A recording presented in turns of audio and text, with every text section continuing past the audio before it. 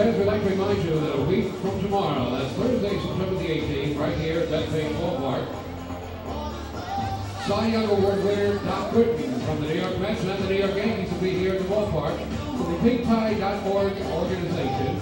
And here's what it's all about. It's the Doc Gooden Caves for a Cause Challenge. You can take your swing at the Home Run Challenge against the three-time World Series champion and Cy Young Award winner Doc Gooden. He'll be here a week from tomorrow at Thursday, September the 18th, beginning at 4 o'clock in the afternoon. The winner of the challenge determines which cause will be benefited by the funds raised to help in the fight against breast cancer. Remember, that's a week from tomorrow, 4 o'clock, here at Bethpage Ballpark. Doc Gooden would like to pitch against you.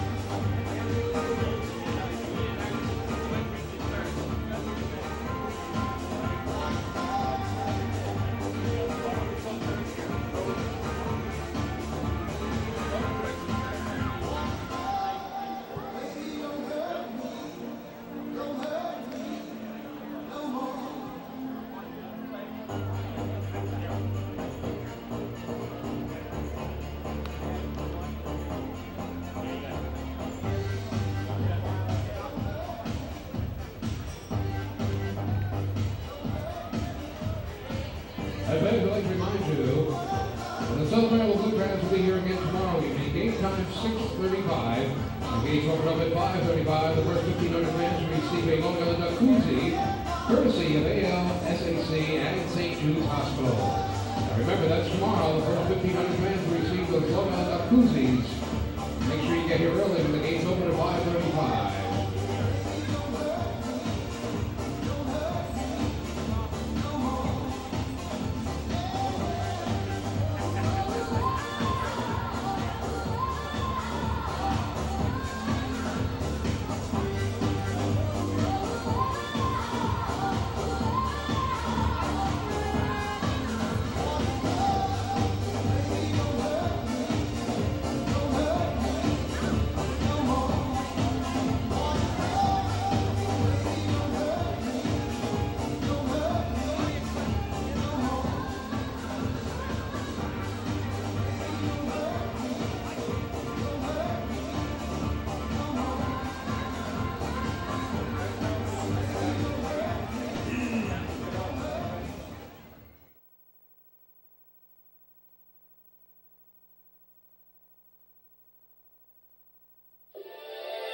This is Long Island Ducks baseball. Justin Davies at the plate, the winning run at third. Crowd going nuts. Swung on, bouncing ball left side, off the mitt, up third baseman Brad Strauss. Here comes Willie Rodriguez. Justin Davies has done it again. The Ducks are one strike away from the championship. Jason Johnson makes the catch. He makes the catch, and the Long Island Ducks have swept the Camden River Sharks. They are the 2004 Atlantic League champions. Line butt up the third baseline. Esquivel charging in. They're not going to have a play, and the Ducks are the champions of the Atlantic League here in 2012. Going back is Adam Bailey. He settles under it. He makes the catch. Adam Bailey makes the catch, and for a second straight year, the Atlantic League trophy will reside on Long Island. The Ducks are the Atlantic League champions. And now it's time for the Long Island Ducks North Shore LIJ Southside Hospital pregame show. And a pleasant good evening and welcome in to Bethpage Ballpark, where tonight the Long Island Ducks take on the Southern Maryland Blue Crabs in an interdivision matchup of the Atlantic League of Professional Baseball. Tonight, the Ducks enter the ball game 29-30 in the second half, 70-59 overall this season, while the Southern Maryland Blue Crabs enter 32-27 in the second half of the season and 61-68 overall. Another important matchup between these two teams in the second game of a three-game series as we continue in the final home stretch of this 2014 campaign. Well, good evening, everybody, and welcome into the broadcast booth. My name is Mark Schwartz, and I will be providing the play-by-play commentary tonight as the Ducks take on the Southern Maryland Blue Crabs for the second of this three-game set. All the action can be caught live with audio and video, both at liducks.com and youtube.com/ducksbaseball. Thank you so much for joining us here, as, again, it's the final stretch run of the 2014 season. It's amazing that we've already gotten to this point in the year. This is actually the second-to-last homestand for Long Island. They have tonight's game, then tomorrow night's game, then hit the road for a three-game weekend set against the York Revolution before finishing off the 2014 season here at home with 6 games. So overall, just 11 games left in the 2014 season, and the playoff push continues, not only for the Ducks, but for both of these teams, very much alive in terms of the postseason standings. When you look at the wild card standings right now for Long Island, they remain 2 games behind the Sugar Land Skeeters for first place in the wild card standing. That's because Somerset is still in first place in the Liberty Division, and the Lancaster Barnstormers and Sugar Land Skeeters are tied for first place in the Freedom Division, with Lancaster holding that tiebreaker. So with that being said, that means there would be one wild card spot still available in the 2014 Atlantic League postseason, and that goes to the next best team with the best overall record over the entire season, not just specifically in the second half. And right now the Ducks are 2 games behind the Sugar Land Skeeters. That being said, the Ducks still hold the tiebreaker over the Skeeters after they took 4 of 3 in the 7-game series against Sugar Land this past week, and overall have a 13-7 advantage in the 2014 season. So the Ducks 2 games behind the Skeeters in the wild card standings, now 3 games behind the Somerset Patriots for first place in the Freedom Division standings. Again, with 11 games left, the Ducks and the Patriots do not play each other anymore over the course of the season, but the Ducks also hold the tiebreaker over Somerset. Yes, both teams split the 20-game season series 10 games apiece, but because Somerset has already clinched the playoff spot after taking the first half in the Liberty Division, if the teams were to tie for first place in the second half, the Ducks would get into the postseason. So 3 games to catch up for the division behind the Patriots, 2 games to catch up behind the Skeeters in the wild card. Ducks holding the tiebreaker over both of those teams with 11 games left to play. For the Southern Maryland Blue Crabs, on the other hand, they're still very much alive for the divisional race. They're 2 games behind both the Skeeters and the Barnstormers for first place in the second half Freedom Division. Southern Maryland had a tough first half, so right now 11 games back in the wild card with 11 games to play. It would take an absolute miracle for them to get in through the wild card standings. A better opportunity for Southern Maryland to get in through the divisional standings. They've won their last 3 games, 6 of their last 10. Again, 2 games out of first place. And if Southern Maryland were to take the Freedom Division and hypothetically say Somerset were to hold on to the Liberty Division, then there would only be 1 playoff. There would still be just 1 wild card spot left to be had in the postseason. Southern Maryland would get in, and then the Ducks would have to fight both with the Lancaster Barnstormers and the Sugar Land Skeeters for a potential final wild card spot. All of that still to play out over the next little less than 2 weeks. The Ducks trying to right the ship after a loss to the Southern Maryland Blue Crabs last night here at the Duck Pond, where Southern Maryland won by a final score of 10-1. We'll get into the specifics of that game when we return from our first break here on the pregame show as the Ducks take on the Southern Maryland Blue Crabs for the second game of a 3-game series right here on the Ducks official YouTube channel, youtube.com/DucksBaseball. Hi, this is manager Kevin Baez, and you're listening to Ducks Baseball on the Ducks official YouTube channel, youtube.com/DucksBaseball. North Shore LIJ, Southside Hospital in Bayshore, is the healthcare heart of our community. We provide outstanding healthcare right here at home, with centers of excellence in cardiology, orthopedics, neurosciences, women's health services, and much more. Experience counts, and North Shore LIJ Southside Hospital has been around for nearly a century of care.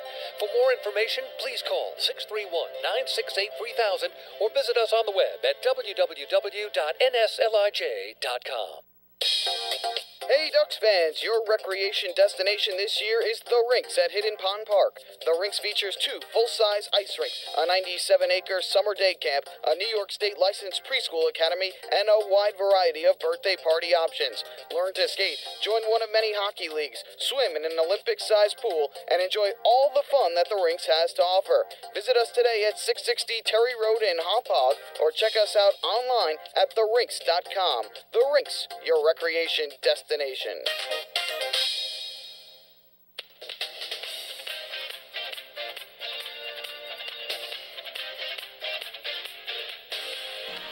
And welcome back to Bethpage Ballpark. Mark Schwartz here to bring all the play-by-play commentary for tonight's ball game as the Ducks take on the Southern Maryland Blue Crabs in the second of a 3-game series here at the Duck Pond, where last night it was the Blue Crabs defeating the Ducks 10-1 here in the series opener. A bit of a surprising score considering how much success Long Island had had against Southern Maryland this season. They had not lost to the Blue Crabs at home yet this year. They were 4-0 entering last night's ball game and overall held an 11-3 season series lead. But it was Southern Maryland who came out firing against the Ducks, thanks in large part to a big inning later in the ball game. It was the Blue Crabs who got on the scoreboard first. That came in the top of the second inning on a run-scoring error on a ground ball up the middle, error by the shortstop Dan Lyons for Long Island, with Bobby Blevins on the mound for the Ducks against Gabby Hernandez for the Blue Crabs. So Southern Maryland had the 1-0 lead through the second inning. Fast forward now to the bottom of the fourth, and the Ducks would get on the scoreboard and tie up the ball game, as it was one of the newcomers for this Ducks team. He started off his Ducks campaign down in Sugar Land, Texas, making his first start of the season here at the Duck Pond last night. It was C.J. Rutherford who came to the plate and would get the Ducks on the scoreboard. 1-0 is well hit to right center field. The right fielder, Hankard, will line it up. He will make the catch. Tagging from third is Lou Ford. Here comes the throw. He slides, and he's in there. It's a sacrifice fly for C.J. Rutherford, and the Ducks have tied this game at 1 here in the last of the fourth. That was Chris King on the broadcast here at liducks.com and youtube.com/ducksbaseball. For Rutherford, it was his 4th run batted in of the season as a member of the Ducks, and he would wind up finishing off the ballgame 1 for 2 at the plate. So Rutherford also recording a hit. He has now recorded a hit in 7 of his first 8 games with the Ducks. But unfortunately for Long Island, that would be the only run that they would muster in last night's ballgame. It was an earned run, charged against Gabby Hernandez, who wound up going 7 innings, allowing just that 1 run on 5 hits, 1 walk, and 6 strikeouts. On the other hand, Bobby Blevins was pitching well for Long Island, allowed just 1 run through the first 5 innings, and Blevins entering the ballgame with 12 consecutive quality starts. So Blevins had been lights out for Long Island, but going into the top of the 6th inning, he would run into a lot more trouble as the Blue Crabs would put 7 runs on the board in that top of the 6th, highlighted by RBI singles in that top of the 6th by both C.J. Ziegler and Mike Schwartz, along with a 3-run triple from Bobby Stevens. That was all sandwiched around a fielding error from Joash Brodeen and a couple other defensive miscues from Long Island in that inning. So overall, 7 runs scored against both a combination of Bobby Blevins and Eric Neeson. Only 3 of those runs were earned against Blevins, as at that point, the Blue Crabs had taken what turned out to be an 8-1 lead. Blevins' night finished after 5 2/3 innings, in which he allowed 7 runs, 3 earned, on 6 hits, 1 walk, and 5 strikeouts. Blevins would receive the loss. He dropped to 9-4 as Gabby Hernandez took the win and improved to 7-9 overall on the season. The Ducks would be held in check for the rest of the ballgame, and Southern Maryland would add 2 more runs in the top of the 9th off of Bob Zimmerman to cap off the scoring and give the Blue Crabs their 10-1 victory, again keeping Southern Maryland within 2 games of first place in the Freedom Division standings with 11 games left to play for both these teams. So we'll get set for a national anthem here at the Duck Pond. When we return, we'll go over the starting lineups and the pitching matchups for both teams in the second game of this 3-game series between the Ducks and the Blue Crabs, coming up next on the youtube.com/ducksbaseball. Hi, this is Bud Harrelson, and you're listening to Ducks Baseball on the Ducks official YouTube channel, youtube.com/ducksbaseball. New North Shore LIJ Southside Hospital in Bayshore is the healthcare heart of our community. We provide outstanding healthcare right here at home with centers of excellence in cardiology, orthopedics, neurosciences, women's health services, and much more. Experience counts, and North Shore LIJ Southside Hospital has been around for nearly a century of care.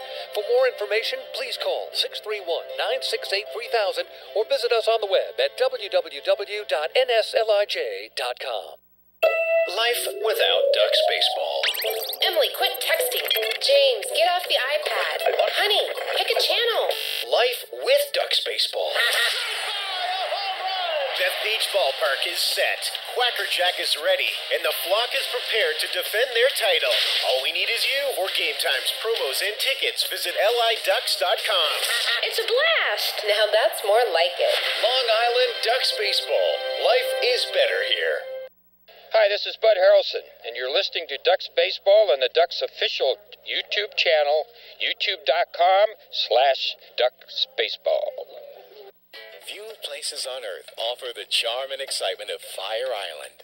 At Fire Island Ferries, located conveniently at 99 Maple Avenue in Bayshore, they offer convenient travel to Fire Island 7 days a week. Fire Island is quickly becoming a top destination for families of all ages. Experience the informal, carefree communities, the dazzling night scene, enjoy fine dining, or climb to the top of one of the tallest lighthouses in the United States. But there's only one way to get there, by calling Fire Island Ferries at 631-665-3600 today. For fare and scheduling information, please visit FireIslandFerries.com.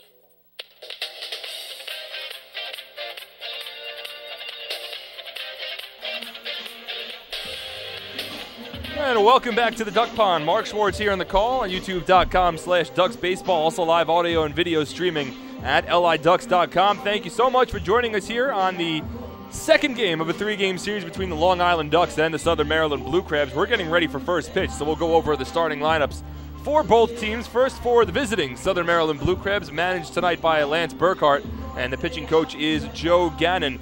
Their lineup tonight has Bobby Stevens leading things off. He'll be over at shortstop. Jermaine Mitchell bats second in center field.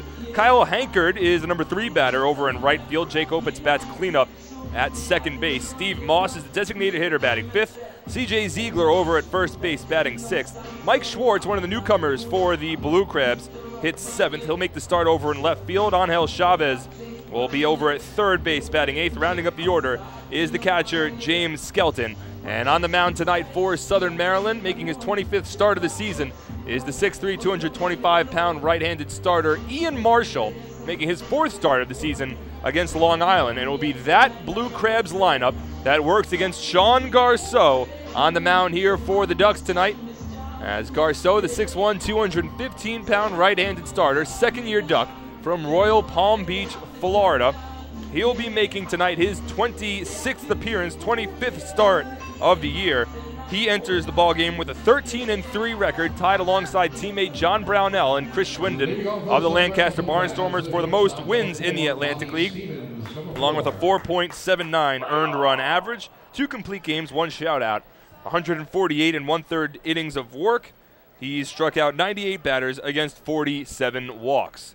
So Garceau will work on the mound against Bobby Stevens to begin tonight's ballgame. Slight overcast here at Bethpage Ballpark, but a clear forecast throughout the evening. Garceau from the windup, and the first pitch of tonight's ballgame. It's a fastball taken outside for a ball, 1-0. Official first time here for the ballgame, 6:36 p.m. The 1-0 from Garceau misses low and outside, 2 balls and no strikes to Bobby Stevens with a 72 degrees game time temperature. A very cool but very comfortable evening. The 2-0 right down the middle for a called strike, 2-1. As we progress further and further into the month of September, the warm dog days of summer will fall behind as Stevens here grounds one down the left field line. That'll stay fair and roll towards the corner. Over's Adam Bailey. He fields it all the way in the corner and arrives standing safely at second base with a leadoff double is Bobby Stevens. Not the way that Sean Garceau was looking to begin his evening on the mound. Southern Maryland looking to pick up right from where they left off yesterday. It's a double down the left field line for Stevens. He'll lead off of second base as Jermaine Mitchell will step to the plate. And that'll give us an opportunity to set the defense for the Ducks here in the top of the first inning. Starting in the outfield, moving from left to right, it's Adam Bailey in left, Lou Ford in center, Phelan Lentini in right.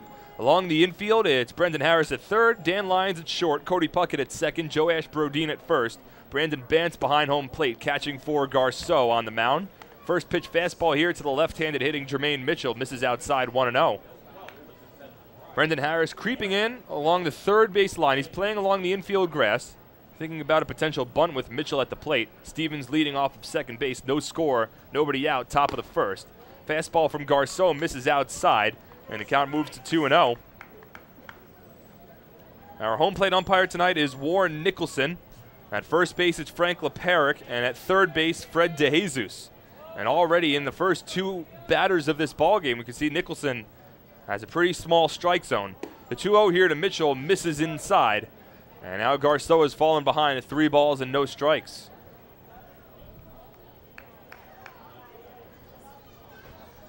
Again, Stevens leads off of second base after his leadoff double, which just snuck fair down the third base line. Here the 3-0 changeup misses outside, ball 4.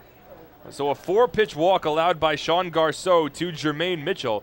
And the Blue Crabs with runners at first and second and nobody out here in the top of the first inning for Kyle Hankard.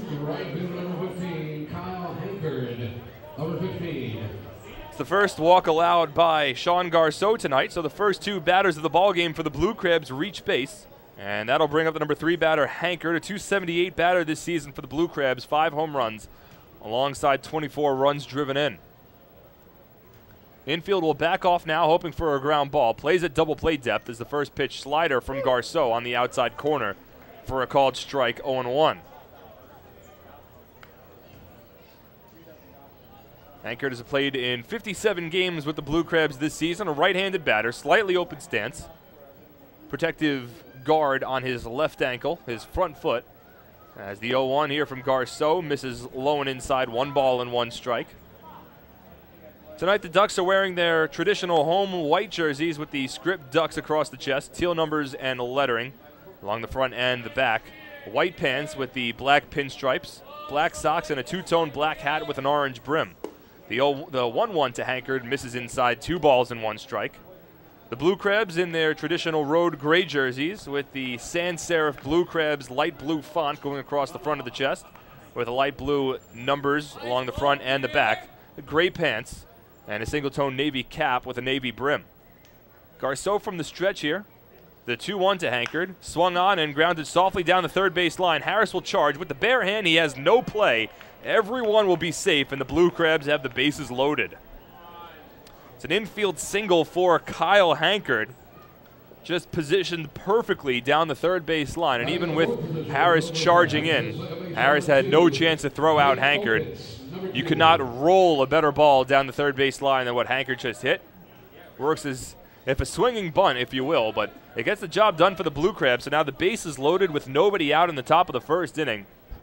Sean Garceau already in danger, and he'll work against the cleanup batter for the Blue Crabs, Jake Opitz. From the stretch, the first pitch to Opitz. Swung on, lifted, right field, fairly deep. Back goes Lentini. He'll have space. He makes the catch at the edge of the warning track. Taking up from third base is Bobby Stevens. He'll score easily. Advancing over to third is Jermaine Mitchell. A sacrifice fly for Jake Opitz. His 66th run batted in of the season, and the Blue Crabs jump out to a 1-0 lead.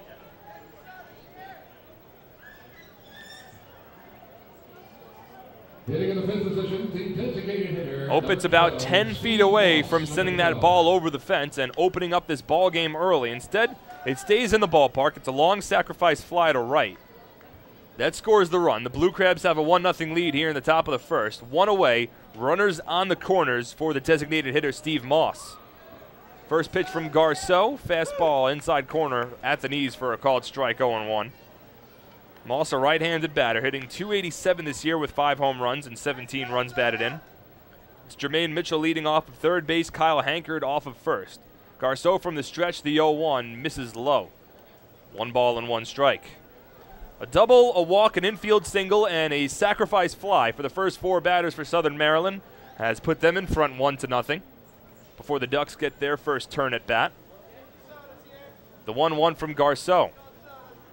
Fastball swung on and missed. Out in front was Moss, and the count moves to 1-2. Steve Moss, a little more of a recent acquisition for the Blue Crabs. He's played in 34 games this season. Top batting average on the team. The 1-2 is chopped foul off his ankles. Rolls into fair territory, but it's a dead ball nonetheless. And the count holds at 1-2 strikes. Already a run on the board here for the Blue Crabs in the top of the first inning. They scored first in last night's ball game on an unearned run in the top of the second inning. The 1-2. Fastball inside corner for a called third strike.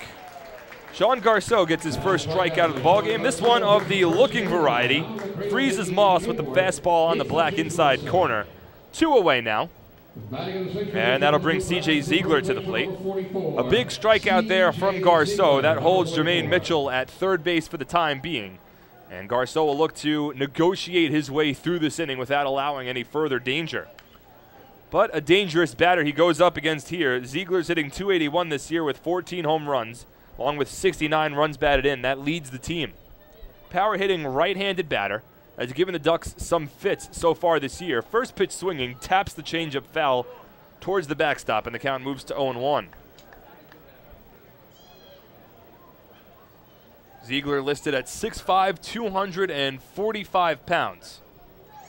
So certainly a presence in the right-handed batter's box as he works against Sean Garceau here.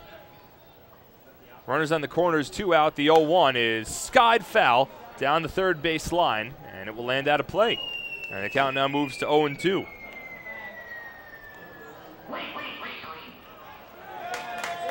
Ziegler has a .283 batting average against the Ducks this season, with 5 runs batted in. Both of those the highest against Long Island for any Southern Maryland player. Steve Moss has only played 1 game against the Ducks and is 2 for 5 now at the plate, but that doesn't necessarily count, as here the fastball just misses inside, and the count moves to 1-2. But again, this is a Blue Crabs team that has really struggled against the Ducks this year, as the Ducks hold an 11-4 season series advantage over the first 15 meetings. The 1-2 to Ziegler is topped foul softly.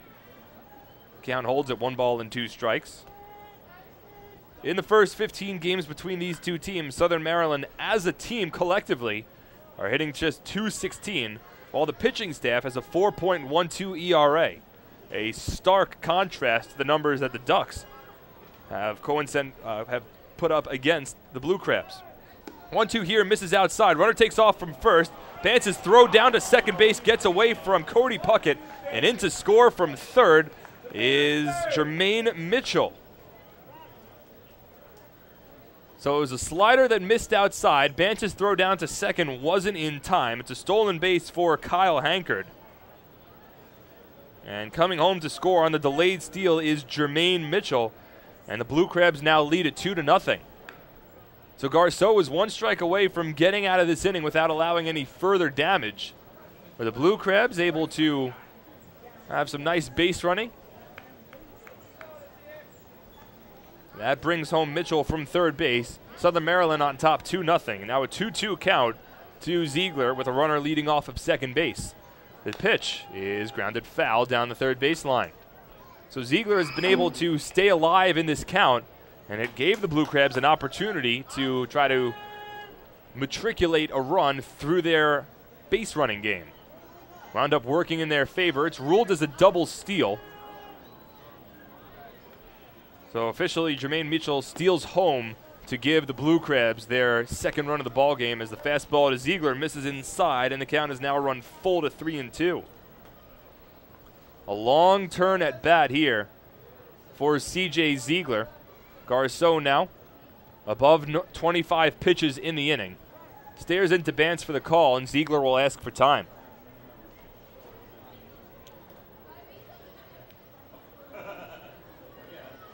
Now Garceau will work from the stretch. The payoff pitch is fouled off down the first base line. So Ziegler just continuing to work the count against Garceau, who's allowed 2 runs on 2 hits here in the top of the first, alongside a walk, a sacrifice fly, and a double steal. That has provided the offense for Southern Maryland as they look to pick up right from where they left off last night. They won 10-1 here at the Duck Pond last night, leading 2-0 here tonight. The 3-2 is fouled off again. And Ziegler continues to fight off pitch after pitch. And if nothing else, running the pitch count for Sean Garceau a little further north than he would probably like in the first inning. Wind slightly blowing in from right field. Kyle Hankard leads off of second, but the fastball misses outside for ball 4. The Garceau still not able to get out of this inning. A long turn at bat for C.J. Ziegler. He wins the battle and draws a walk after fouling off numerous amounts of pitches. That puts runners at first and second with 2 out, and will bring Mike Schwartz to the plate. It's the second walk allowed by Sean Garceau in this inning. And now Mike Schwartz will represent the 7th batter of the inning for the Blue Crabs. Already 2 runs home, looking for more. Hankard leads off of second, now Ziegler off of first, with Schwartz at the plate. First pitch from Garceau. Fastball misses outside, 1-0. Schwartz is hitting .280 so far this season for the Blue Crabs in his first 6 games as a member of the team, alongside a home run and 6 runs batted in. The 1-0. Fastball outside corner for a called strike, 1-1.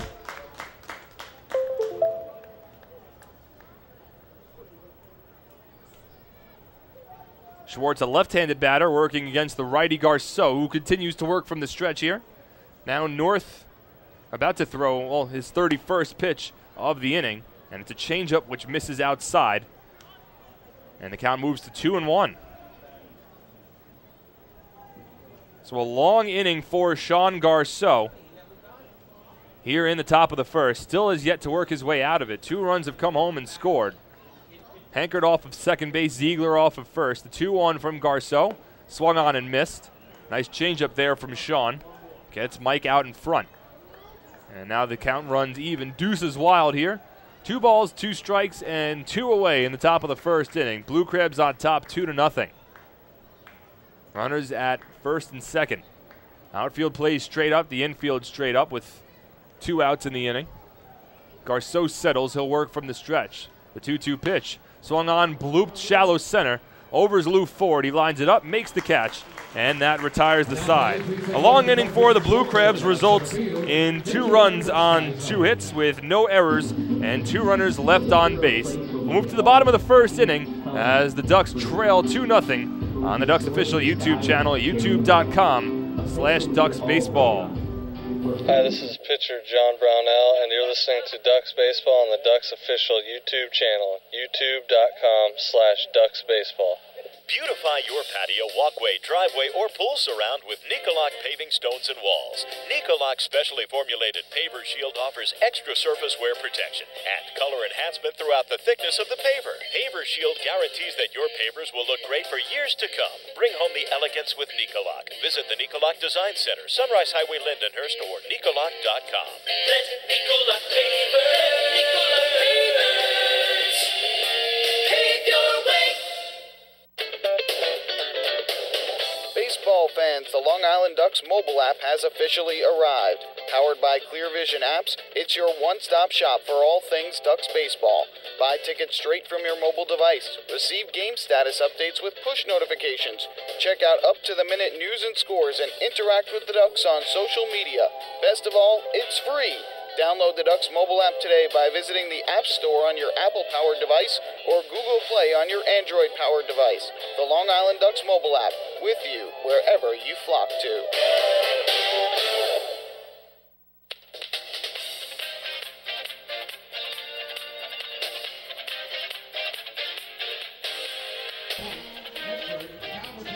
Fans, the Ducks and Municipal Credit Union have teamed up this season to present the Walk with a Purpose promotion. Every time a Long Island Ducks player walks, Municipal Credit Union will make a donation to the Quackerjack Foundation. Municipal Credit Union, serving members since 1916. Phelan Lentini will lead things off for the Ducks here in the bottom of the first inning as we set the lineup for Long Island. It'll be Lentini followed by Brendan Harris and Lou Ford batting third. Adam Bailey 4th. C.J. Rutherford is the designated hitter, batting 5th. Cody Puckett 6th. Brandon Bance 7th. Joe Ash-Brodeen 8th. And Dan Lyons rounds up the order, batting 9th, with the right-handed starter for the Blue Crabs, Ian Marshall, on the mound, making his 25th start of the season. A righty-on-righty matchup to begin things in the bottom of the first inning. First pitch to Lentini's a fastball outside corner for a called strike, 0-1. Well, Sean Garceau needed 33 pitches to get through the top of the first inning.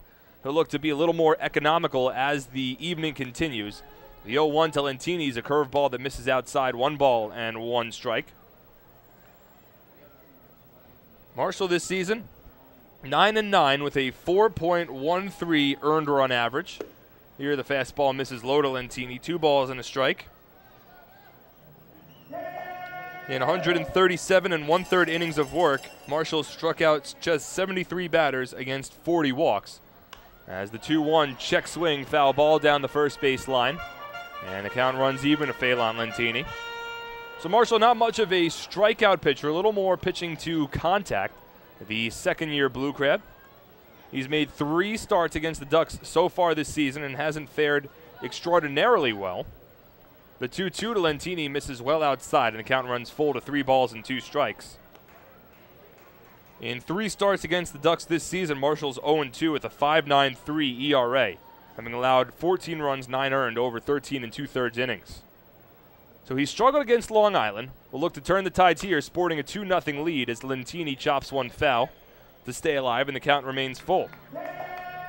2 runs on 2 hits, alongside 2 walks, a sacrifice fly, and a double steal in the top of the first inning for the Blue Crabs has them out in front. So Long Island will look to return the favor here in the bottom first. As Marshall continues to work from the windup, the 3-2 to Lentini misses outside, ball 4. So nice at bat for Phelan Lentini, draws the first walk of the ballgame from Ian Marshall. And fans, that's another Municipal Credit Union walk with a purpose. Every time a Long Island Ducks player walks, the Quackerjack Foundation wins. So now Brendan Harris will step to the plate. The former big leaguer, first-year Duck, had a 21-game hit streak snapped last night. Did, however, draw a walk and has now reached base safely in 24 consecutive games. He'll step to the plate as Marshall will work from the stretch for the first time tonight. Lentini leads off of first base, and the first pitch to Harris, a fastball right down the middle for a strike, 0-1. We'll set the defense for the Blue Crabs here in the bottom of the first inning. Starting in the outfield, moving from left to right, it's Mike Schwartz in left, Jermaine Mitchell in center, Kyle Hankard over in right. As Harris asks for time at home plate. Along the infield, at third base, it's Angel Chavez. The shortstop's Bobby Stevens, second base Jake Opitz. Over at first, C.J. Ziegler and James Skelton catching behind home plate for Ian Marshall on the mound. Marshall will throw over to first base here as Lentini back standing safely. Marshall certainly having to remain cognizant of Lentini's speed. He's 45 for 45 in stolen base attempts this season. The 0-1 to Harris. Slider misses outside, 1 ball and 1 strike.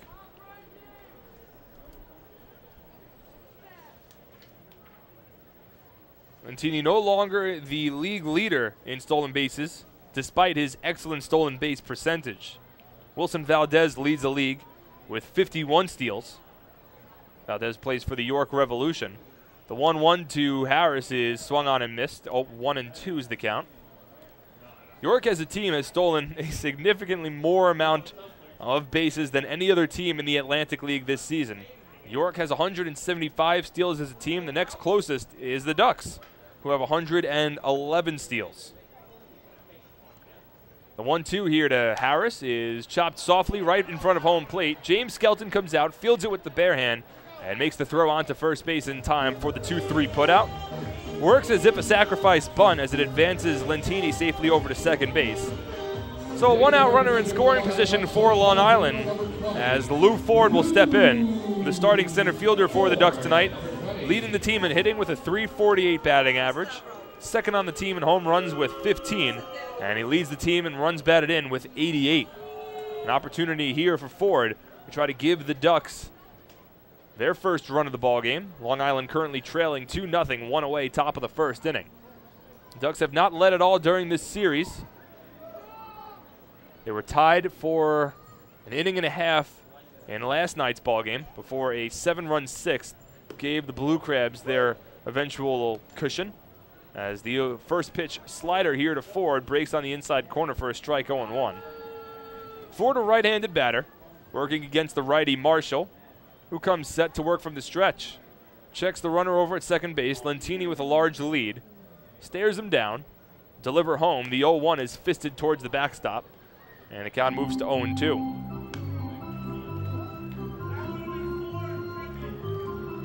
Lou Ford went 2 for 4 from the plate last night, alongside the lone run scored for Long Island, and now has at least 2 hits in 9 of his last 13 games. Has consistently been the most productive offensive player for the Ducks this season.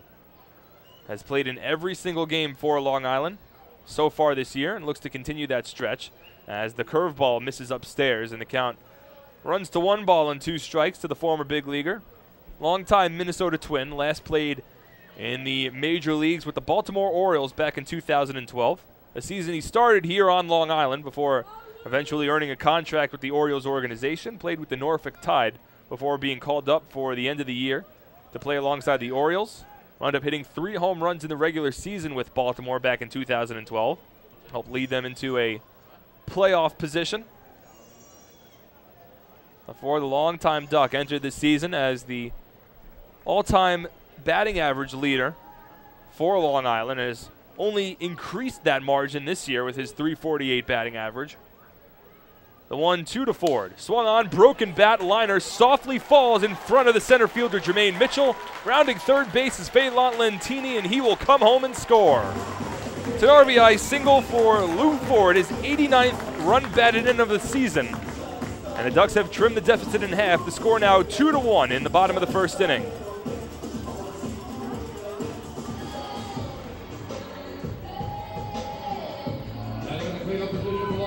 So that's the first run of the ball game for the Ducks. Again, the team leading 89th run batted in of the season for Lou Ford. Phelan Lentini easily able to score from second base.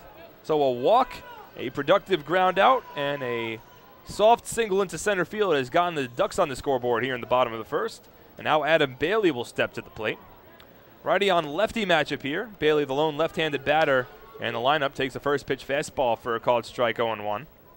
You do have the switch-hitting Joash Brodin, who bats further down the order. He'll bat from the left side against the righty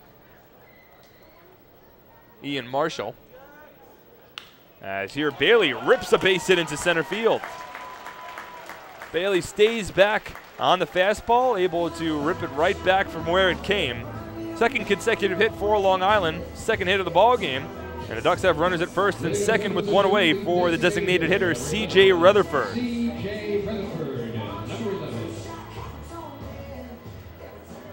Bailey now with the second best batting average on the team among qualified batters. He'll lead off at first base. Lou Ford will lead off of second for one of the newest Ducks, right-handed hitting C.J. Rutherford. And he's gotten off to a very impressive start to his Long Island Ducks campaign. This is now his second game at the Duck Pond. First pitch to Rutherford. Curveball misses inside 1-0. Rutherford, a 5'10", 205-pound right-handed batter, works against Marshall here with 2 runners on and 1 away in the bottom of the first inning. Ducks trailing by a run. Marshall from the stretch checks forward at second base, the 1-0. Fastball fisted to the backstop, 1-1. In Rutherford's first 8 games in a Long Island Ducks uniform, he's batting .345 with a home run and 4 runs batted in. That's 10 of 29 from the plate, including his 1-for-2 performance last night with the lone run batted in of the ballgame, a sacrifice fly in the bottom of the fourth. The 1-1 for Marshall. Swung on, flied foul down the right field line. It will land out of play. And the count moves to 1-2.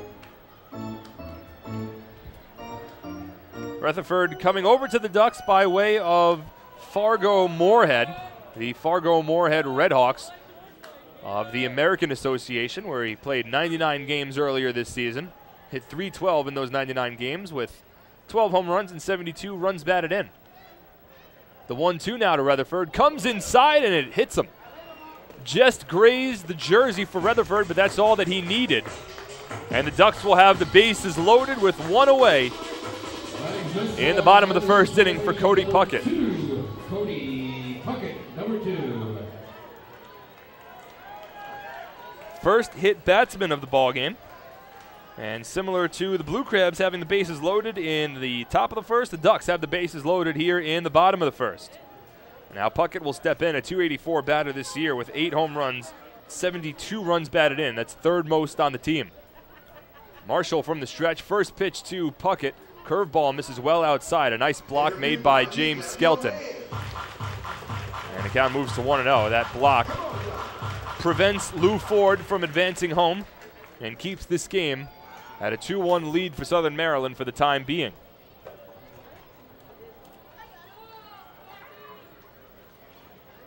Marshall taking his time, staring into Skelton for the call. And now Cody Puckett will respond by asking for time. It's granted to him by the home plate umpire, Warren Nicholson. Lou Ford leads off of third, Adam Bailey off of second, and C.J. Rutherford off of first. One away, bottom of the first, Ducks trailing by a run. The 1-0 to Puckett misses low, 2 balls and no strikes. Well, the Ducks have gotten to this point in the bottom of the first after Phelan Lentini led off the inning with a walk, advanced to second on a productive ground out from Brendan Harris. Now we'll have a meeting on the mound by the Southern Maryland pitching coach, Joe Gannon. So already in the bottom of the first inning, the Blue Crabs will use one of their 3 timeouts of tonight's ball game. Reminder that here in the Atlantic League with the new pace of play initiatives, teams are only allowed 3 mound visits, whether it be from a coach or any player on the field. That does not result in a pitching change over the course of the game. So that's one of the 3 timeouts used by Southern Maryland, with just 1 out in the bottom of the first inning. Both starting pitchers have struggled so far. Sean Garceau allowed 2 runs on a pair of hits and 2 walks in the top of the first. And so far, Marshall has allowed 1 run but has the bases loaded. The 2-0 to Puckett. Fastball outside corner for a called strike, 2-1.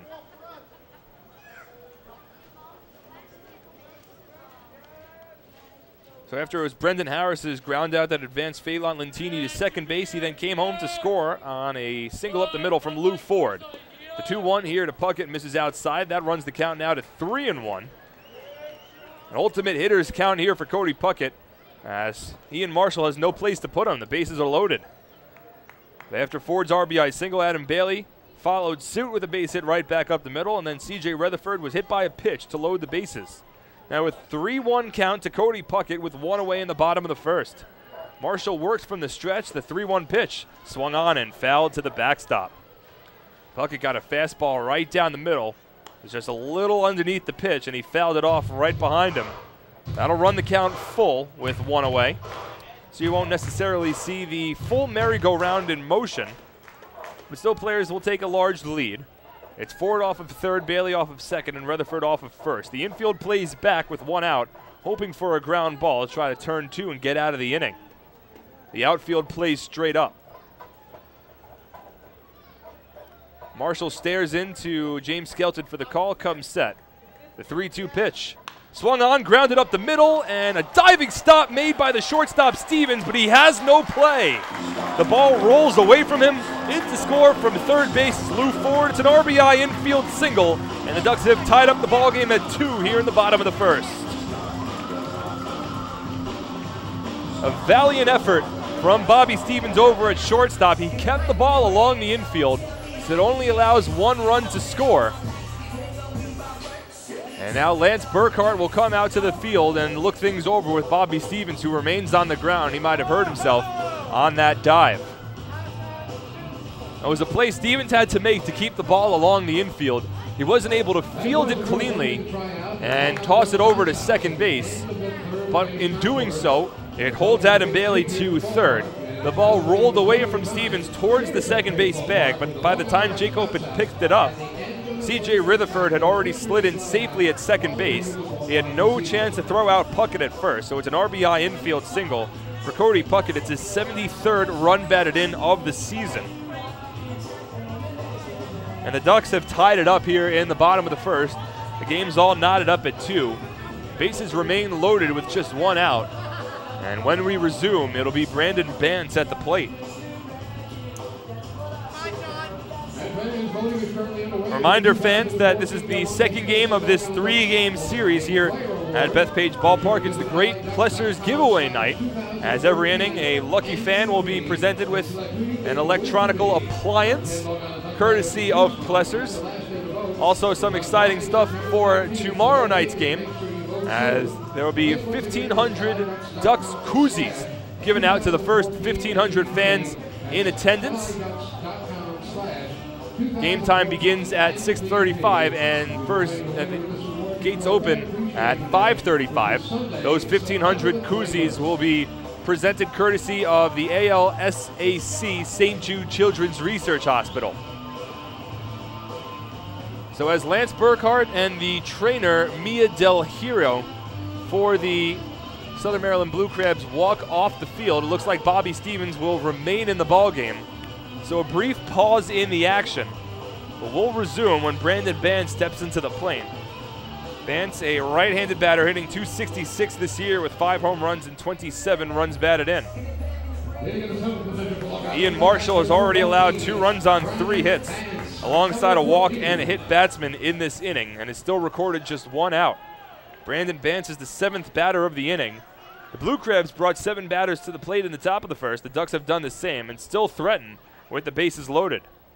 First pitch to Bance. Fastball misses high and outside, 1-0. So already 4 combined runs on 5 combined hits from both of these two teams just in this first inning. And we've only had 4 outs recorded in the ballgame. The 1-0 to Bance on the outside corner for a called strike, 1-1.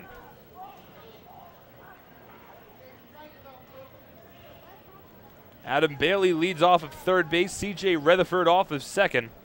And Cody Puckett off of first. The infield remains at double play depth. They got the ground ball they were looking for from Cody Puckett, but Bobby Stevens wasn't able to make the diving stop, as the curveball here to Bance breaks on the inside corner for a called strike, and the count moves to 1-2.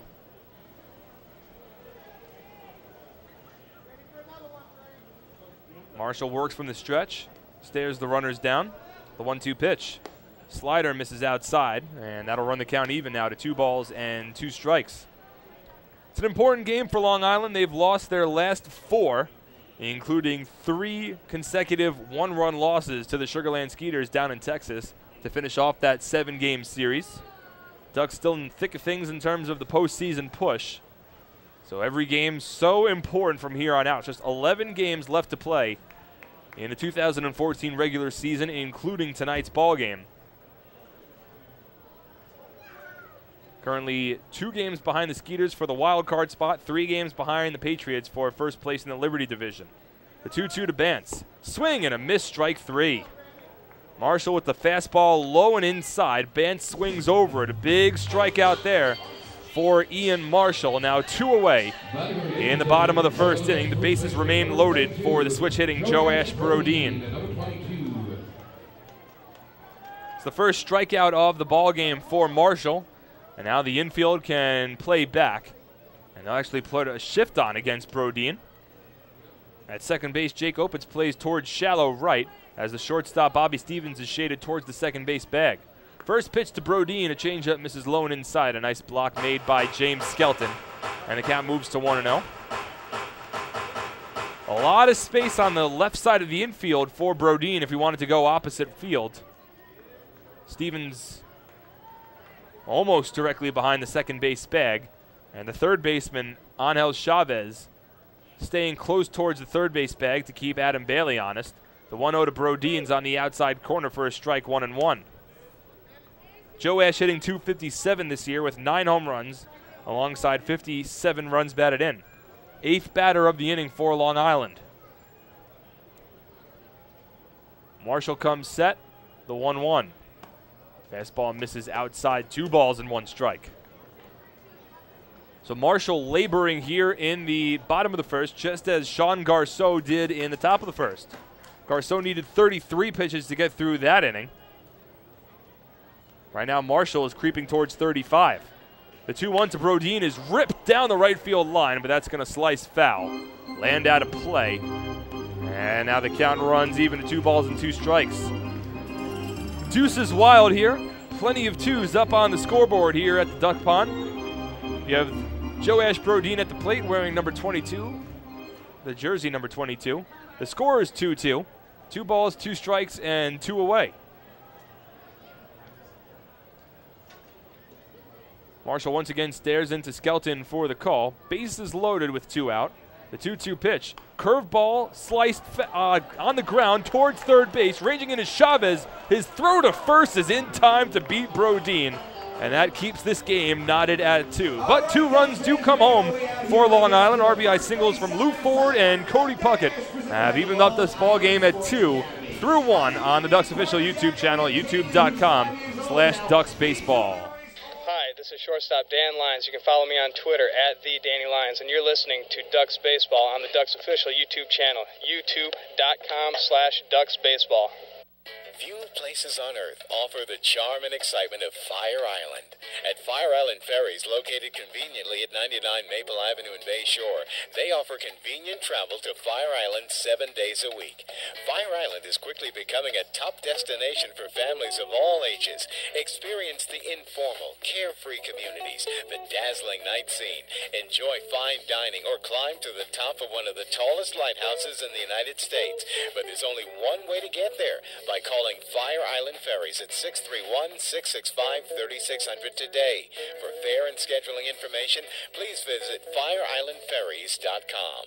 Labor is on the move. They are the Public Employees Federation. They know it's time for workers to unite, to speak out, to demand government accountability for the way public services are delivered. They provide healthcare services, mental health services, and services to the developmentally disabled. They're the Public Employees Federation, PEF. The problem-solving union. PEF is the union that cares for the community. Learn more at PEF.org. PEF. Labor on the move.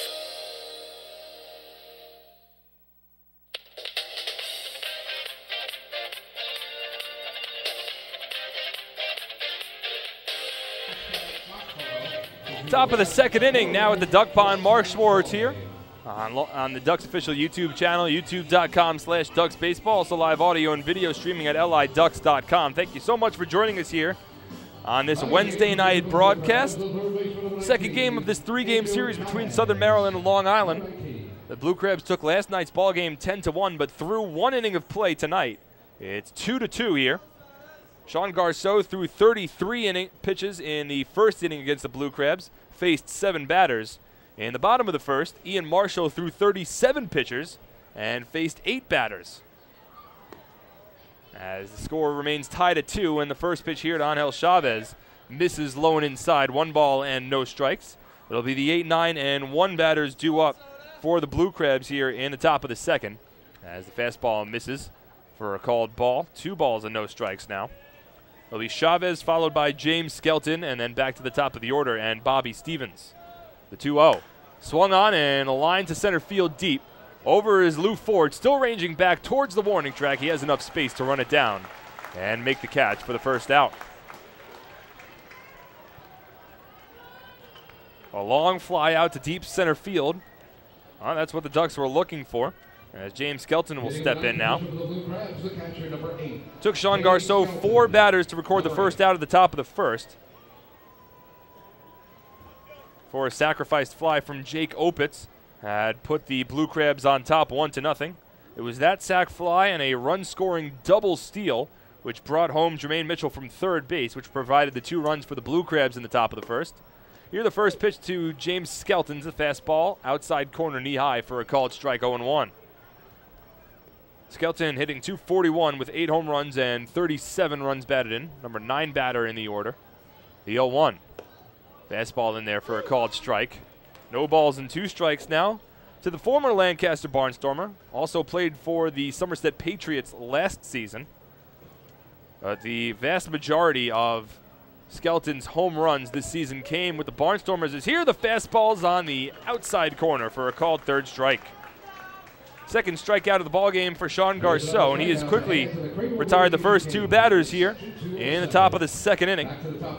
And that'll bring us back to the top of the order and Bobby Stevens. Bobby Stevens, number 4. Stevens began the ball game with a double down the third base line. It was a chopper that just stayed fair and wound up rolling all the way down towards the wall. An easy double for Stevens, who eventually scored on an RBI on the sacrifice fly from Jake Opitz. First pitch here to Stevens, a fastball outside, 1-0. Stevens, a right-handed batter to work against the righty Garceau, who works from the windup here. Nobody on base, 2 away. The 1-0. Fastball fouled off to the screen. That runs the count even now to 1-1 strike. All 8 teams underway in the Atlantic League tonight, and we'll monitor all of the out-of-town scores, as those scores are so important in terms of the Ducks trying to make their way into the postseason. As Stevens flies one to right, overs Lentini, tracks back, and he makes the catch to retire the side. So a quick 1-2-3 inning for Sean Garceau, a nice bounce back after he needed 33 pitches to get through the first inning. No runs, no hits, no errors, and nobody left on. Move to the bottom of the second, 2-2 ball game here at the Duck Pond on the Ducks official YouTube channel, youtube.com/DucksBaseball. Hey fans, this is pitcher Bobby Blevins, and you're listening to Ducks Baseball on the Ducks official YouTube channel, youtube.com/DucksBaseball. It's your money, and you have the power to save it. Make a few simple changes, and you can use less electricity and save real money. By installing Energy Star light bulbs and products for your home, you can save hundreds of dollars each year. At PSEG Long Island, we're working hard to serve you in the way you deserve. Check out our energy-saving tips and tools at psegLINY.com/save money. James Simmons is going back. He is looking up, and on Bark in the Park Night, that one is gone and reaches a kennel in Central Islip.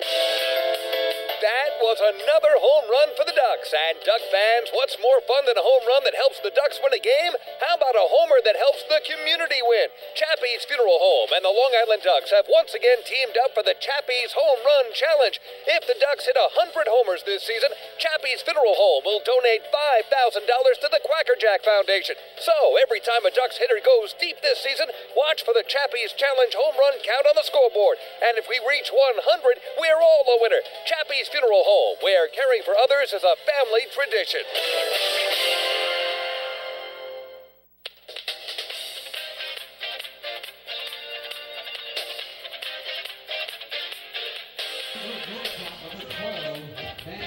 Fans, every double play that the Ducks turn this season is presented by the New York State Public Employees Federation, PEF, the problem-solving union providing health care services, mental health services, and services to the developmentally disabled.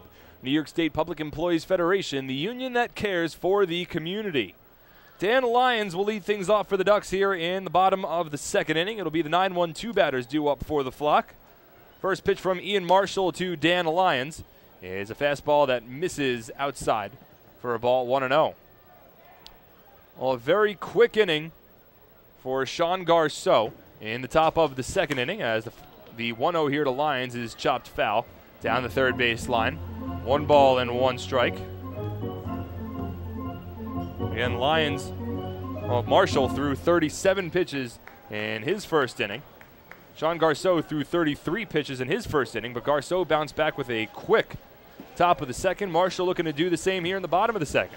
First, the 1-1 to Lyons is fouled off down the right field line out of play, and the count moves to 1-2. Lyons hitting .251 this season with 3 home runs alongside 35 runs batted in. Right-handed batter working against the righty Marshall. The 1-2. Fastball blooped along the infield right towards the pitcher's mound. Marshall's underneath it and makes the catch for the first out. Initially, Marshall had put his hands out to his side, either asking, "Where are my fellow infielders?" or "I can't see the ball." Normally you won't see pitchers make the catch along the infield, but that ball fell directly at the pitcher's mound, and it wasn't hit high enough in the air to give any of the fellow infielders an opportunity to come in and call Marshall off to make the catch. So instead, Marshall made the catch himself, an F1 if you're keeping track at home, and that'll move us back to the top of the order in Phelan Lentini. First pitch to Lentini is a fastball on the outside corner for a strike, 0-1. Lentini walked back in the first inning. Only walk allowed by Marshall so far. Eventually came home to score on the RBI single from Lou Ford. The 0-1. Swung on, grounded softly over to short. Ranging in is Stevens. It takes a high hop, hits off his glove, ricochets into center field, and Lentini will round first and head to second base safely. We'll see how that one's officially scored as Lentini gets himself a hit.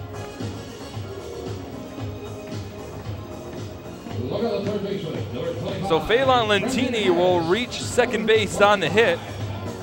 Not sure if that's ruled a double or if it's ruled a single. There's a tough chance for Stevens, ricocheted off his glove and then just died along shallow left center field. But because no error was awarded on the play, for the time being, I'm going to give Phelan Lentini a double. No error was awarded, and he advances over to second base. So now Lentini's in scoring position with one away for Brendan Harris, who's 0 for 1 today. Grounded out to the catcher back in the first inning. First pitch here to Harris, the fastball down the middle for a called strike, 0-1. Lentini being held on by the second baseman Jake Opitz. Infield plays back with one out.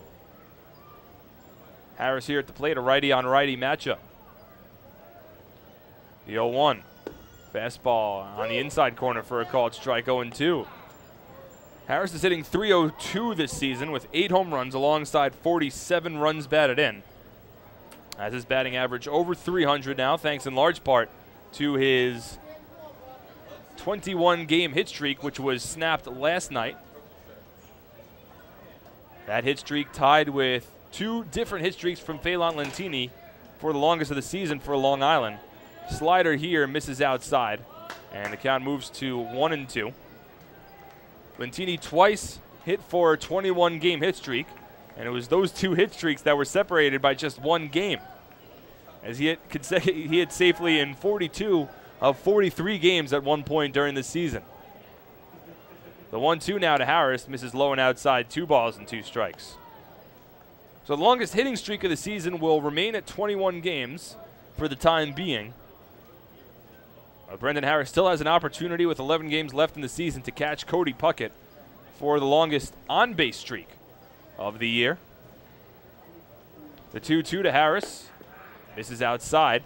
And after Harris had fallen behind 0-2, the count has now run full to 3 balls and 2 strikes. Cody Puckett had a 29-game on-base streak earlier this season. Brendan Harris currently at 24 entering tonight's ballgame. He's 0 for 1 so far. The 3-2 now to Harris. Fastball grounded over towards the right side. Knocked down by the first baseman Ziegler. His underhand toss to Ian Marshall covering the bag is in time for the second out. But a productive out there for Brendan Harris as it advances Phelan Lentini over to third base.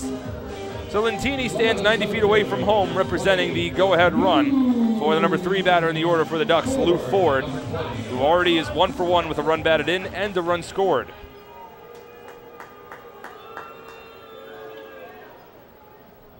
Ford came to the plate with 1 out in the bottom of the first inning, and Phelan Lentini at second base blooped the base hit into shallow center field. Eventually scored on an infield single from Cody Puckett. First pitch here to Lou, swung on and missed, 0-1. That was a big-time fastball from Ian Marshall. Certainly going right after Lou Ford, challenging him with the heat, but Ford wasn't able to keep up. Infield backs off with 2 out. Lentini leads off at third base. The 0-1 from Marshall. Fastball inside, misses inside. 1-1. 2 runs on 4 hits, no errors for Long Island. 2 runs on 2 hits and no errors for the Blue Crabs. Runner at third base, 2 out, bottom of the second inning. The 1-1 to Ford. Broken bat, flared out to short. Bobby Stevens fields on a hop and throw across the diamonds in time to retire the side. So the Ducks strand the runner at third base. No runs on 1 hit, no errors, and 1 runner left on. Through 2, we're tied at 2 on the Ducks official YouTube channel, youtube.com/DucksBaseball. Hey fans, this is outfielder and hitting coach Lou Ford, and you're listening to Ducks Baseball on the Ducks official YouTube channel, youtube.com/DucksBaseball. Hey Ducks fans, your recreation destination this year is The Rinks at Hidden Pond Park. The Rinks features 2 full-size ice rinks, a 97-acre summer day camp, a New York State licensed preschool academy, and a wide variety of birthday party options. Learn to skate, join one of many hockey leagues, swim in an Olympic-sized pool, and enjoy all the fun that The Rinks has to offer. Visit us today at 660 Terry Road in Hauppauge, or check us out online at therinks.com. The Rinks, your recreation destination. Can't get enough of the Long Island Ducks? Well, now you can get even more inside info on your favorite hometown team through Facebook and Twitter. The Ducks are constantly updating fans through social media with scores, transactions, ballpark promotions, and much more. You can even win great prizes. All you'll need to do is make a free account on Facebook and Twitter, and then visit us at facebook.com/LIDucks and twitter.com/LIDucks. Think you're Long Island's biggest Ducks fan? Get connected now.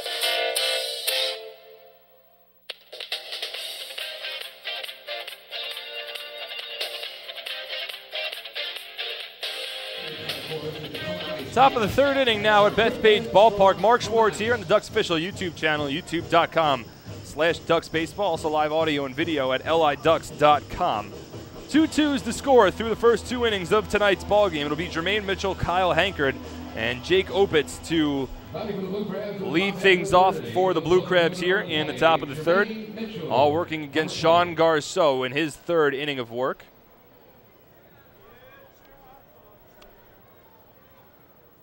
Garceau worked a 1-2-3 top of the second inning in which he needed only 9 pitches. First pitch here to Jermaine Mitchell is in there for a called strike 0-1.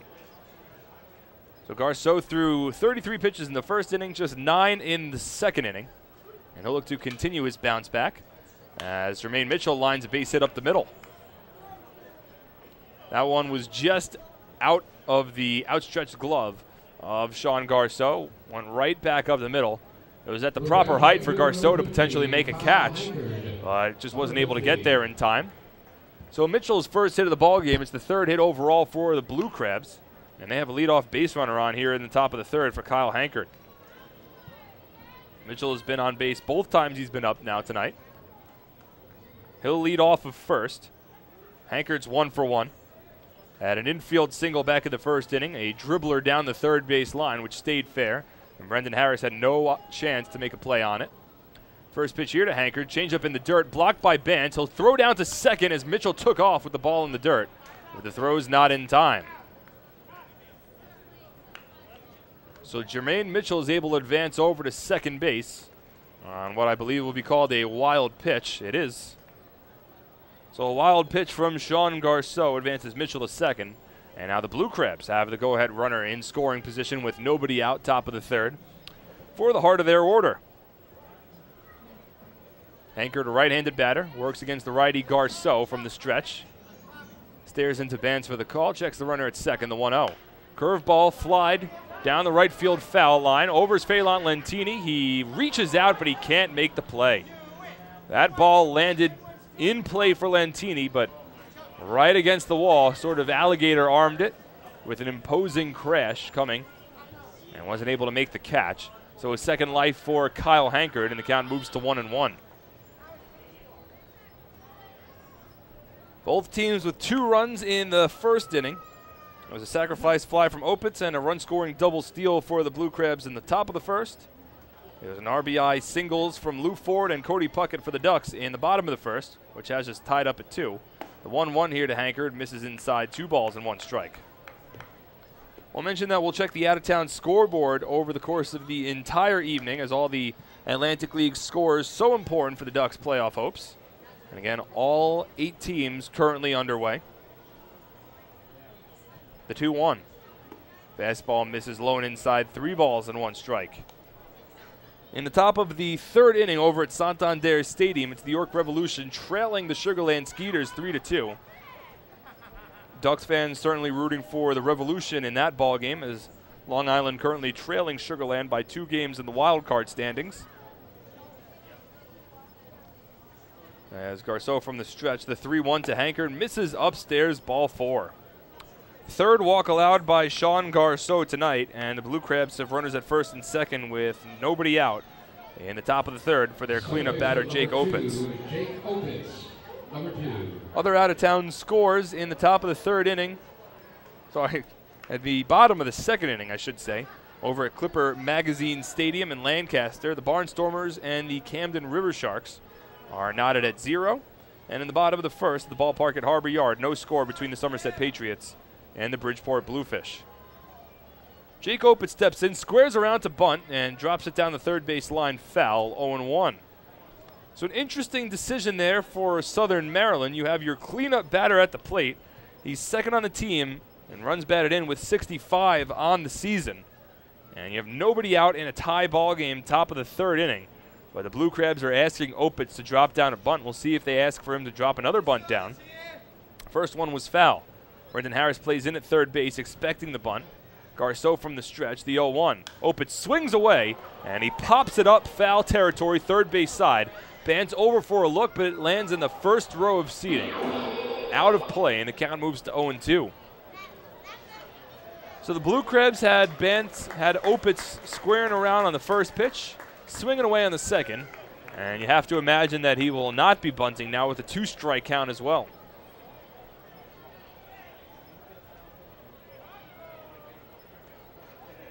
Jermaine Mitchell leads off of second base, Kyle Hankard off of first. Infield now backs off, plays a double play depth.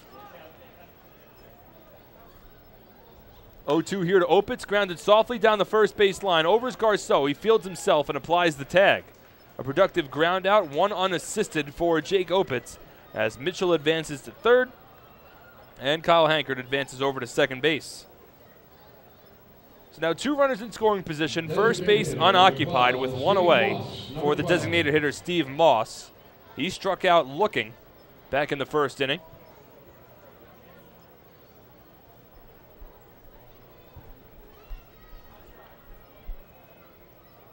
We'll see how the Ducks approach the right-handed hitting Moss with C.J. Ziegler awaiting on deck. First pitch curveball to Moss, misses inside 1-0. It has not been a large strike zone for Warren Nicholson so far tonight. He has pinched both Sean Garceau and Ian Marshall to this point as the slider misses outside. 2 balls and no strikes.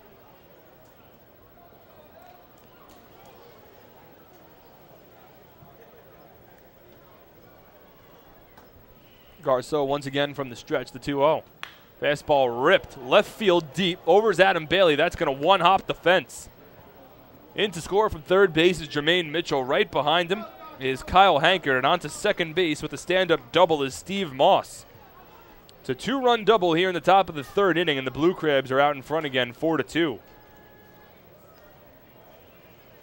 The 18th and 19th runs batted in of the season for Steve Moss. And after this game had been tied at 2 through the second inning, the Blue Crabs regain their 2-run lead here in the top of the third.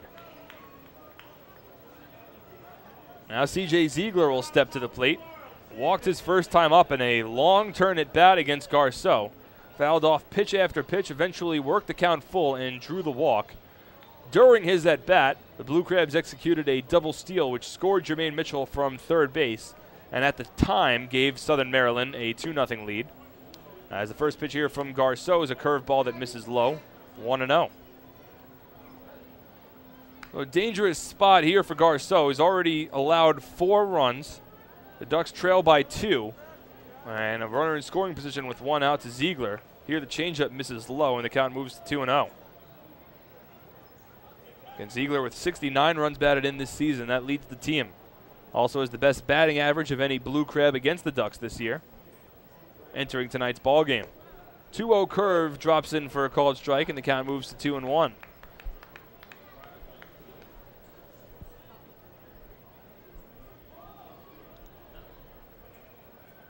Moss not taking a large lead off of second base. He is not being held on by either middle infielder as Ziegler swings through the changeup. And the count runs even to 2 balls and 2 strikes. A very comfortable Wednesday evening here in Central Islip. Game time temperature was 72 degrees. It feels like it has dropped down a little south of that since our first pitch, as the 2-2 to Ziegler is skied foul down the right field line out of play. Probably now roughly around the high 60s, which is just perfect baseball weather here in September. probably won't have the scorching hot, humid days of the summer the rest of the way home. But hopefully we can keep the temperatures for the rest of the season right around that 70-degree mark. That is perfect baseball weather as the fastball here misses inside. And now the count is run full to Ziegler. Sean Garceau has already walked 3 batters in this ball game and now has a payoff pitch to make against the right-handed hitting Ziegler. From the stretch, the 3-2 is fouled up. Foul territory, first base side. Over is Joash Brodin, but he runs out of real estate. Lands about 5 rows deep in the stands, and the count remains full at 3-2.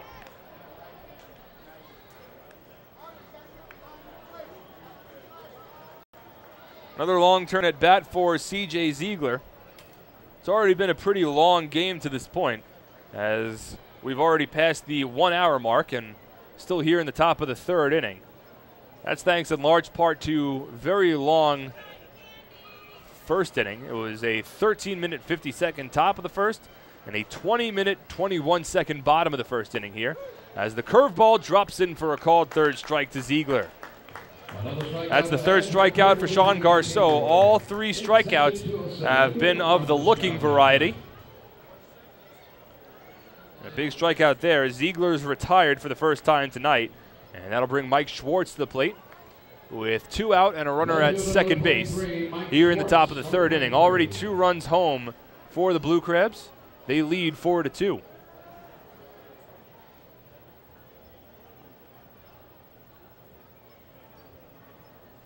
Brief pause in the action. Everyone was looking towards the Southern Maryland dugout, and I'm not exactly sure why. Now there's going to be an EMT that is ranging over that way.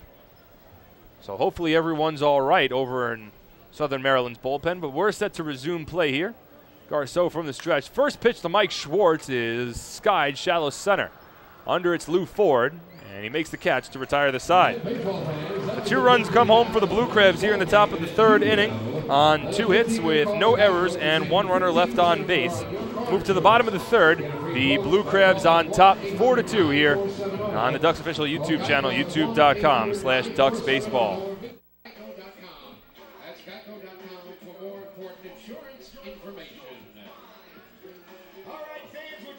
Hi, this is right-handed pitcher Josh Lansford, and you're listening to Ducks Baseball on the Ducks official YouTube channel, youtube.com/DucksBaseball. Hi, I'm former Major Leaguer John Franco. Growing up in Brooklyn, I dreamed of playing professional baseball. My dad, a city employee, worked hard so I could live out that dream. The team at MCU is a lot like my dad. They're New Yorkers you can count on, and they'll work hard to help you reach your financial goals. Municipal Credit Union has a full range of financial services that make sense in today's economy. Join today. Call 1-866-JOIN-MCU or visit nymcu.org. MCU, strong, trusted, growing. Hey Ducks fans, stay up to date with Long Island's hometown team by visiting Quack of the Bat, the official blog of the Long Island Ducks. Quack of the Bat will bring Ducks fans beyond the headlines with in-depth feature articles, breaking news stories, game previews, post-game wrap-ups, and so much more. Interact with the team during the entire 15th anniversary season through live chats with Ducks players and exclusive video clips. Check out the blog today at quackofthebat.wordpress.com. Quack of the Bat, the official blog of the Long Island Ducks. Life is better here.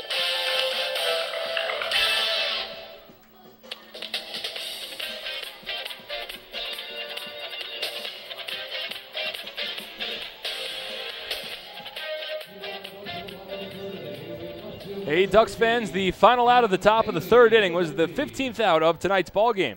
Did you know that a 15-minute call to Geico could save you 15% or more on your car insurance? Get a free quote today. Call 1-800-947-AUTO.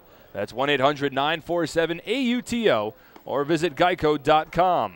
First pitch to Adam Bailey, leading off the bottom of the 3rd inning, is a fastball which misses outside, 1-0. It'll be Adam Bailey, followed by C.J. Rutherford and Cody Puckett due up for the Ducks. 4, 5, 6 batters. The 1-0 to Bailey is skied along the infield. Underneath it is the second baseman Opitz. He gives way to Bobby Stevens, who makes the catch for out number 1.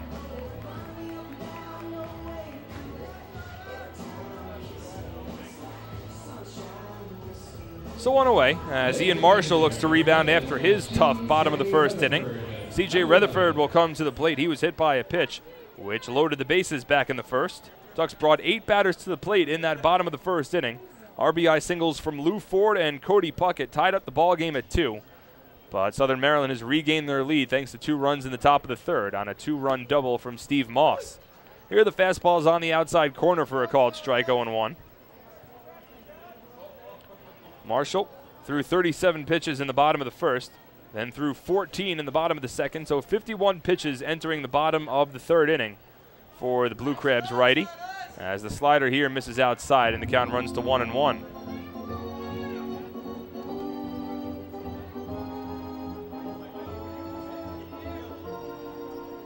Again, Rutherford playing in his second home game with the Ducks this season. Got off to a fine start down in Sugar Land, where he met the team to begin that 7-game road stand. As here he pops one up, shallow right field. Back goes Opitz into shallow right, and he makes the catch for the second out.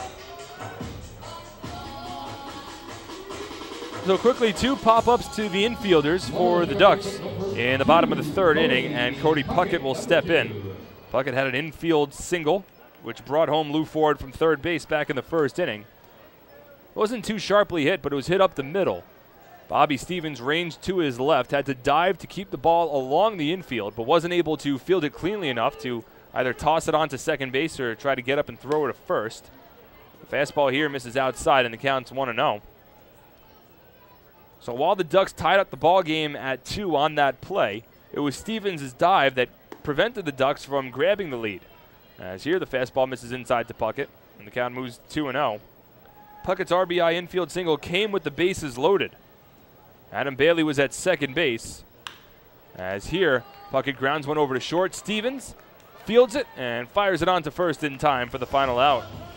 So a 1-2-3 inning for Ian Marshall in the bottom of the third inning, and the Blue Crabs stay on top 4-2 through 3 on the Ducks official YouTube channel, youtube.com/DucksBaseball. Hi, this is Josh Bodine, first baseman, and you're listening to Ducks Baseball on the Ducks official YouTube channel, youtube.com/DucksBaseball.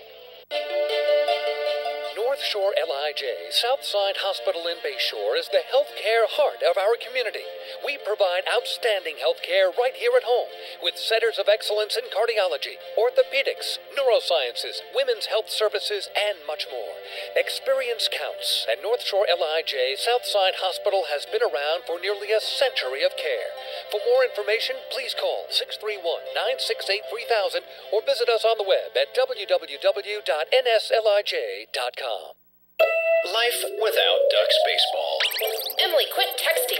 James, get off the iPad. Honey, pick a channel. Life with Ducks Baseball. Bethpage Ballpark is set. Quackerjack is ready, and the flock is prepared to defend their title. All we need is you. For game times, promos, and tickets, visit liducks.com. It's a blast. Now that's more like it. Long Island Ducks Baseball. Life is better here.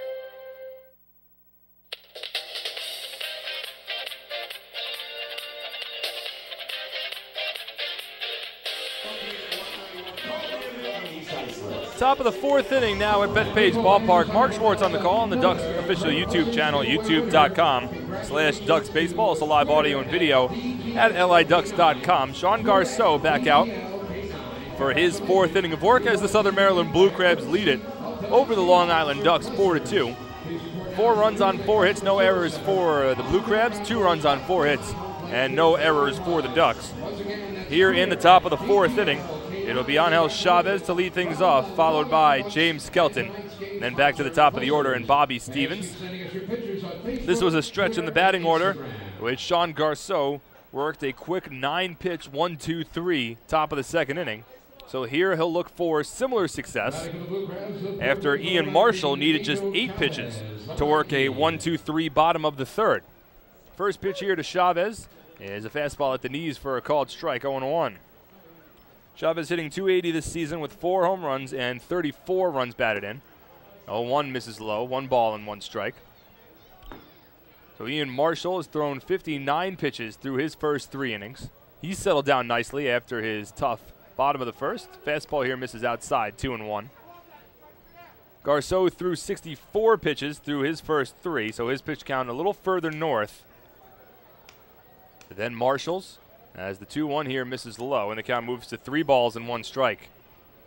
Garceau has already allowed 4 runs all earned on 4 hits with 3 walks alongside 3 strikeouts. Here's the 3-1. It's fouled off over the backstop out of play, and the count runs full.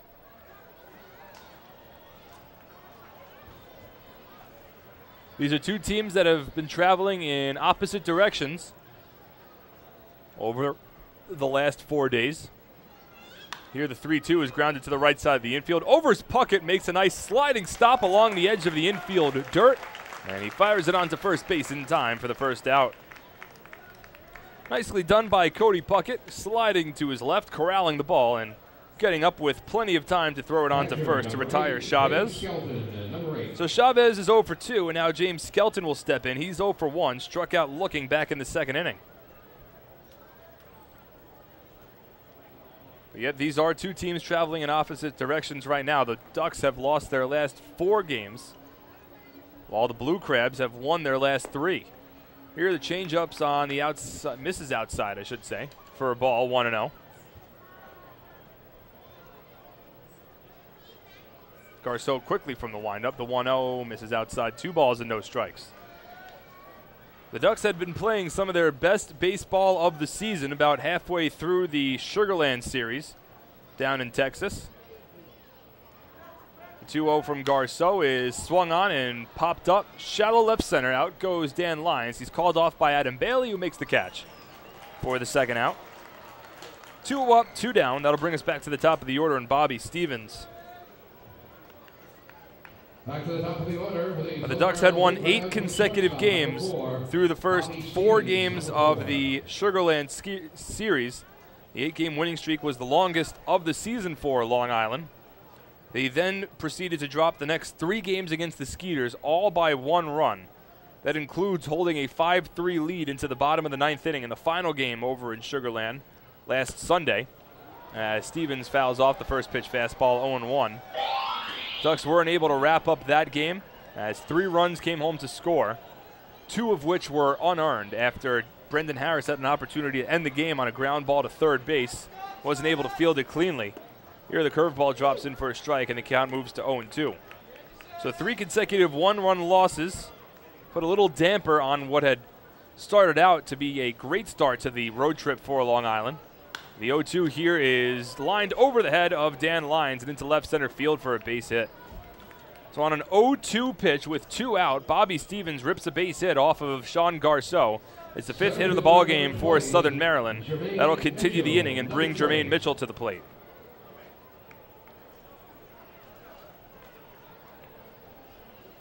Mitchell's 1 for 1 with a pair of runs scored, walked in the first, and had a base hit in the third. But after the Ducks had their 8-game winning streak, they again lost those 3 consecutive 1-run games and lost last night's game to Southern Maryland, have now lost 4 straight. It's their longest losing streak since they lost 13 consecutive games at the beginning of the second half. First pitch here to Mitchell's a curveball that misses upstairs, 1-0. And coincidentally enough about that, the Ducks had won 7 consecutive games, dating from the last 5 of the first half to the first 2 of the second half, before going on that 13-game losing streak. The 1-0 here is fouled off, and the count moves to 1-1. So that, well, the 7-game winning streak starting on July 2nd and moving through July 8th, before the 13-game losing streak went from July 9th to July 25th. So the Ducks have been a little streaky here in the second half. They've had long win streaks followed by long losing streaks. Here the 1-1 misses low. Brandt will throw down to second base, but the tag's not applied in time. It's a stolen base for Bobby Stevens. It's his first stolen base of the ball game. Overall for Stevens, that's his 13th steal of the year. So he's now in scoring position as the Blue Crabs trying to mount a 2-out rally.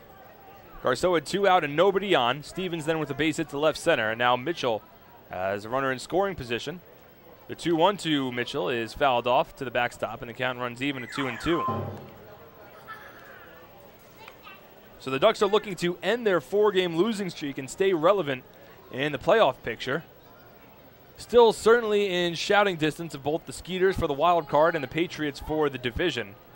And including tonight's game, only 11 left in the regular season, so not a lot of time to mess around.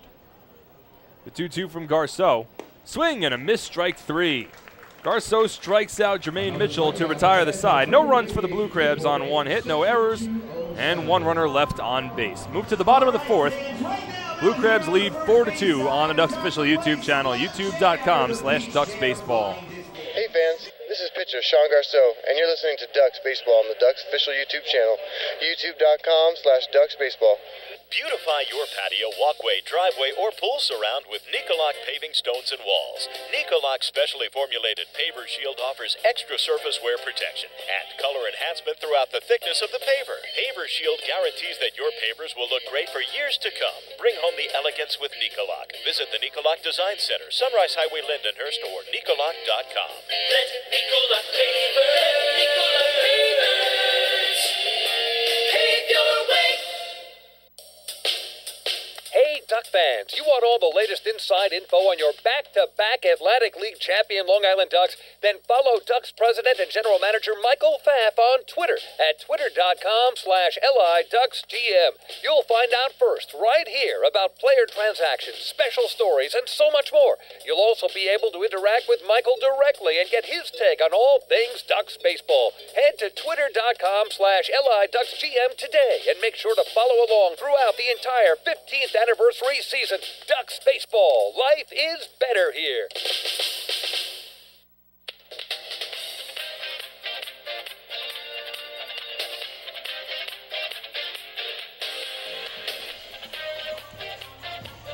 Bottom of the 4th inning here at the Duck Pond. Mark Schwartz on the call on the Ducks official YouTube channel, youtube.com/DucksBaseball, live audio and video at LIDucks.com.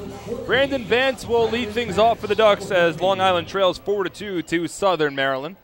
4 runs, 5 hits, no errors for the Blue Crabs. 2 runs on 4 hits, and no errors for the Ducks. It'll be Brandon Vance followed by Joash Brodeen and Dan Lyons. 7-8-9 batters due up for Long Island. First pitch to Vance, a fastball misses low, 1-0. Sean Garceau has now thrown 81 pitches through his first 4 innings. So we'll see how long Garceau could go tonight as Vance lifts the 1-0 to deep right field. Over goes Kyle Hankard right in front of the warning track. He runs it down to make the catch for out number 1.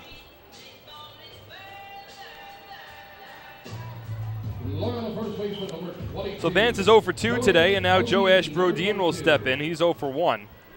Ian Marshall has really done a nice job to settle in after he faced 8 batters through 37 pitches and allowed 2 runs in the bottom of the first. Threw just 14 pitches in the second inning, allowing just a double to Phelan Lentini. First pitch here to Brodeen misses outside 1-0. And then needed just 7 pitches to throw a 1-2-3 bottom of the third. The 1-0 here to Brodeen. Fastball misses outside 2-0. Again, this is the 4th start of the season for Marshall against the Ducks. He was previously 0-2 in his other 3 starts. As the fastball here to Brodeen misses inside, and the count moves to 3 balls and no strikes. Marshall's 3-0 with a 5.93 ERA in those previous 3 starts, having allowed 9 earned runs, 14 runs total in 13 2/3 innings. As here the pitch is in there for a called strike, and the count moves to 3-1. Now Marshall has won just 1 game in his last 5 starts. That includes a no decision he received on August 19th against Somerset. As here the fastball misses for a ball, and that's a second walk allowed by Ian Marshall tonight. And fans, that's another Municipal Credit Union walk with a purpose. Every time a Ducks batter walks, the Quackerjack Foundation wins. So Brodeen will lead off of first base with 1 out, and that'll bring Dan Lyons to the plate, who's 0 for 1 tonight. But in that no decision for Marshall back on August 19th, worked 7 scoreless innings, allowing just 5 hits. Still received a no decision in a game in which Southern Maryland eventually lost 3-0. Here the fastball's in there for a called strike to Lyons, 0-1, who popped out to the pitcher Marshall back at the bottom of the second inning. Marshall's last start against the Ducks came all the way back on June 7th. Made 3 starts in the first pretty much 2 months of the season against Long Island, but hadn't made a start since. As here, Lyons rips a base hit into left field. Sharply hit ground ball past the dive of Bobby Stevens to his right, and the Ducks have runners at first and second base with 1 out in the bottom of the 4th inning for the top of their order, and Phelan Lentini. It's the 5th hit of the ball game for Long Island, so Brodin leads off of second, and Lyons leads off of first for Lentini, who has not been retired yet tonight. Walked and scored a run in the 1st inning, doubled in the 2nd on a chopping ground ball that took a bad hop against Bobby Stevens, ricocheted off his glove and rolled into left center field. So here Lentini has an opportunity to trim the deficit with the Ducks trailing by 2 runs. First pitch to Phelan, swung on and missed 0-1. High fastball, Lentini swung right through, and he's fallen behind in the count. Phelan has now seen his batting average dip underneath 300. He's been struggling as of late, went 3 for 30 in the 7-game series against the Sugar Land Skeeters down in Texas. Went 0 for 5 last night, so just 3 for his last 35 from the plate. Entering tonight's ball game, as the curveball here misses outside 1-1. He has been on base 2 times tonight, however. So Phelan looking to snap out of that skid. A hit here would go a long way into helping the Ducks try to rally behind Southern Maryland. Brodin leads off of second, and Lyons off of first.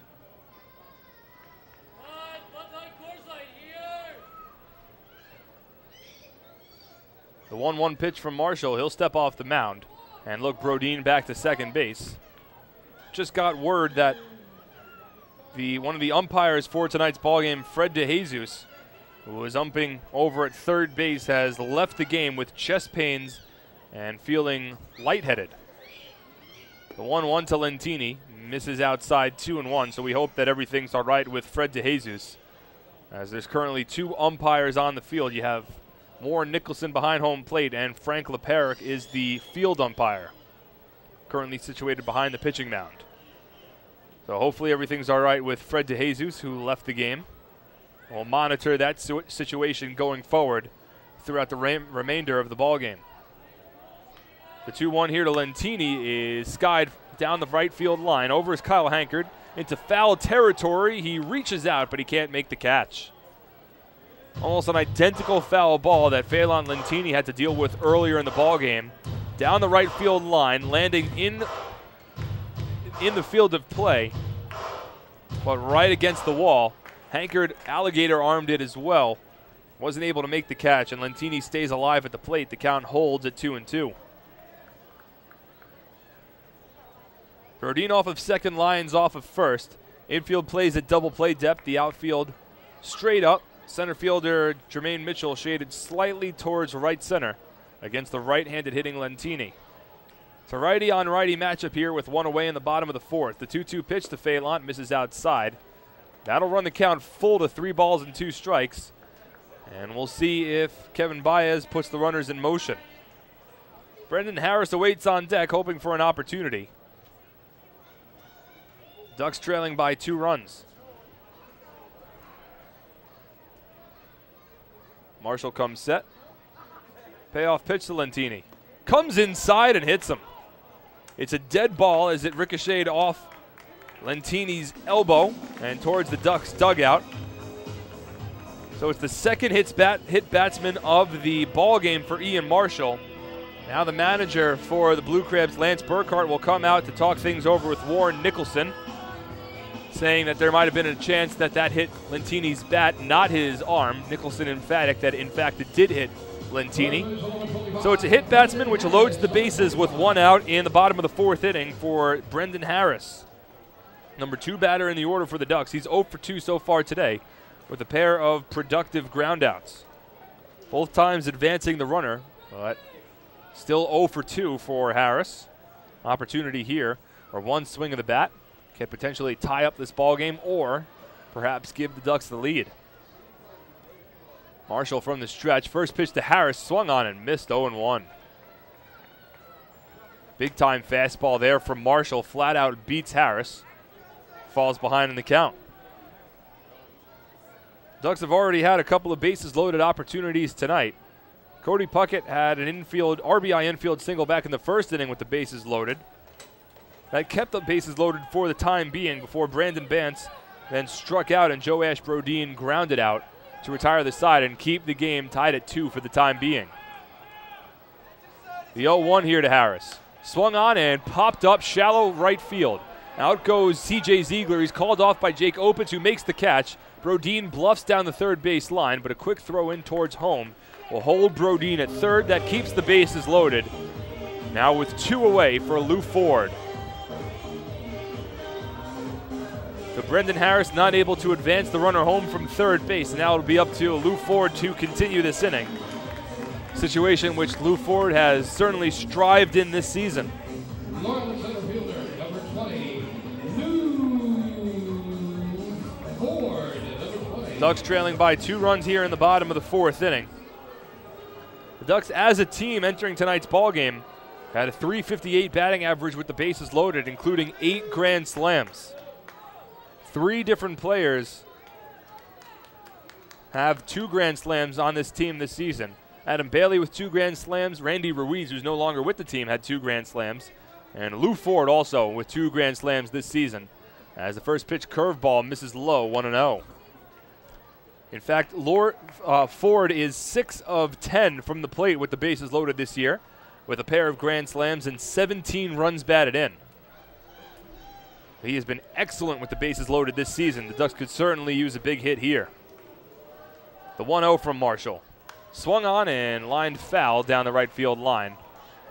1-1. Brodin began this rally by drawing a 1-out walk. It was then Dan Lyons with a base hit to left field and Phelan Lentini getting hit by a pitch to load the bases. Brendan Harris flew out to shallow right field, and now Lou Ford at the plate. Try to find that big 2-out hit to get the Ducks back on the scoreboard. Marshall from the stretch with the bases loaded and 2 away. The 1-1 pitch. Swung on and fouled off to the backstop. And the count moves to 1-2.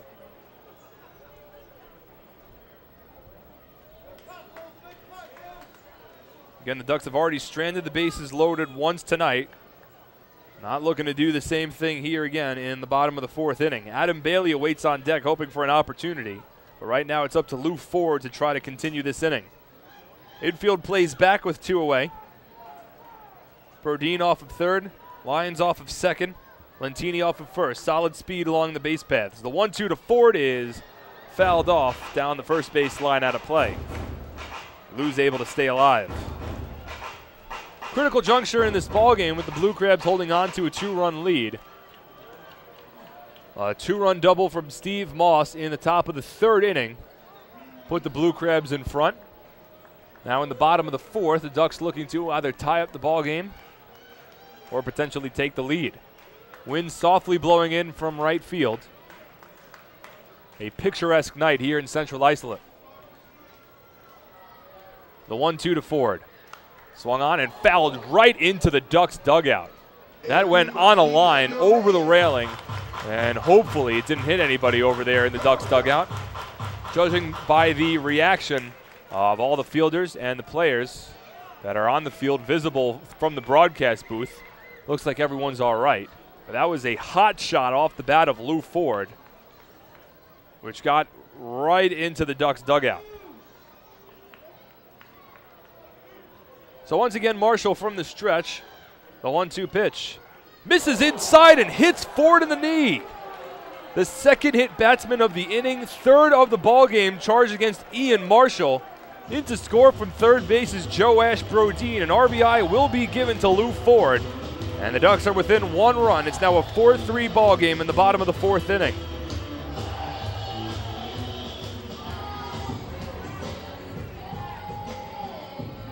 C.J. Rutherford was hit in the 1st inning. Phelan Lentini was hit earlier this inning.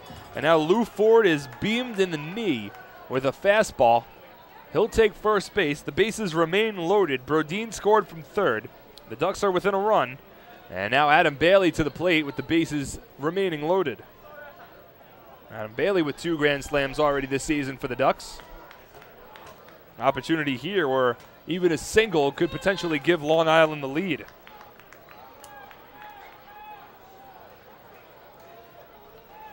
Marshall from the stretch. First pitch to the left-handed hitting Bailey. Fastball outside corner for a strike, 0-1.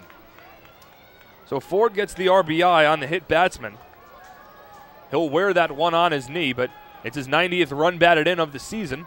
Continues to lead the team. Second RBI of the ball game.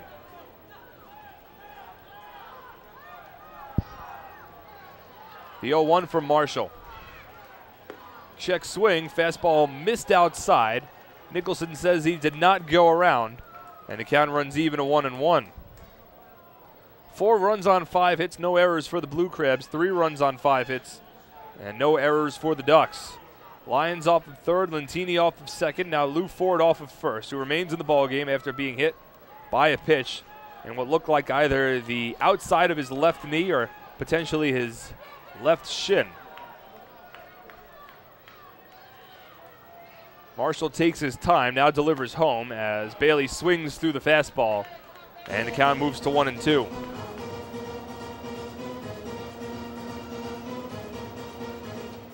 Ducks have stranded 4 base runners through the first 3 innings of tonight's ballgame. They have the bases loaded here with 2 away in the bottom of the 4th.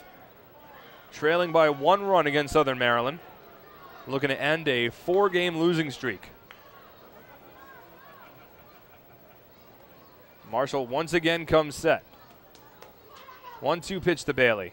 Misses outside, and that'll run the count even at 2 balls and 2 strikes. Marshall had been pitching very well since his tumultuous bottom of the 1st inning, including a 1-2-3 bottom of the 3rd inning on just 7 pitches. But he has found himself in more danger here, trying to negotiate his way through the bottom of the 4th by allowing just 1 run. The bases are loaded and the Ducks are looking for more damage. Each time Marshall taking a lot of time in between pitches now. From the stretch, the 2-2 to Bailey is fouled off. And Bailey able to stay alive, fight off the tough fastball. C.J. Rutherford awaits on deck. He's 0 for 1, was hit by a pitch. Marshall has now hit 3 batters and has walked 2. Alongside allowing 3 runs all earned on 5 hits. Infield stays back with 2 out. Over at third base, Angel Chavez, guarding the line a little bit. The 2-2 to Bailey is grounded up the middle, off the glove of Marshall, and into center field for a base hit. Lyons scores from third. Lentini scores all the way from second. A 2-out, 2-run single for Adam Bailey, and the Ducks now lead it 5-4 in the bottom of the 4th inning.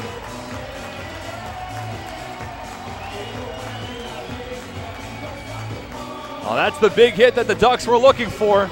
It ricocheted off the heel of the glove from the starting pitcher Ian Marshall, bounced into center field. Easily able to score both Lyons and Lentini. 3 runs home for the Flock here in the bottom of the 4th inning. They're now on top 5-4, still threatening with C.J. Rutherford coming to the plate.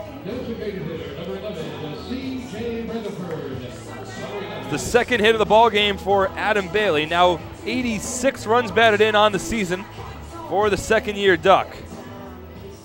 All 3 of these runs batted in, all 3 of these runs, I should say, for the Ducks in the 4th inning, coming with 2 out.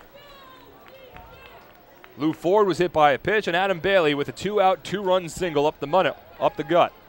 And now Rutherford steps in. First pitch from Marshall is grounded up the middle. Backhanded stop by Opitz. Across his body, he throws out Rutherford at first base to retire the side. But Long Island grabs the lead with 3 runs here in the bottom of the 4th inning. Those 3 runs coming on 2 hits, no errors, and 2 runners left on base. Through 4, Ducks lead 5-4 on the Ducks official YouTube channel, youtube.com/DucksBaseball. Hey fans, this is infield Sergio Miranda, and you're listening to Ducks Baseball on the Ducks official YouTube channel, youtube.com/DucksBaseball. James Simmons is going back. He is looking up, and on Bark in the Park Night, that one is gone and reaches a kennel in Central Islip. That was another home run for the Ducks. Ducks. And Duck fans, what's more fun than a home run that helps the Ducks win a game? How about a homer that helps the community win? Chappie's Funeral Home and the Long Island Ducks have once again teamed up for the Chappie's Home Run Challenge. If the Ducks hit 100 homers this season, Chappie's Funeral Home will donate $5,000 to the Quackerjack Foundation. So, every time a Ducks hitter goes deep this season, watch for the Chappie's Challenge home run count on the scoreboard. And if we reach 100, we're all a winner. Chappie's Funeral Home, where caring for others is a family tradition.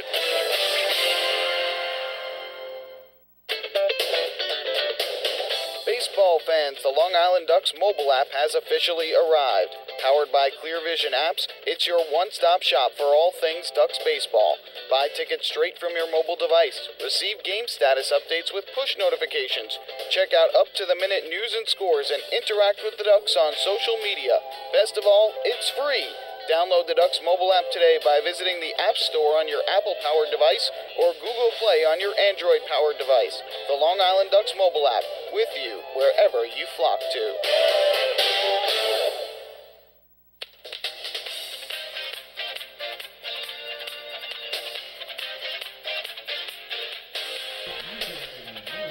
Fans, don't forget to stop by the Waddle Inn Shop on your next visit to the Duck Pond, where exclusive, hard-to-find Ducks memorabilia is now on sale. Proceeds benefit the Quackerjack Foundation, the charitable arm of the Long Island Ducks. So the Flock now in front 5-4 as we move to the top of the 5th inning here at Bethpage Ballpark. Mark Schwartz on the call on the Ducks official YouTube channel and LIDucks.com. First pitch fastball from Sean Garceau is in there for a called strike to Kyle Hankard. And the count 0-1, excuse me. It's the heart of the order due up for the Blue Crabs here. The 0-1 is swung on and lined foul down the left field line. Now move the count to 0-2. 3 runs home for the Ducks in the bottom of the 4th inning, highlighted by a bases-loaded hit batsman off of Lou Ford. And then a 2-out, 2-run single up the middle from Adam Bailey turns the 4-2 Ducks deficit into a 5-4 lead as the fastball here to Hankard missed outside, and the count's 1-2. Ian Marshall now at 82 pitches through 4 innings as Sean Garceau is at 81 through 4 as the fastball here is fouled off, and the count holds at 1-2 strikes. So both pitchers right around the same ballpark in terms of pitch count. Sean Garceau back out here for the top of the 5th, looking to keep the Ducks in front and try to set himself up for an opportunity to earn his 14th win of the season. Here, curveball in the dirt, check swing, went around, says Warren Nicholson. Tag applied by Brandon Bantz, and that's Sean Garceau's 5th strikeout of the ballgame. Second one of the swinging variety. So Garceau now with 5 strikeouts through the first 4 and a third innings tonight. And now Jake Opitz will step in. Opitz is 0 for 1, had a sacrifice fly to get the scoring started in the top of the 1st inning.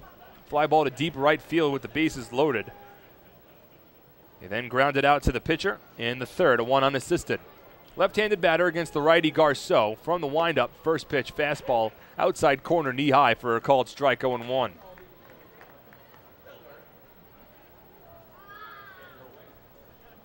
Quickly from the windup, the 0-1 to Opitz is grounded over to second. Puckett in front, fields cleanly, and is soft toss to first in time for out number 2. So Garceau has quickly recorded the first 2 outs here in the top of the 5th inning, similar to how he did it in the top of the 4th. Quickly recorded the first 2 outs before Bobby Stevens on an 0-2 count ripped a base hit into left center field, then proceeded to steal second base before Garceau bounced back to strike out Jermaine Mitchell swinging to retire the side and keep it a 2-run game at the time. The Ducks responded in the bottom of the 4th inning with 3 runs to take the lead. Fastball here misses low for a ball 1-0. Moss is 1 for 2 today. Had the 2-run double in the top of the 3rd, which put the Blue Crabs back in front 4-2 at the time. Here the curveball drops in for a strike 1-1.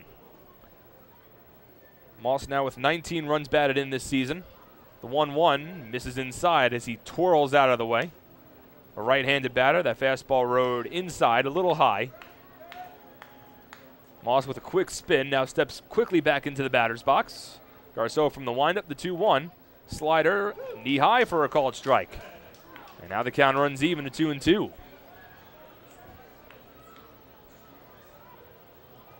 When there's nobody on base, Sean Garceau works very quickly from the windup. The 2-2 pitch here is a curveball that's chopped foul. Nice pick made by C.J. Ziegler in the on-deck circle. It tosses it to a bat boy.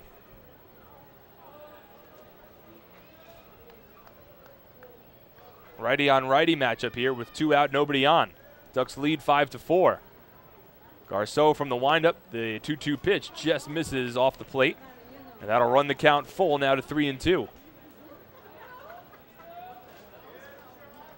Infield plays back, the outfield straight up with 2 away. From the windup, the payoff pitch in there for a called third strike. Fastball catches Steve Moss looking. Second strikeout of the inning. 6th of the ball game for Sean Garceau. And he throws up a goose egg in the top of the 5th. Ducks lead 5-4, halfway home on the Ducks official YouTube channel, youtube.com/DucksBaseball. Hi, this is pitcher Jared Lansford, and you're listening to Ducks Baseball on the Ducks official YouTube channel, youtube.com/DucksBaseball. All 2,000 of us at PSEG Long Island care deeply about our communities. Our company has a long-standing commitment to giving back.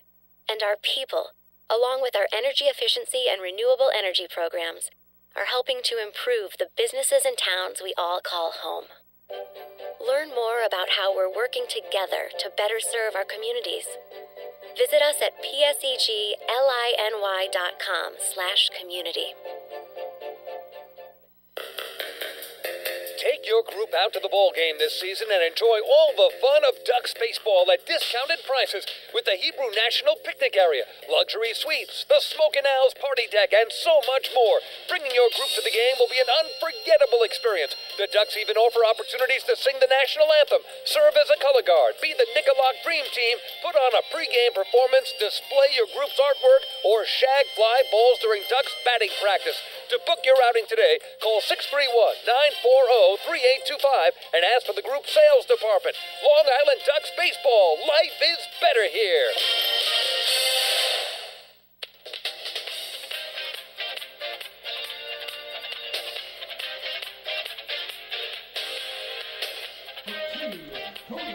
Cody Puckett will lead things off for the Ducks here in the bottom of the 5th inning. Mark Schwartz on the call on the Ducks official YouTube channel, youtube.com/DucksBaseball. Also live audio and video at liducks.com. It'll be Cody Puckett, followed by Brandon Bantz, Joe Ash Brodeen. Ian Marshall remains in the ballgame, and the first pitch changeup misses inside 1-0. Sean Garceau now at 95 pitches through 5 innings.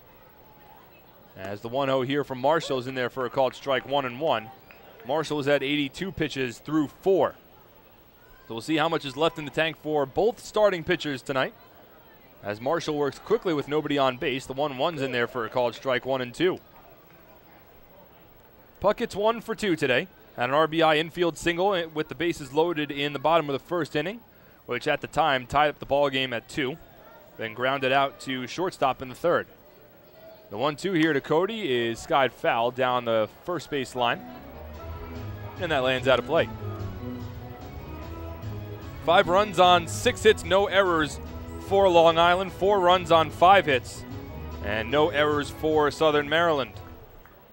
It's the second of a 3-game series, but it's not the final time that these two teams will meet this season, as the 1-2 curve misses outside. And that runs the count even at 2 balls and 2 strikes. Of course, these two teams will finish off this immediate series tomorrow night here at Bethpage Ballpark. But Southern Maryland will actually also be the last team that Ducks play in the 2014 regular season. As a broken bat flare towards the right side of the infield, C.J. Ziegler catches it on the fly for out number 1.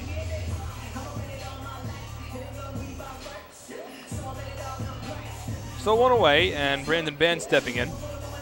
The Ducks finish off their 2014 regular season with a 6-game homestand starting next Tuesday.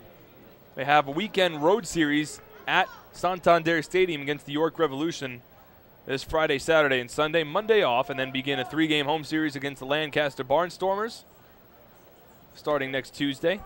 As first pitch to Bantz misses upstairs 1-0. It'll be the Barnstormers here at Bethpage Ballpark Tuesday, Wednesday, and Thursday. before the Ducks wrap up the season against the Blue Crabs Friday, Saturday, and the final game of the regular season Sunday, September 21st. Here, Bance swings through the fastball, and the count's 1-1. A lot of great opportunities to come down to the ballpark, not only for tomorrow, as the first 1,500 fans in attendance will receive green Ducks koozies, courtesy of ALSAC, St. Jude Children's Research Hospital, but also over the final homestand. A lot of great promotions here at the Duck Pond as Bance swings through the fastball and the count moves to 1-2. September 16th, which is that Tuesday, the first home game of that home stand is Prostate Cancer Awareness Night with Ed Randall's Fans for the Cure.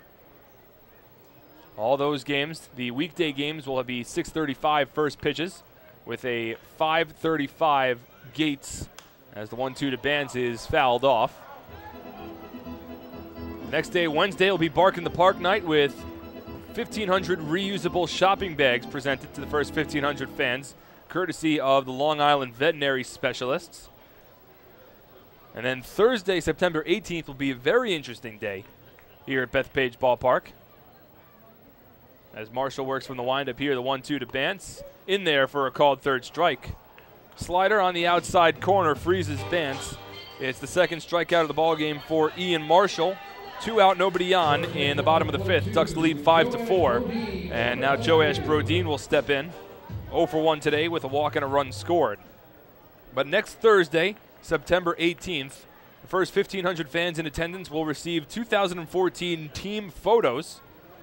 Always a collectible as Brodin swings at the first pitch fastball and lines a base hit into center field.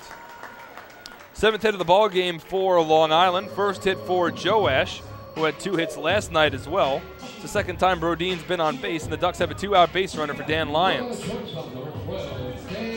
But in addition to the 2014 team photos being handed out on September 18th, it'll also be Doc Gooden K's for a Cause Challenge here at Bethpage Ballpark, presented by pinktie.org and the homebuyingtips.com. And for that game, gates will open at 4 o'clock here at Bethpage Ballpark, a far earlier gate opening time than we normally have, as the first pitch to Lions on the outside corner for a strike, 0-1.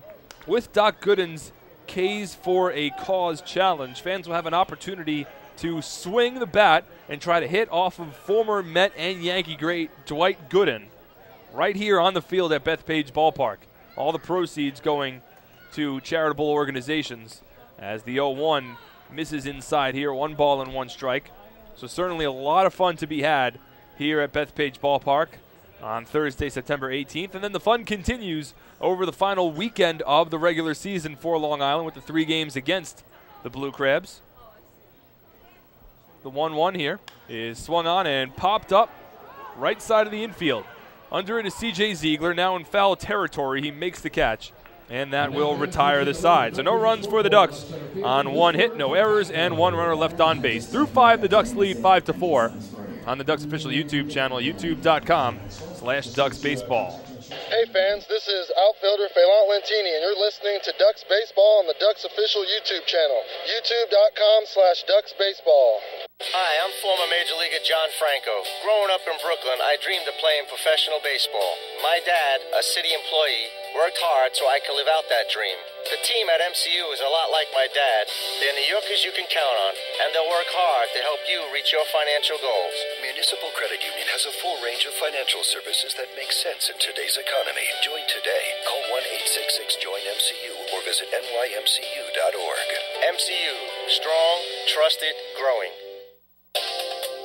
Hey, Ducks fans, the official hotel of the Long Island Ducks is the Upsky Long Island Hotel in Hauppauge. It's centrally located on the north shore of Long Island and offers a home away from home for both business and leisure guests. The Upsky Long Island Hotel features an indoor pool, 24-hour business center, a fitness center, and complimentary Wi-Fi in all guest rooms. Enjoy the contemporary American cuisine at the Fountain Grill restaurant or grab a quick bite to eat at Cafe Pronto. Best of all, it's only minutes from Bethpage Ballpark. The Upsky Long Island Hotel, the official hotel of the Long Island Ducks. Call 231-1100 today. That's 631-231-1100.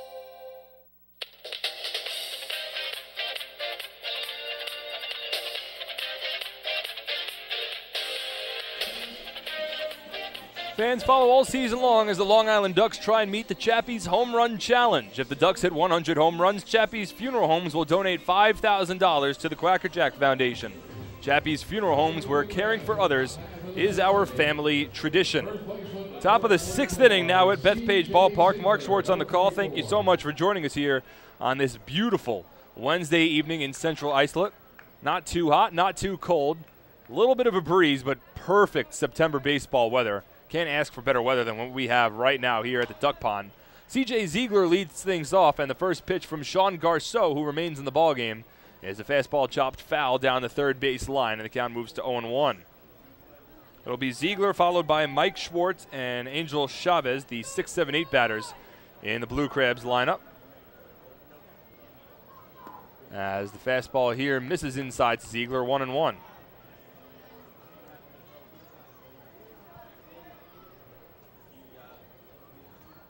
Sean Garceau through 95 pitches through 5 innings. He remains in the ballgame as the fastball to Ziegler misses outside 2-1. It was a quick and efficient top of the 5th for Garceau. He threw 14 pitches, struck out a pair of batters, and worked a 1-2-3 inning. He's looking to parlay that success here into the top of the 6th as the 2-1 to Ziegler is grounded foul down the third base line. And the count holds at 2 balls and 2 strikes. Ziegler's 0 for 1 today. Walked in the first inning, struck out looking in the third. 281 batter entering tonight's ballgame. Garceau has had a couple of tough innings to work through tonight. Allowed 2 runs in the top of the first, needing 33 pitches to work through 7 batters.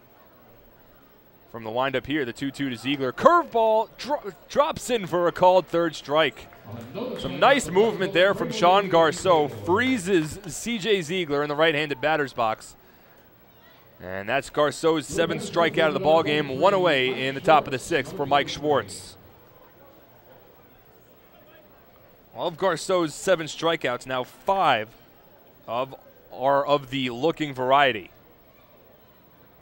Garceau has had his strikeout pitch going tonight, has still allowed 5 hits, and has also allowed 3 walks to this point, alongside a wild pitch. So it's been an up-and-down evening for Garceau. First pitch here to Schwartz is ripped into right center field, and that's going to drop in for a base hit. Ford cuts it off in front of the wall, but on to second base goes Mike Schwartz with a 1-out double. The second double of the ballgame for the Blue Crabs. Overall, it's their 6th hit, and for Schwartz, that's his first double in a Southern Maryland Blue Crab uniform. Third baseman number 19, Angel Chavez, number 19. Chavez is 0 for 2 now as he steps into the plate with 1 out, and the Ducks holding on to a 1-run lead. With the importance of this game so paramount for both of these teams, have to imagine that Kevin Baez will play this game close to the vest in terms of his bullpen. First pitch is lined into left center field, and that's going to drop in for a base hit. Easily scoring all the way from second base is Mike Schwartz. The throw will come into second, and it beats Angel Chavez by a mile. Chavez not running full speed between first and second, potentially thinking that throw was going to come home. Bailey's throw from left field came directly towards second base. The tag is easily applied in time. So it's an RBI single for Chavez. That scores Schwartz from second base, ties up the ball game at 5. Now the Ducks manager Kevin Baez will come out to the mound. We'll see if he makes a change here. Sean Garceau now north of 100 pitches. With the game tied, Baez will ask for the ball and we'll have a pitching change. So Garceau's night will end after 5 2/3 innings. We'll await the pitching change. It looks like Tommy Organ's coming in. But we'll take a break for the pitching change. All tied up at 5 on the Ducks official YouTube channel at youtube.com/DucksBaseball. Hi, this is right-handed pitcher Josh Lansford, and you're listening to Ducks Baseball on the Ducks official YouTube channel, youtube.com/DucksBaseball. It's your money, and you have the power to save it. Make a few simple changes, and you can use less electricity and save real money. By installing Energy Star light bulbs and products for your home, you can save hundreds of dollars each year. At PSEG Long Island, we're working hard to serve you in the way you deserve. Check out our energy-saving tips and tools at psegLINY.com/save money. Ducks fans stay up to date with Long Island's hometown team by visiting Quack of the Bat, the official blog of the Long Island Ducks. Quack of the Bat will bring Ducks fans beyond the headlines with in-depth feature articles, breaking news stories, game previews, post-game wrap-ups, and so much more. Interact with the team during the entire 15th anniversary season through live chats with Ducks players and exclusive video clips. Check out the blog today at quackofthebat.wordpress.com. Quack of the Bat, the official blog of the Long Island Ducks. Life is better here.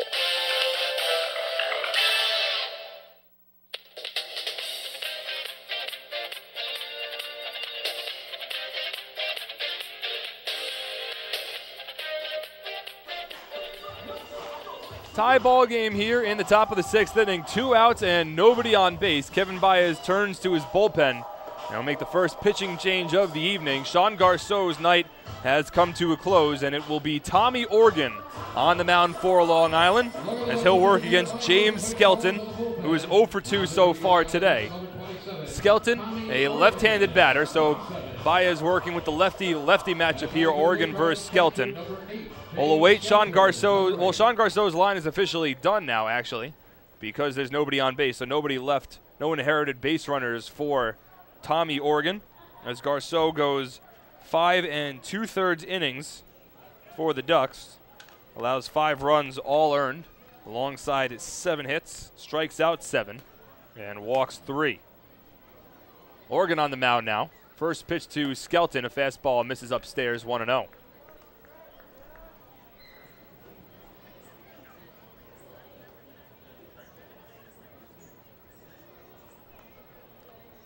Tall 6'5" southpaw. Organ works from the stretch, and the 1-0 fastball to Skelton misses upstairs. 2 balls and no strikes. Tommy acquired at the beginning of August by the Ducks alongside Evan Crawford and a player to be named later for the rights of John Myers from the River City Rascals of the Frontier League. The 2-0 from Organ. Fastball line, shallow left center. In comes Bailey. He'll have to play it on a hop. So Kevin Baez goes with the lefty-lefty matchup with 2 out, nobody on here in the top of the 6th inning. Skelton gets the best of Organ, lifts the base hit into left center field. 8th hit of the ball game for the Blue Crabs. And now that'll bring top of the order back to the plate and Bobby Stevens. So first hit for James Skelton. We're all tied up at 5 again here in the top of the 6th because of an RBI single from Angel Chavez into left center field. He tried to stretch that single into a double, but was thrown out at second base on a nice throw from Adam Bailey. Organ from the stretch here. Skelton takes off on the first pitch, and Bance can't handle the fastball. It missed outside for a ball. Bance lost track of the ball on the transfer from his glove to his throwing hand. It'll be a stolen base for James Skelton. And now the Blue Crabs have the go-ahead run in scoring position. Stevens is 2 for 3 today, had a double in the first inning. Single and a stolen base in the 4th, has also scored a run. A right-handed batter to work against the southpaw Organ. From the stretch, takes his time, checks the runner at second, and Stevens asked for time right before Organ delivered home. The pitch was made regardless, but it doesn't count, as time was asked for. It's still a 1-0 count to Stevens. Organ making his 15th relief appearance of the season for the Ducks, has allowed just 3 runs over 13 2/3 innings, good for a 1.98 ERA, alongside an 0-1 record. The 1-0 from Organ. Changeup, outside corner for a called strike, 1-1. It's been a fine season for Organ in a Ducks uniform. Struck out 12 batters against 3 walks, and has only allowed a run in 1 of his previous 14 appearances. It was in that 1 appearance he allowed 3 runs. Other than that, he has worked 13 scoreless appearances in relief. Trying to do that the same here in the top of the 6th tonight. But the changeup misses low and inside to Stevens, and the count moves to 2-1.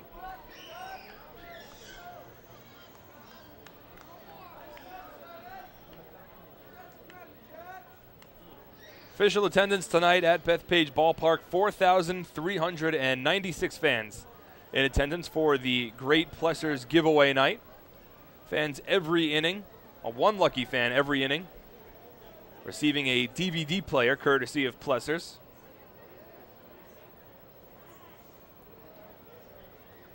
Oregon takes his time from the stretch, the 2-1, in there for a called strike.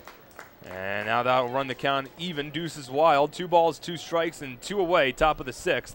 All tied up at 5 between the Blue Crabs and the Ducks.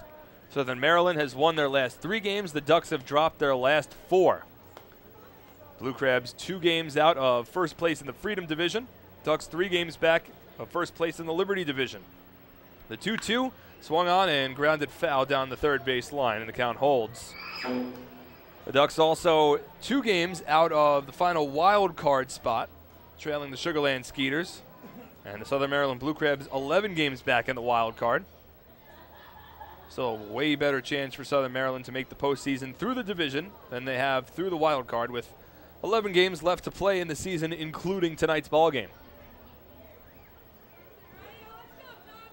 Oregon from the stretch, once again the 2-2. Swung on and fouled off over the backstop. Falls right in front of the broadcast booth. A scramble for the ball, and one of the fans gets it. Count holds at 2 balls and 2 strikes. Oregon trying to work his way through this top of the 6th inning, an inning that has already seen the Blue Crabs tie things up. Jermaine Mitchell awaits on deck. He is 1 for 2. Right now it's Stevens, who is 2 for 3, working a long at bat against Tommy Organ. The 2-2 pitch. Swing and a miss, strike 3. Oregon strikes out Stevens. That will retire the side. But the damage is done as Southern Maryland ties up the ball game on an RBI single from Angel Chavez. So 1 run on 3 hits, no errors, and 1 runner left on base. Move to the bottom of the 6th, all tied up at 5 on the Ducks official YouTube channel, youtube.com/DucksBaseball. Hi, this is Adam Bailey, and you're listening to Ducks Baseball on the Ducks official YouTube channel, youtube.com/DucksBaseball. Few places on Earth offer the charm and excitement of Fire Island. At Fire Island Ferries, located conveniently at 99 Maple Avenue in Bay Shore, they offer convenient travel to Fire Island 7 days a week. Fire Island is quickly becoming a top destination for families of all ages. Experience the informal, carefree communities, the dazzling night scene, enjoy fine dining, or climb to the top of one of the tallest lighthouses in the United States. But there's only one way to get there, by calling Fire Island Ferries at 631-665-3600 today. For fare and scheduling information, please visit fireislandferries.com. Bring your birthday to the ballpark this season and celebrate with the flock. Kona Ice birthday party packages with the Long Island Ducks are now available for the 2014 season. Each package includes 10 box seats, a commemorative birthday t-shirt and autographed baseball, a pizza and Kona Ice party in the Hebrew National Picnic area, and so much more. Best of all, the birthday child will stand on the dugout while the entire crowd sings happy birthday. Reserve your party today by calling 631-940-3825 and ask for the group sales department. Kona Ice birthday parties with the Long Island Ducks, a once-in-a-lifetime experience. Hey, this is pitcher Eric Neeson, and you're listening to Ducks Baseball on the Ducks official YouTube channel, youtube.com/DucksBaseball. Hey Ducks fans, your recreation destination this year is The Rinks at Hidden Pond Park. The Rinks features 2 full-size ice rinks, a 97-acre summer day camp, a New York State licensed preschool academy, and a wide variety of birthday party options. Learn to skate, join one of many hockey leagues, swim in an Olympic-sized pool, and enjoy all the fun that The Rinks has to offer. Visit us today at 660 Terry Road in Hauppauge, or check us out online at therinks.com. The Rinks, your recreation destination. Life without Ducks Baseball. Emily, quit texting. James, get off the iPad. Honey, pick a channel. Life with Ducks Baseball. Beth Beach Ballpark is set. Quacker Jack is ready, and the flock is prepared to defend their title. All we need is you. For game times, promos, and tickets, visit liducks.com. It's a blast. Now that's more like it. Long Island Ducks Baseball. Life is better here.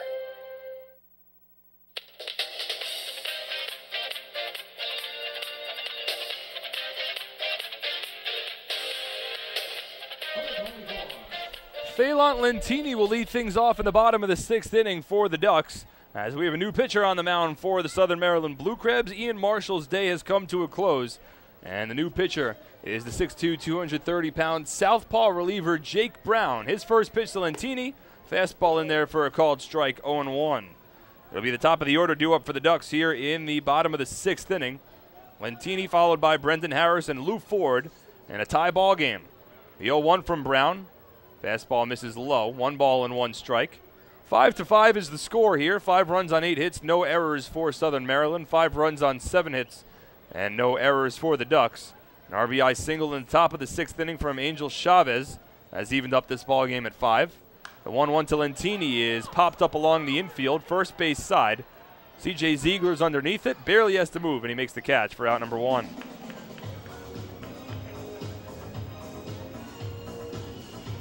So Phelan Lentini's retired for the first time tonight, and now Brendan Harris will step to the plate. He's 0 for 3 so far. We'll get Ian Marshall's final line in a moment, as it's a lefty on righty matchup here. Brown against Brendan Harris. From the windup, first pitch to Harris. A curveball misses inside for a ball, 1-0. Marshall winds up going 5 innings. He'll receive a no decision after allowing 5 runs, all earned, on 7 hits and 2 walks, while striking out 2 batters. Here the 1-0 is in there for a called strike, knee high, and the count moves to 1-1. Jake Brown this season has appeared in 37 games for the Blue Crabs, 11 as a starter, 6-4 with a 4.01 ERA. The 1-1 from Brown. Fastball misses well inside. 2 balls and 1 strike. Over 85 1/3 innings, Brown has struck out 59 batters against 41 walks. The 2-1. Slider inside corner for a called strike, and that'll run the count even now to 2-2. In case you're just joining us, both teams scored a pair of runs in the first inning of tonight's ball game. The 2-2 to Harris misses outside. Southern Maryland started off the scoring on a sacrifice fly from Jake Opitz in the top of the first, and then added on to their lead on a run-scoring double steal. The 3-2 here to Harris is ripped foul down the left field line. The Ducks responded with 2 runs off of Blue Crabs starter Ian Marshall in the bottom of the first inning, on an RBI single from Lou Ford and an RBI infield single from Cody Puckett.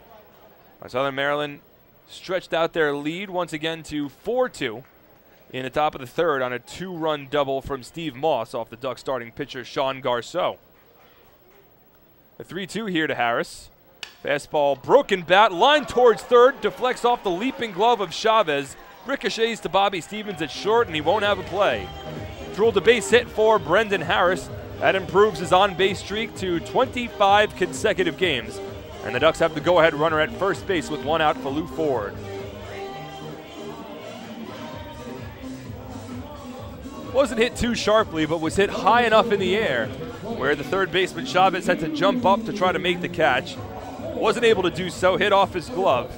Died along the infield, and Brendan Harris has himself a base hit. He is now 1 for 4 tonight. And now that'll bring Lou Ford to the plate, who is 1 for 2 with a pair of runs batted in. After the Blue Crabs had grabbed their 4-2 lead in the top of the 3rd, the Ducks put up 3 runs in the bottom of the 4th to take a 5-4 lead. First pitch here to Ford, right down the middle for a strike, 0-1. It was a 2-out rally for Long Island, which was initiated by Lou Ford getting hit by a pitch with the bases loaded. That brought home a run and made it a 4-3 ball game. The next batter, Adam Bailey, ripped a 2-out, 2-run single up the middle to give the Ducks the 5-4 lead at the time. 0-1 here to Ford, misses outside, 1-1. That 5-4 Ducks lead held through the 5th inning until the Blue Crabs tied it up at 5 in the top of the 6th on the Angel Chavez RBI single. The 1-1 here to Ford, swung on and missed, well out in front of a changeup. And the count moves to 1-2.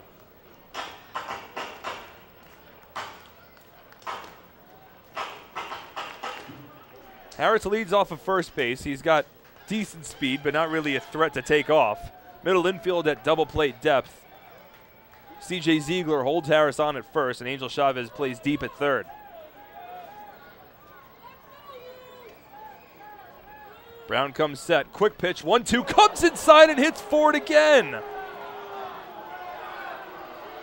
That's the second time that Lou Ford has been hit by a pitch tonight. It's the fourth Ducks batter that has been hit by a pitch. I can't imagine that there's any incentive there for the Blue Crabs to continue to hit Ducks batters. But that's the fourth time tonight that a Ducks batter has been hit by a pitch. That'll put the go-ahead run in scoring position for Long Island. Ford will take his time as he slowly walks down to first base. Looked like that ball might have hit him on the outside of his left hip. But Ford's on base for the third time tonight. He's been hit by a pitch twice. Phelan Lentini and C.J. Rutherford are the other Ducks batters to have been hit by a pitch. And now Adam Bailey will step to the plate. First pitch to Bailey. Fastball outside corner for a strike, 0-1. Bailey had a big 2-out, 2-run single in the bottom of the fourth inning, which turned a 4-3 Ducks deficit into a 5-4 Ducks lead. Already with 2 hits tonight, Bailey looking to provide a little further damage. The 0-1. Check swing, slider missed outside, didn't go around, and the count runs even at 1-1. Bailey now with 86 runs batted in on the season, second most on the team behind Lou Ford, who has 90 after his 2 RBI performance tonight.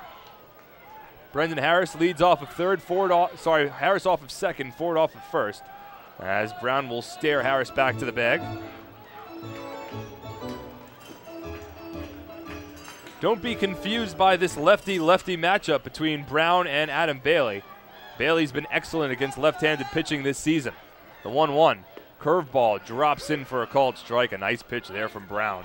And the count moves to 1-2. Against left-handed pitching, Adam Bailey's hitting .291 this season. He's a .308 batter against righties, but still, .291 lefty on lefty. That's a strong batting average for the second-year Duck. As once again, Brown will step off the mound and try to stare Harris back towards the second base bag. Harris not taking a very large lead, but being held somewhat closely towards the bag by the shortstop Bobby Stevens. C.J. Ziegler at first base plays behind Lou Ford. The 1-2 here is swung on and missed, strike 3. Brown wins that battle against Bailey. The slider on the outside part of the plate. Bailey swung right through it. 2 out now, and that'll bring out the manager for the Blue Crabs, Lance Burkhart. See if he makes a pitching change now that the lefty-lefty matchup is done, and he will make a call to the bullpen. So Brown strikes out Adam Bailey. That was the batter that he had to get out. 2 out with runners at first and second, and now the Blue Crabs will bring in a righty to work against C.J. Rutherford. We'll take a break for the pitching change as the game's tied up at 5 with 2 out and 2 on in the bottom of the 6th inning on the Ducks official YouTube channel, youtube.com/DucksBaseball. Hey, this is pitcher Eric Neeson, and you're listening to Ducks Baseball on the Ducks official YouTube channel, youtube.com/DucksBaseball. Hi, I'm former Major Leaguer John Franco. Growing up in Brooklyn, I dreamed of playing professional baseball. My dad, a city employee, worked hard so I could live out that dream. The team at MCU is a lot like my dad. They're New Yorkers you can count on, and they'll work hard to help you reach your financial goals. Municipal Credit Union has a full range of financial services that make sense in today's economy. Join today. Call 1-866-JOIN-MCU or visit nymcu.org. MCU, strong, trusted, growing. James Simmons is going back. He is looking up, and on Bark in the Park Night, that one is gone and reaches a kennel in Central Islip. That was another home run for the Ducks. And Duck fans, what's more fun than a home run that helps the Ducks win a game? How about a homer that helps the community win? Chappie's Funeral Home and the Long Island Ducks have once again teamed up for the Chappie's Home Run Challenge. If the Ducks hit 100 homers this season, Chappie's Funeral Home will donate $5,000 to the Quackerjack Foundation. So every time a Ducks hitter goes deep this season, watch for the Chappie's Challenge home run count on the scoreboard. And if we reach 100, we're all a winner. Chappie's Funeral Home, where caring for others is a family tradition. All 2,000 of us at PSEG Long Island care deeply about our communities. Our company has a long-standing commitment to giving back.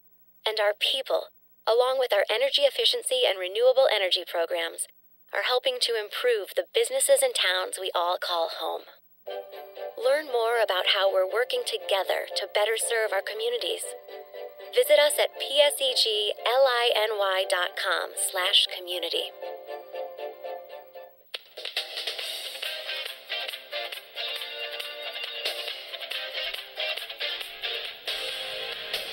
Orlando Santos is the new pitcher for the Blue Crabs, and his first pitch to C.J. Rutherford. It's a fastball at the knees for a called strike, 0-1.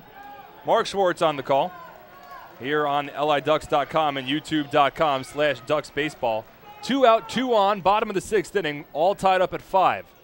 Santos versus Rutherford, the 0-1. Fastball misses well outside, and the count moves to 1-1 strike. Brendan Harris leads off of second, Lou Ford off of first. Harris represents the go-ahead run here in the bottom of the 6th inning. Rutherford at the plate. He's 0 for 2 so far today. The 1-1. Fastball at the knees for a called strike, 1-2. Jake Brown began the inning on the mound for the Blue Crabs, and he worked against the first 4 batters, including striking out Adam Bailey with 2 on and 1 out on the lefty-lefty matchup. After that, Lance Burkhart turns to the bullpen for Orlando Santos, and the 1-2 fastball misses outside, 2-2. Santos, 6 foot, 200-pound right-handed reliever from San Jose Matas, Dominican Republic. Trying to keep this game even at 5. From the stretch, the 2-2 to Rutherford. Swung on, chopped foul. Rolling back towards home, the backstop, and the count holds at 2-2.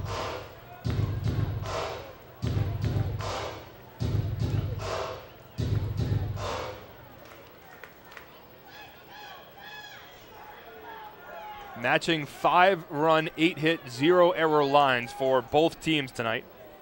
Rutherford looking for a big 2-out hit here in only his 2nd game at the Duck Pond as a member of the Ducks.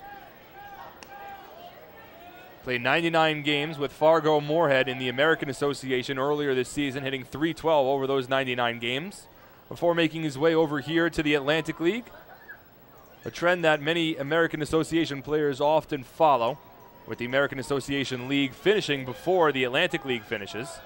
As Santos takes his time on the mound, and Rutherford will ask for time. Some cat and mouse between both the players. Santos continues to stare into James Skelton. Now gets a call that he likes.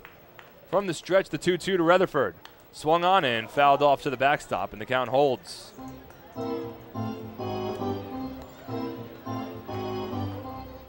Rutherford, a journeyman across minor league baseball, began his career in the Chicago White Sox organization, spent the first 4 years there, reaching as high as AAA Charlotte, the International League in 2010.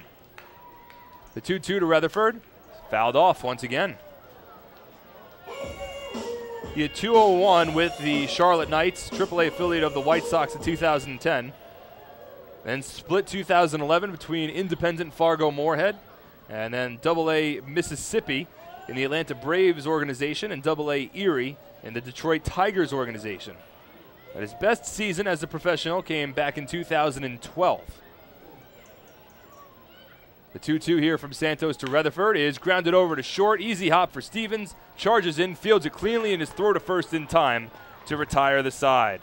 So Santos comes in, forces C.J. Rutherford to ground out, and that keeps us tied at 5 through 6 on the Ducks official YouTube channel, youtube.com/DucksBaseball. Hi, this is pitcher John Brownell, and you're listening to Ducks Baseball on the Ducks official YouTube channel, youtube.com/DucksBaseball. Hey Ducks fans, your recreation destination this year is The Rinks at Hidden Pond Park. The Rinks features 2 full-size ice rinks, a 97-acre summer day camp, a New York State licensed preschool academy, and a wide variety of birthday party options. Learn to skate, join one of many hockey leagues, swim in an Olympic-sized pool, and enjoy all the fun that The Rinks has to offer. Visit us today at 660 Terry Road in Hauppauge, or check us out online at therinks.com. The Rinks, your recreation destination. Can't get Get enough of the Long Island Ducks? Well, now you can get even more inside info on your favorite hometown team through Facebook and Twitter. The Ducks are constantly updating fans through social media with scores, transactions, ballpark promotions, and much more. You can even win great prizes. All you'll need to do is make a free account on Facebook and Twitter, and then visit us at facebook.com/LIDucks and twitter.com/LIDucks. Think you're Long Island's biggest Ducks fan? Get connected now.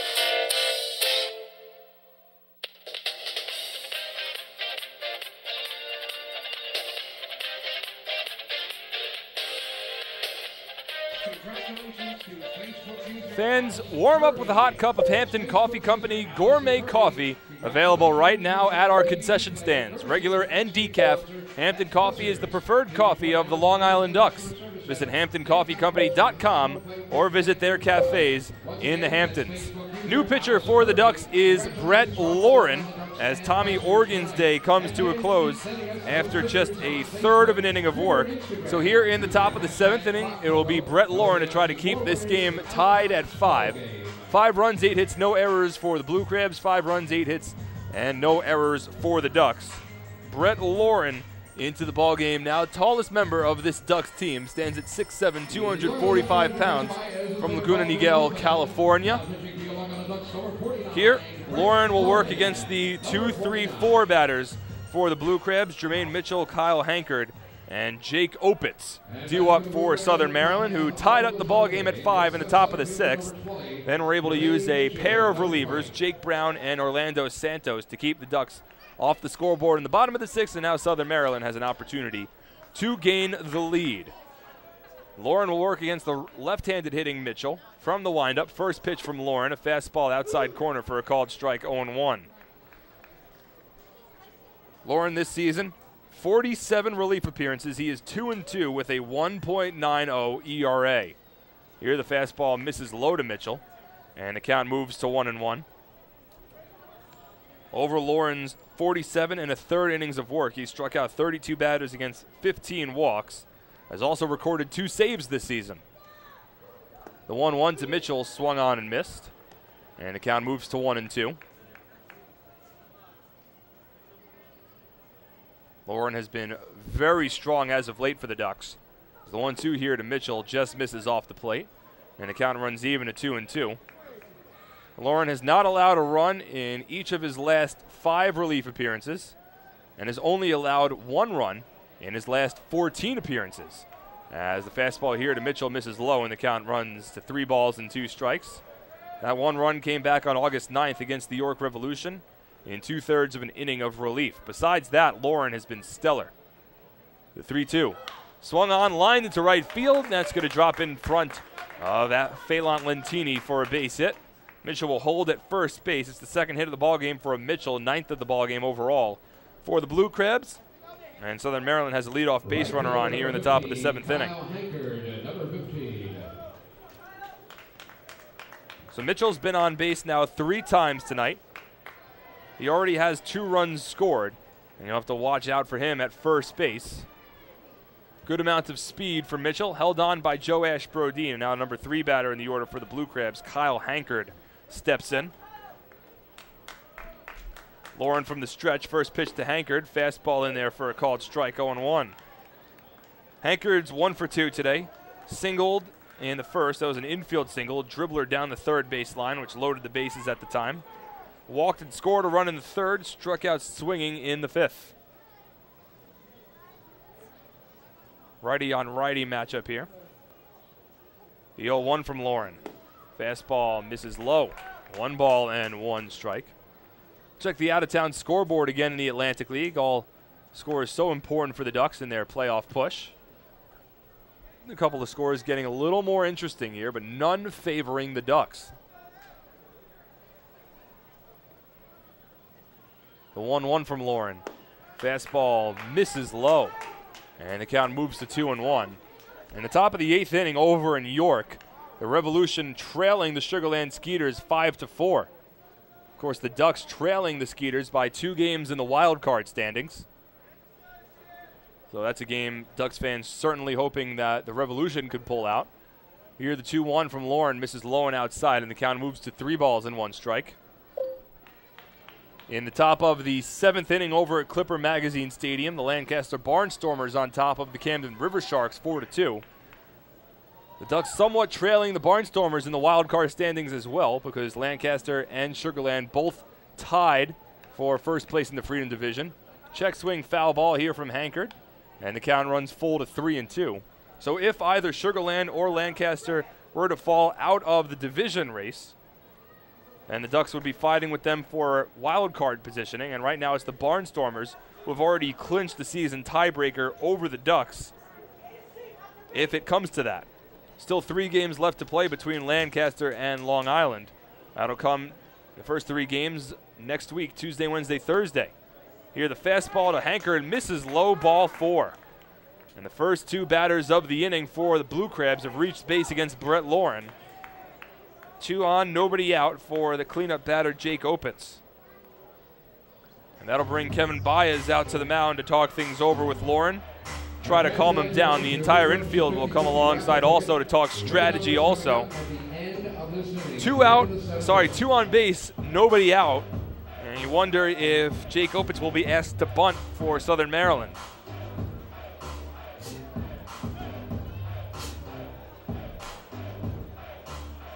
There was already a situation earlier in this ballgame. Opitz came up in the 3rd inning with runners at first and second and nobody out. He squared around on the first pitch, but bunted the ball foul. Later in the at-bat, wound up swinging away and eventually grounded out down the first base line. Here the game's tied at 5 in the top of the 7th.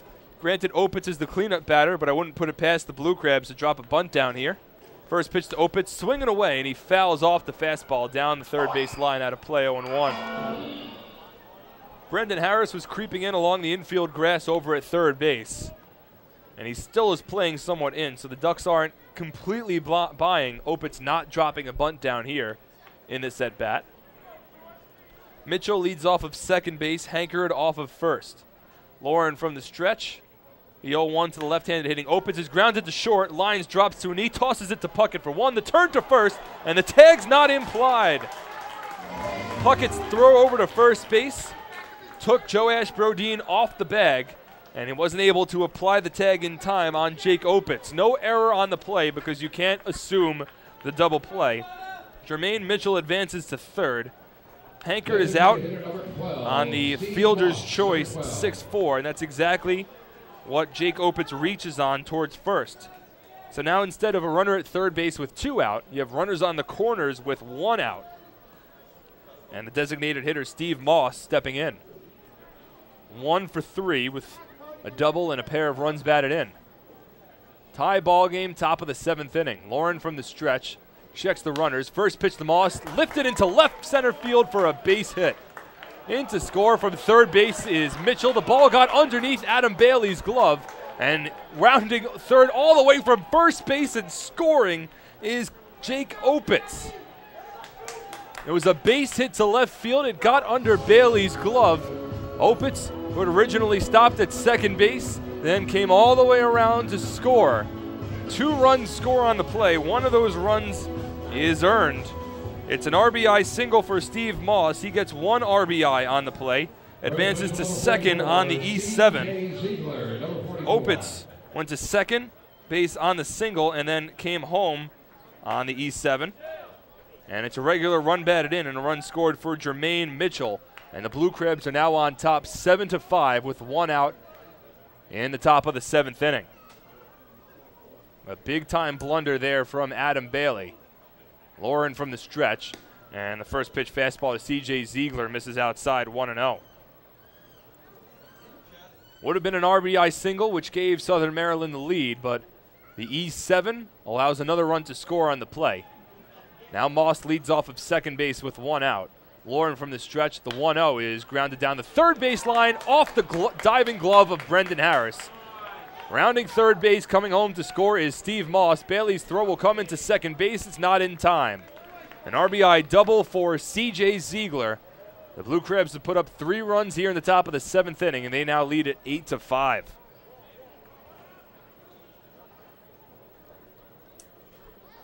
And now Kevin Baez will come out to the mound and take out Brett Lauren from this ballgame. It's the 70th run batted in of the season for C.J. Ziegler. And that'll be all she wrote for Lauren. Ducks will make a pitching change. We'll take a break. With the Blue Crabs on top, 8-5.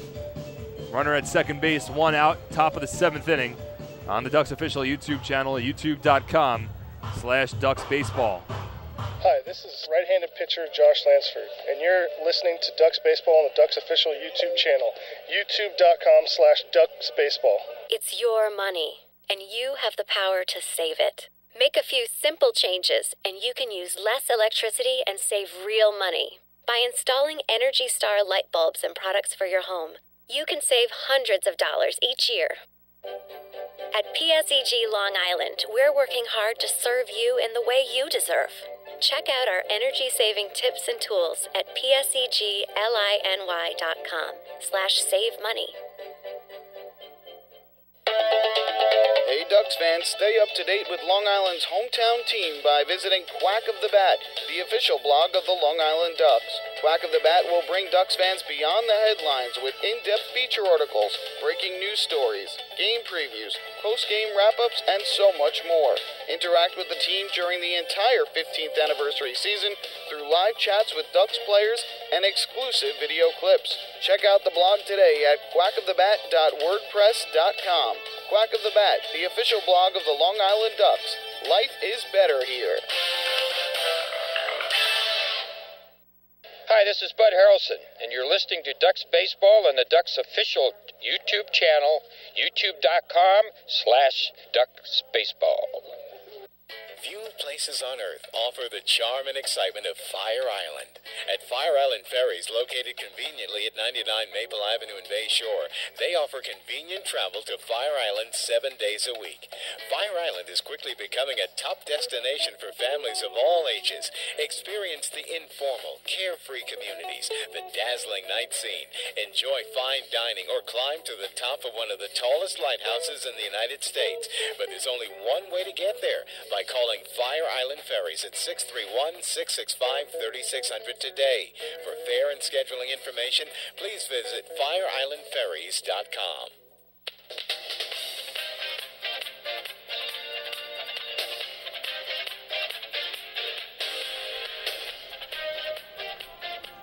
One out, top of the 7th inning, already 3 runs home for the Blue Crabs. They continue to threaten with a runner at second base. Mike Schwartz at the plate.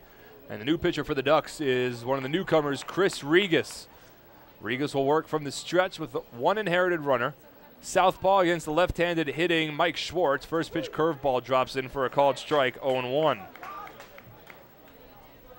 Regas, a 6'3", 215-pound southpaw from Sioux Falls, South Dakota. Has spent plenty of time in the Atlantic League throughout his career. The 0-1. Curveball misses inside, 1-1. A long-time independent baseball player. Spent parts of 2011, 2012, and 2013 spread across time with the Lancaster Barnstormers and the York Revolution. So he's certainly familiar with the Atlantic League. Finds himself playing here with the Ducks to finish off the 2014 season. The 1-1 to Schwartz. Swung on and chopped foul down the first base line, 1-2. Regas now making his 4th relief appearance of the season with Long Island. In 2 1/3 innings so far, he's allowed 2 runs on 4 hits, resulting in a 7.71 earned run average. Here, C.J. Ziegler leads off of second base. Schwartz at the plate, 1 for 3, already with a double and a run scored. Regas from the stretch checks Ziegler at second base, the 1-2 to Schwartz. Fastball grounded over to short. Overs Dan Lyons, makes the backhanded stop. The throw to first is in time for the second out. But a productive out as C.J. Ziegler advances over to third on the play. 6-3 put out if you're keeping track at home. And now that'll bring Angel Chavez to the plate. He's the 7th batter of the inning for the Blue Crabs. Jermaine Mitchell led off this inning with a base hit. Kyle Hankard then walked to put runners at first and second base. Jake Opitz grounded into a fielder's choice. Probably should have been a double play, but Cody Puckett's throw to first base was high. It pulled Joash Brodin off the bag, and he wasn't able to apply the tag on Opitz. As the first pitch fastball to Chavez here misses low. 1-0. So that advanced on the play. Mitchell over to third base, and Opitz was safe at first. Next batter was Steve Moss, who ripped a base hit into left field. That scored Mitchell to give the Blue Crabs a 6-5 lead. But on that same play, Adam Bailey let the ground ball go through underneath his glove over in left field. And that allowed Opitz to advance all the way from first base into score. As the fastball here is in there for a strike, and it's a 1-1 count. So it wound up being a 2-run play for the Blue Crabs. They led 7-5, and the next batter, C.J. Ziegler, grounded a double down the third base line off the diving glove of Brendan Harris to increase the lead to 8-5. Now Ziegler leads off at third, and the 1-1 to Chavez. A fastball misses inside. 2 balls and a strike.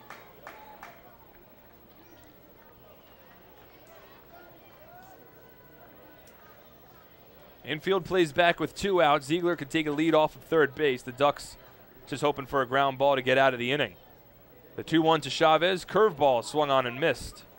And the count runs even at 2-2.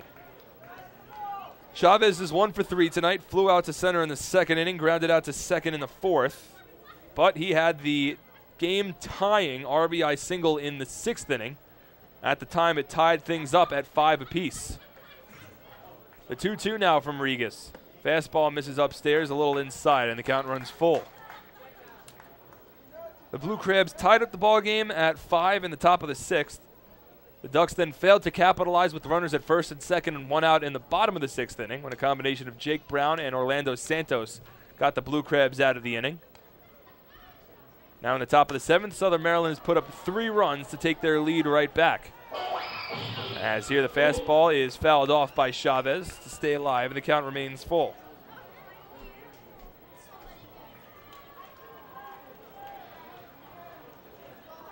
Eight runs on 11 hits for Southern Maryland. 5 runs on 8 hits and 1 error for the Ducks. Regas stares into Bance for the call. Shakes him off originally. Now finds a pitch that he likes. Comes set. Lefty on righty matchup here from the stretch. The 3-2 pitch. Swung on, lined into right center field. Over is Lou Ford, running it down, and he gets there in time to make the catch.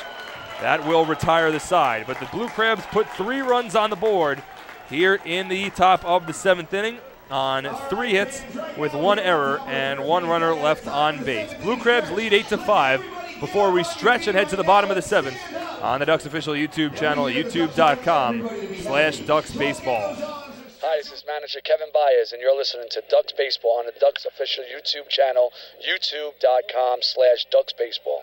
Beautify your patio, walkway, driveway, or pool surround with Nicolak paving stones and walls. Nicolak's specially formulated paver shield offers extra surface wear protection and color enhancement throughout the thickness of the paver. Paver shield guarantees that your pavers will look great for years to come. Bring home the elegance with Nicolak. Visit the Nicolak Design Center, Sunrise Highway, Lindenhurst, or Nicolak.com. Let Nicolak Pavers, Nicolak Pavers, pave your way. Life without Ducks baseball. Emily, quit texting. James, get off the iPad. Honey, pick a channel. Life with Ducks baseball. Bethpage Ballpark is set. Quackerjack is ready, and the flock is prepared to defend their title. All we need is you. For game times, promos, and tickets, visit liducks.com. It's a blast. Now that's more like it. Long Island Ducks baseball. Life is better here.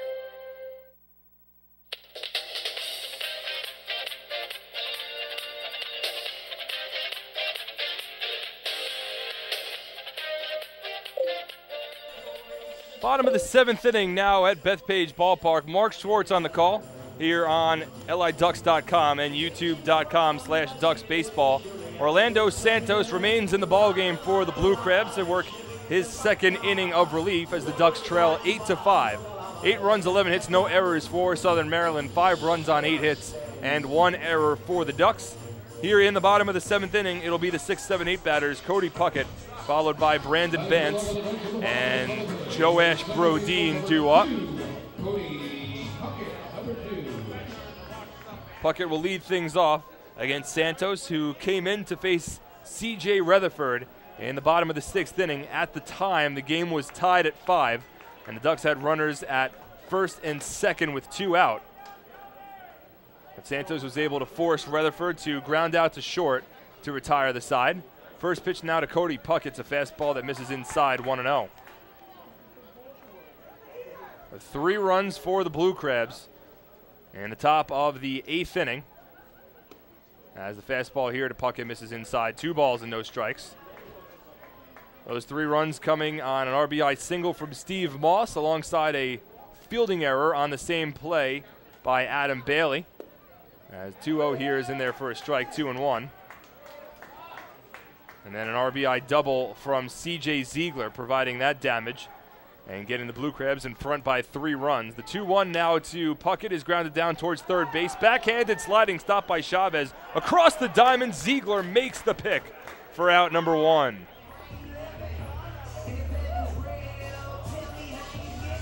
Nicely done by Angel Chavez. Robs Cody Puckett of a base hit.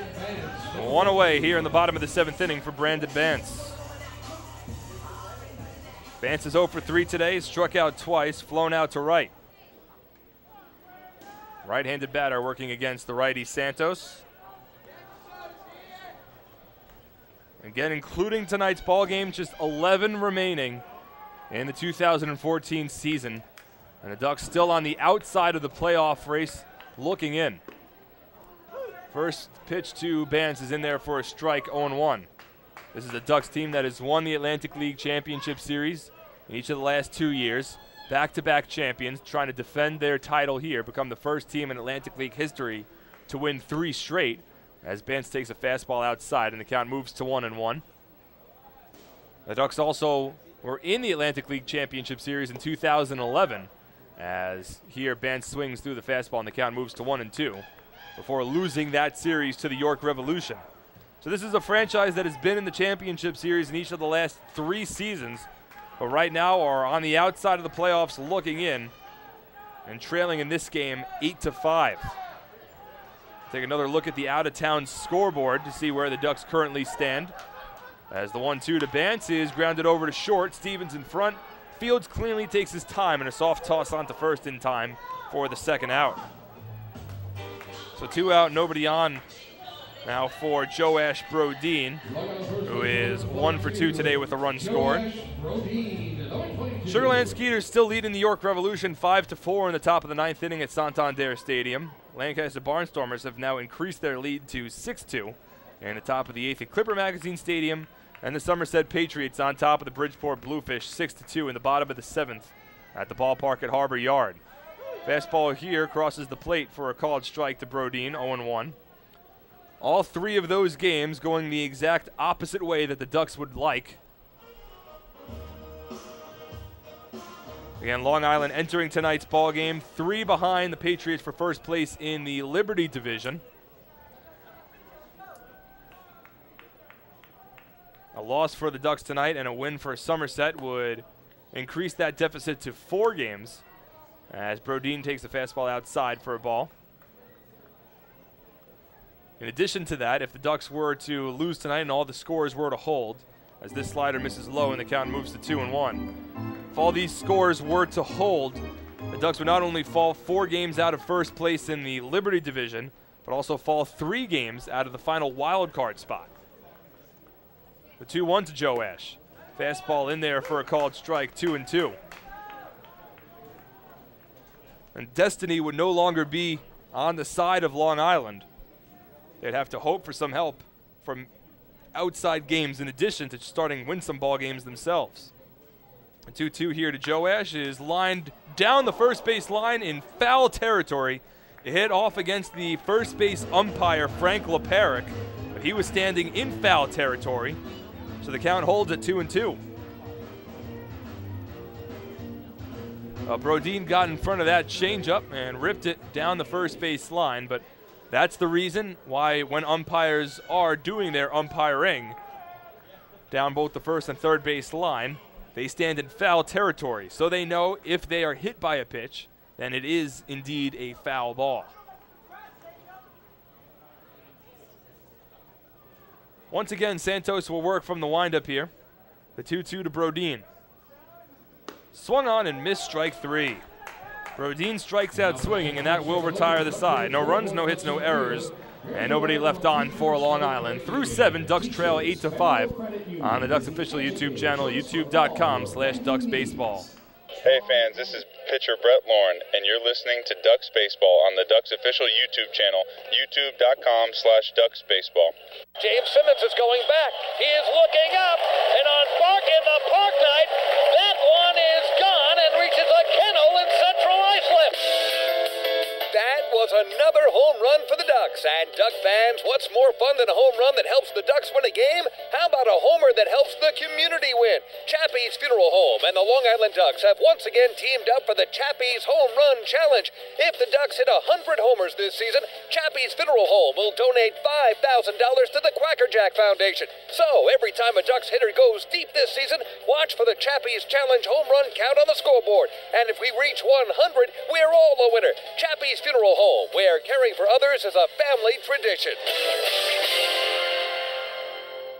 Labor is on the move. PEF. They are the Public Employees Federation. They know it's time for workers to unite, to speak out, to demand government accountability for the way public services are delivered. They provide healthcare services, mental health services, and services to the developmentally disabled. They're the Public Employees Federation, PEF.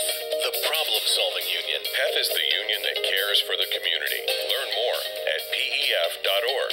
PEF. Labor on the move. Hi, this is Bud Harrelson, and you're listening to Ducks Baseball on the Ducks official YouTube channel, youtube.com/DucksBaseball. Few places on Earth offer the charm and excitement of Fire Island. At Fire Island Ferries, located conveniently at 99 Maple Avenue in Bay Shore, they offer convenient travel to Fire Island 7 days a week. Fire Island is quickly becoming a top destination for families of all ages. Experience the informal, carefree communities, the dazzling night scene, enjoy fine dining, or climb to the top of one of the tallest lighthouses in the United States. But there's only one way to get there, by calling Fire Island Ferries at 631-665-3600 today. For fare and scheduling information, please visit FireIslandFerries.com.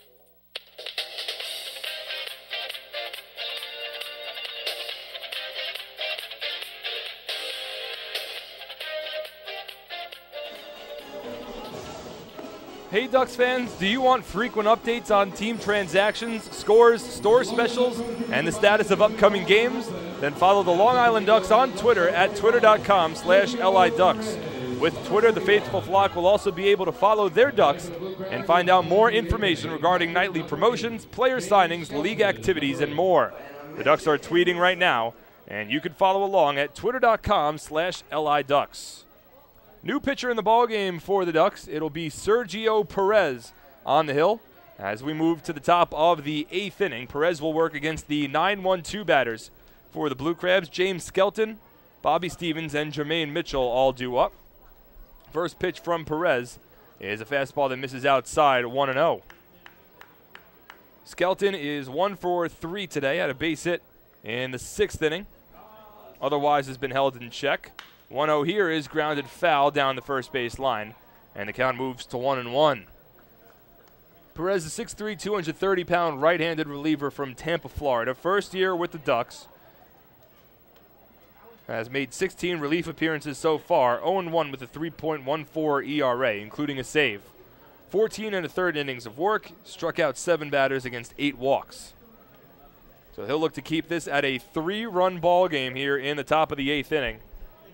It's been a pretty long game so far. A couple of big innings for both teams, but right now the score in favor of the Blue Crabs. Perez, the 4th relief pitcher used by the Ducks tonight, 5th overall pitcher. Sean Garceau started the game for Long Island. The 1-1 from Sergio. Swung on, grounded over to third. Harris with the backhanded stop, takes his time, and an accurate throw to first for out number 1. So now Bobby Stevens will step in, 2 for 4 today with a pair of runs scored and a stolen base. Sean Garceau went 5 2/3 innings tonight for the Ducks. He allowed 5 runs, all earned on 7 hits with 3 walks and 7 strikeouts. Failed to capitalize on the opportunity to become the first 14-game winner in the Atlantic League this season.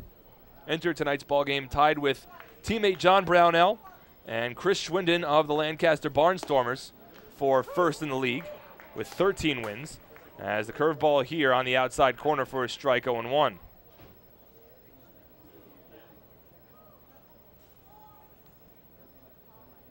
Perez from the windup, the 0-1 now to Stevens. Misses inside, 1 ball and 1 strike.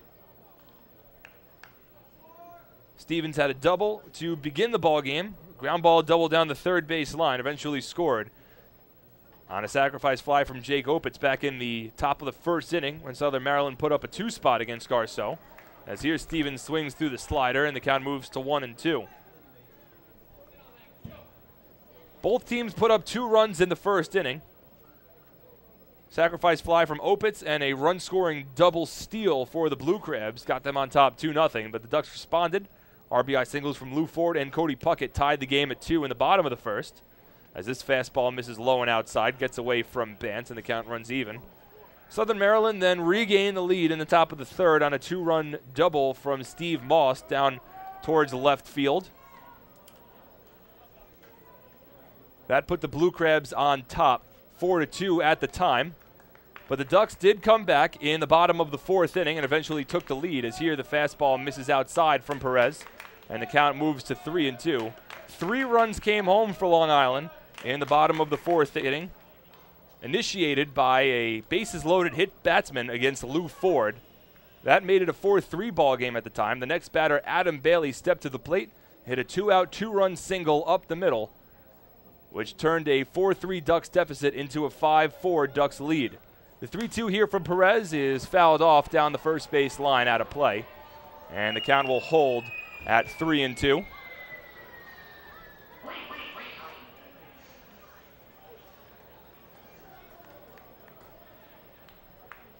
Southern Maryland then tied up the ball game a couple of innings later in the top of the 6th on an RBI single from Angel Chavez before regaining the lead with 3 runs in the top of the 7th inning. The payoff pitch now, fastball in there for a called 3rd strike. Paints black on the outside corner. Second time that Stevens has struck out tonight. It's the 8th strikeout of the ball game. Sorry, 9th strikeout of the ball game for Ducks pitching. And now Jermaine Mitchell will step in with 2 out and nobody on. Left-handed batter. Has been on base 3 times tonight, and every time Mitchell has been on base, he has come home to score. 3 runs scored for the number 2 batter in the Blue Crabs lineup. Overall, 2 for 3 from the plate, a pair of singles, also with a stolen base. Perez will step off the mound momentarily, try to restart the signs from Brandon Bance. Righty on lefty matchup here. Decent amount of the fans here at Bethpage Ballpark tonight have left the game, as the curveball here is on the outside corner for a strike, 0-1. It's one of the reasons why weekday games now at the Duck Pond, now that school's back in session, has been moved up from 7:05, which was the summertime, now to 6:35. The 0-1 from Perez. Curveball chopped foul off Mitchell's ankle, and the count moves to 0-2.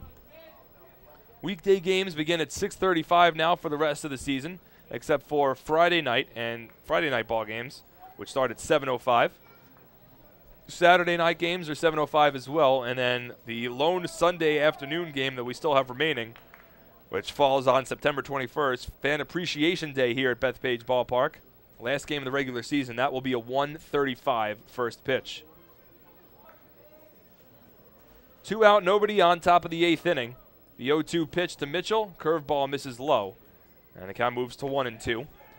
Southern Maryland on top of Long Island, 8-5 here in the top of the 8th. 8 runs, 11 hits, no errors for the Blue Crabs. 5 runs on 8 hits, and 1 error for the Ducks. Infield plays straight up, outfield straight up against left-handed hitting Mitchell. Perez trying to work his way through this inning. The 1-2. Swung on and fouled off down the left field line out of play. Count holds at a ball and 2 strikes. Well, tomorrow night here at the Duck Pond, the Ducks and the Blue Crabs will finish off their 3-game series. It'll be Jared Lansford on the mound for Long Island against Jake Hale for the Blue Crabs. The 1-2 here to Mitchell. Curveball drops in for strike 3. Nice pitch there from Sergio Perez. He strikes out a pair. And the Blue Crabs go down 1-2-3 in the top of the 8th. No runs, no hits, no errors, and nobody left on base. Bottom of the 8th inning we go. Ducks trail by 3 on the Ducks official YouTube channel, youtube.com/DucksBaseball. Hey fans, this is pitcher Brett Lauren, and you're listening to Ducks Baseball on the Ducks official YouTube channel, youtube.com/DucksBaseball. James Simmons is going back. He is looking up, and on Park in the Park Night, that one is gone and reaches a kennel in Central Islip.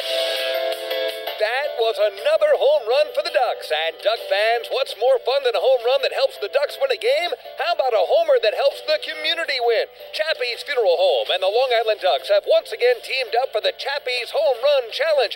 If the Ducks hit 100 homers this season, Chappie's Funeral Home will donate $5,000 to the Quacker Jack Foundation. So every time a Ducks hitter goes deep this season, watch for the Chappie's Challenge home run count on the scoreboard. And if we reach 100, we're all a winner. Chappie's Funeral Home, where caring for others is a family tradition. Labor is on the move. PEF. They are the Public Employees Federation. They know it's time for workers to unite, to speak out, to demand government accountability for the way public services are delivered. They provide healthcare services, mental health services, and services to the developmentally disabled. They're the Public Employees Federation, PEF. The problem-solving union. PEF is the union that cares for the community. Learn more at pef.org. PEF. Labor on the move.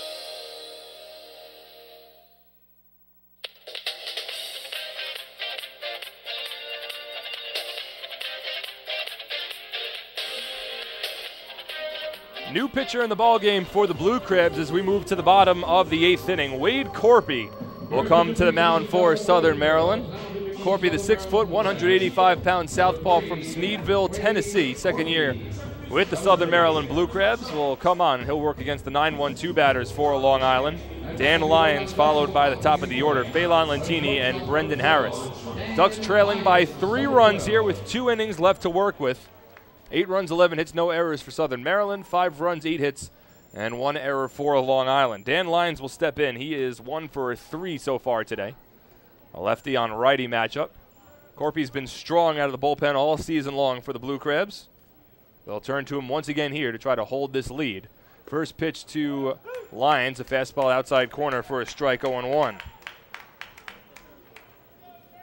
Corpy has appeared in 51 games of relief to lead the Blue Crabs. Well, 51 games, I should say. He's made 3 starts. Here the fastball misses outside, 1-1. One of those starts actually came against the Ducks earlier this season, late June, in the back end of a doubleheader. And Corpy pitched very well, tossing 5 scoreless innings. The 1-1. Swung on, grounded softly down the first base line. Corpy fields himself, and he'll underhand toss it onto first in time for out number 1. So we'll move back to the top of the order, and Phelan Lentini. Lentini is 1 for 2 today. He's been on base 3 times and has scored a run. Walked in the first, doubled in the second, and was hit by a pitch in the 4th. Had been just 3 of his last 35 from the plate entering tonight's ballgame, but a promising sign, getting on base 3 times. Right-handed batter will work against the southpaw Corpy, who on the season is 5-3 with a 2.66 ERA. It's 21 earned runs allowed over 71 innings of work. Here the fastball is on the outside corner for a called strike, 0-1.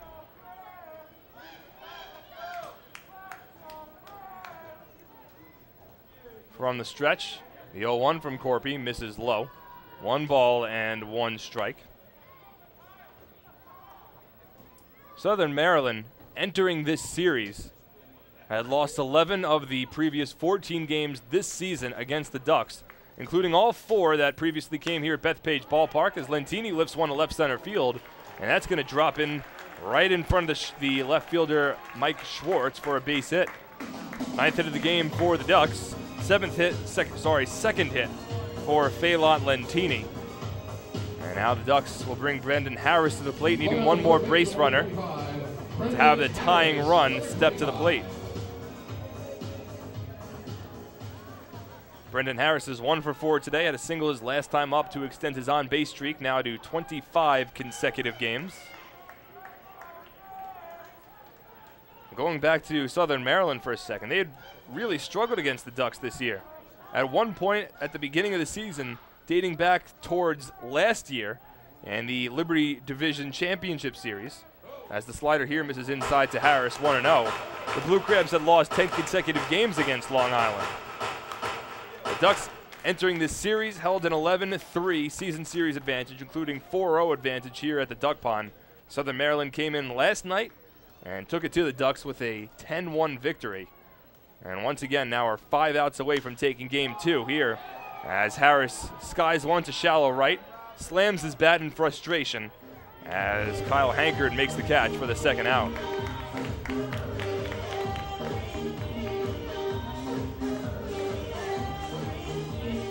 So 2 out and a runner at first base for the Ducks here in the bottom of the 8th inning. And now Lou Ford will step to the plate. Ford is 1 for 2. He has had 4 plate appearances tonight. An RBI single in the first inning. Was hit by a pitch with the bases loaded in the 4th to bring home a run. Give him his second RBI of the game, 90th of the season. Was also hit by a pitch in the 6th. Ford's been hit by a pitch twice tonight. The Ducks as a team have been hit by 4 pitches. Ford has been hit twice, Lentini was hit once, and C.J. Rutherford was hit once as well. First pitch here to Ford, swings through the fastball, and the count moves to 0-1. And Lou now with 90 runs batted in on the season. That leads the team. 4 more than Adam Bailey, who also has 2 runs batted in tonight. The 0-1 from Corpy. Swung on, blooped shallow right. Out goes Opitz. Still racing back. He can't make the catch. It falls in for a base hit. Lentini will advance over to third base. And the Ducks will now bring the tying run to the plate in the form of Adam Bailey.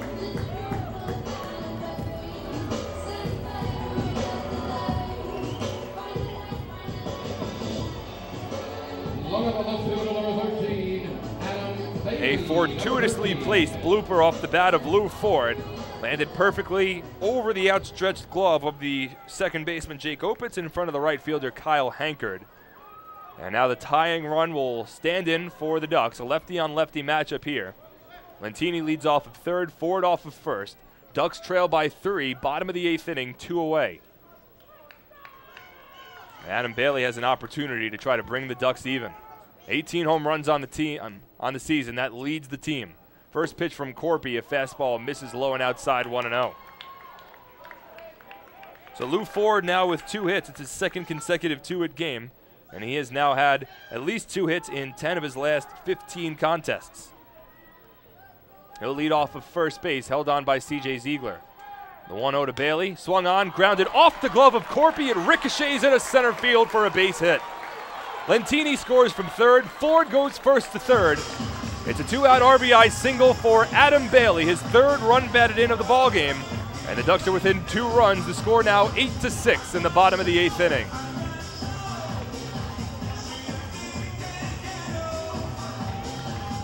Well, Corpy had an opportunity to make that play. It was a ground ball that went right back to him, a little high.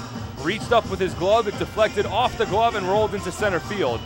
Now there will be a meeting on the mound for the Blue Crabs infield, but not before Lance Burkhart makes a call to the bullpen.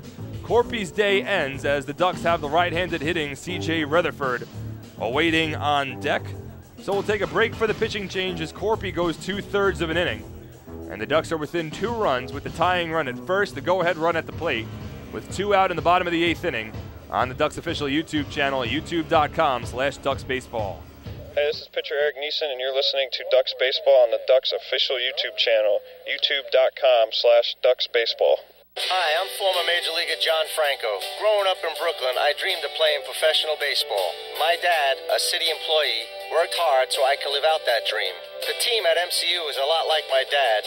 They're New Yorkers you can count on, and they'll work hard to help you reach your financial goals. Municipal Credit Union has a full range of financial services that make sense in today's economy. Join today. Call 1-866-JOIN-MCU or visit nymcu.org.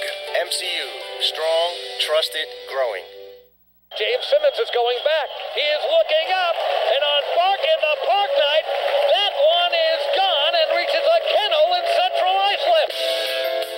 That was another home run for the Ducks. And Duck fans, what's more fun than a home run that helps the Ducks win a game?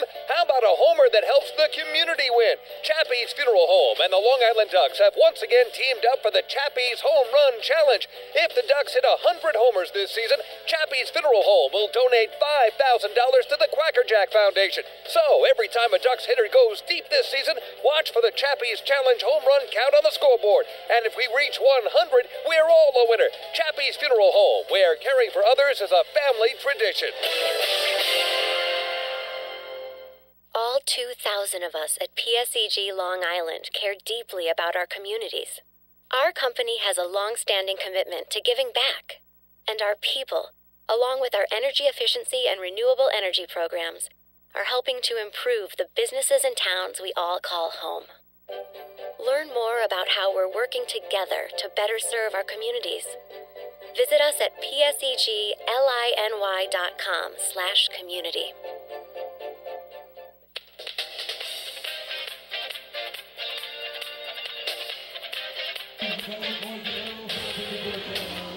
New pitcher for the Blue Crabs here in the bottom of the 8th inning is number 30, Jorge Marban, the 6'1", 215-pound righty from Miami, Florida. He enters in a big juncture of this ball game. 2 out, runners on the corners for C.J. Rutherford. Ducks trailing by 2 runs here in the bottom of the 8th inning. A 2-out RBI single up the middle by Adam Bailey has brought the Ducks within 2. Tying run leads off of first base. Go-ahead run at the plate in the form of the newcomer C.J. Rutherford. So here's Marban. He'll work from the stretch. First pitch to Rutherford, swung on and fouled off to the backstop, 0-1. Marban has appeared in 2 games for the Blue Crabs, has pitched 2 scoreless innings of relief, allowing 3 hits while striking out 1. Relatively newcomer for the Blue Crabs as well. An important game for both of these teams. Southern Maryland trying to stay 2 games out of first place in the Freedom Division, with both the Lancaster Barnstormers and Sugarland Skeeters currently winning their respective games. The Ducks trying to stay 2 games back in the wild card and 3 games back in the division. Marban from the stretch, the 0-1. Slider hit up the middle and through for a base hit. Ford will score from third base, an RBI single for C.J. Rutherford. 2 runs home for the Ducks here in the bottom of the 8th, and they now trail 8-7.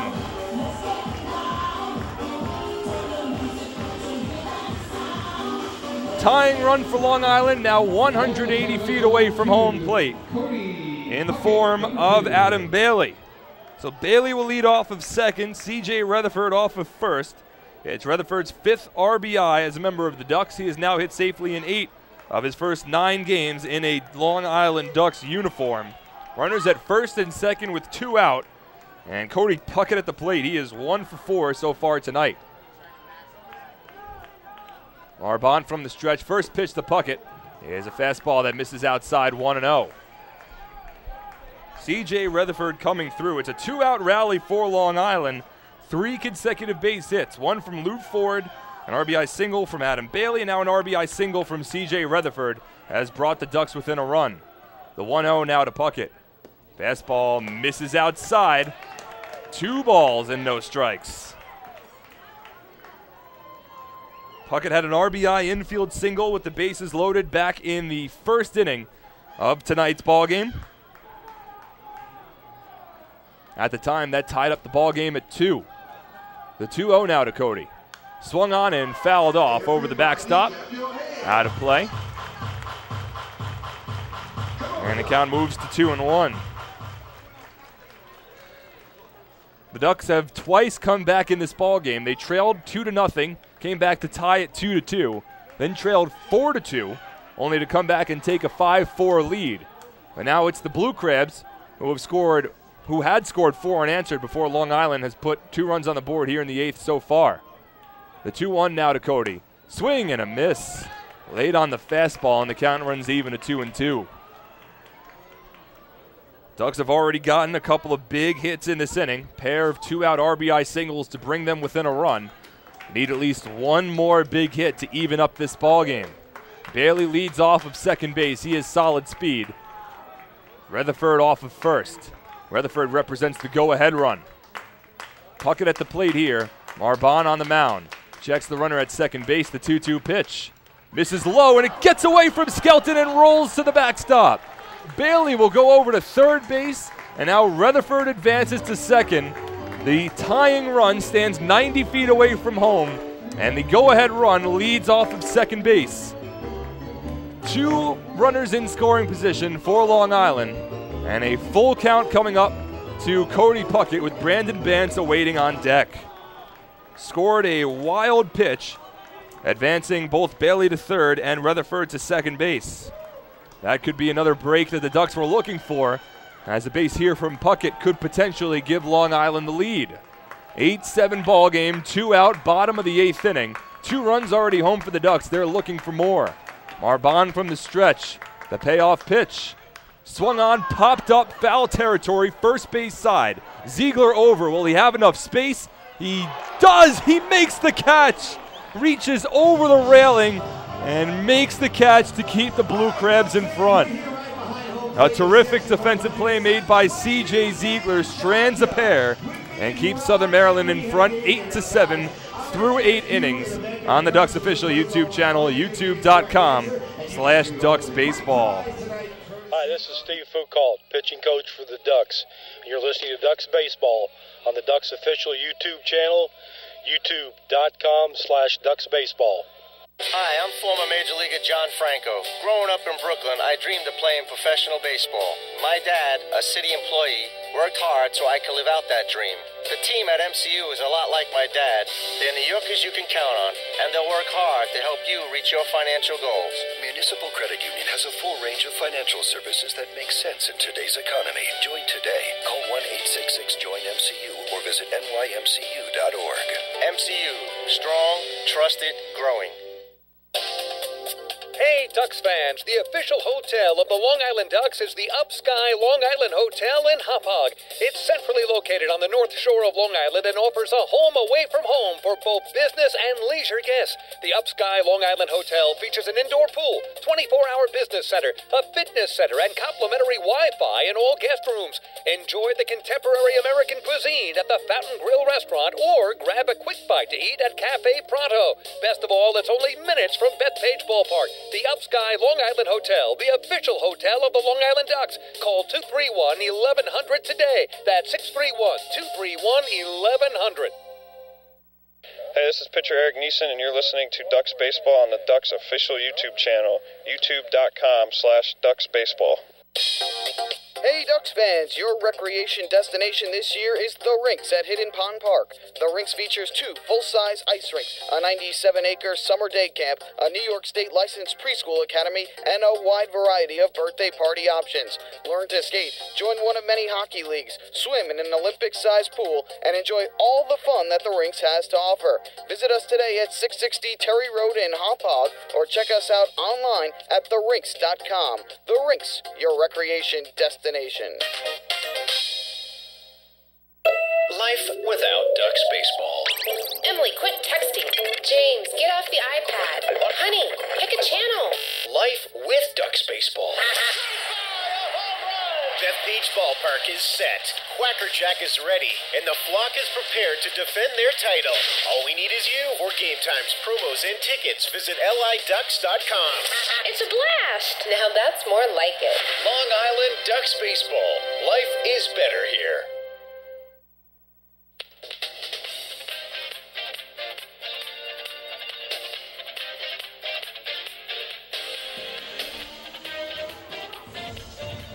Baseball fans, the Long Island Ducks mobile app, powered by Clear Vision Apps, has officially arrived. Buy tickets and stay up to date on Long Island's hometown team right on your mobile device.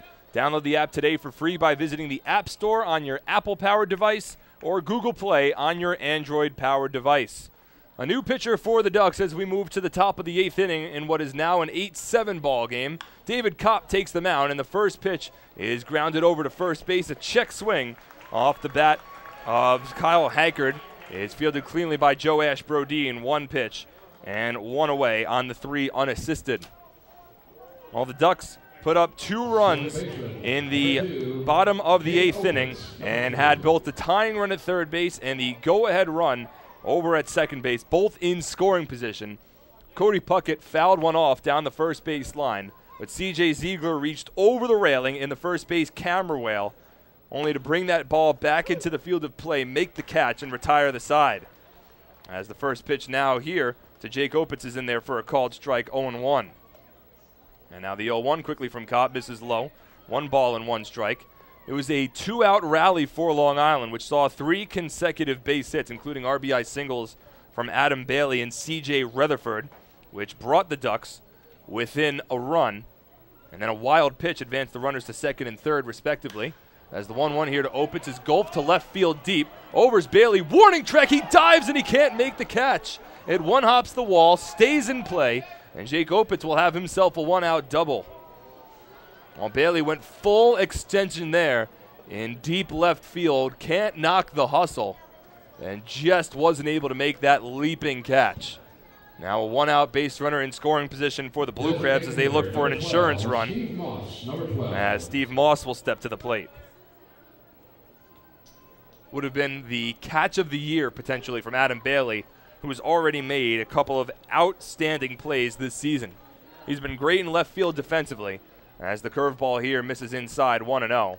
And that time he just didn't have enough time to run over and make that catch on the deep fly ball from Opitz. So now Opitz leads off of second base with Steve Moss at the plate, a right-handed batter working against the righty Kopp. From the stretch, checks the runner, the 1-0. Fastball at the knees, outside corner for a called strike, 1-1.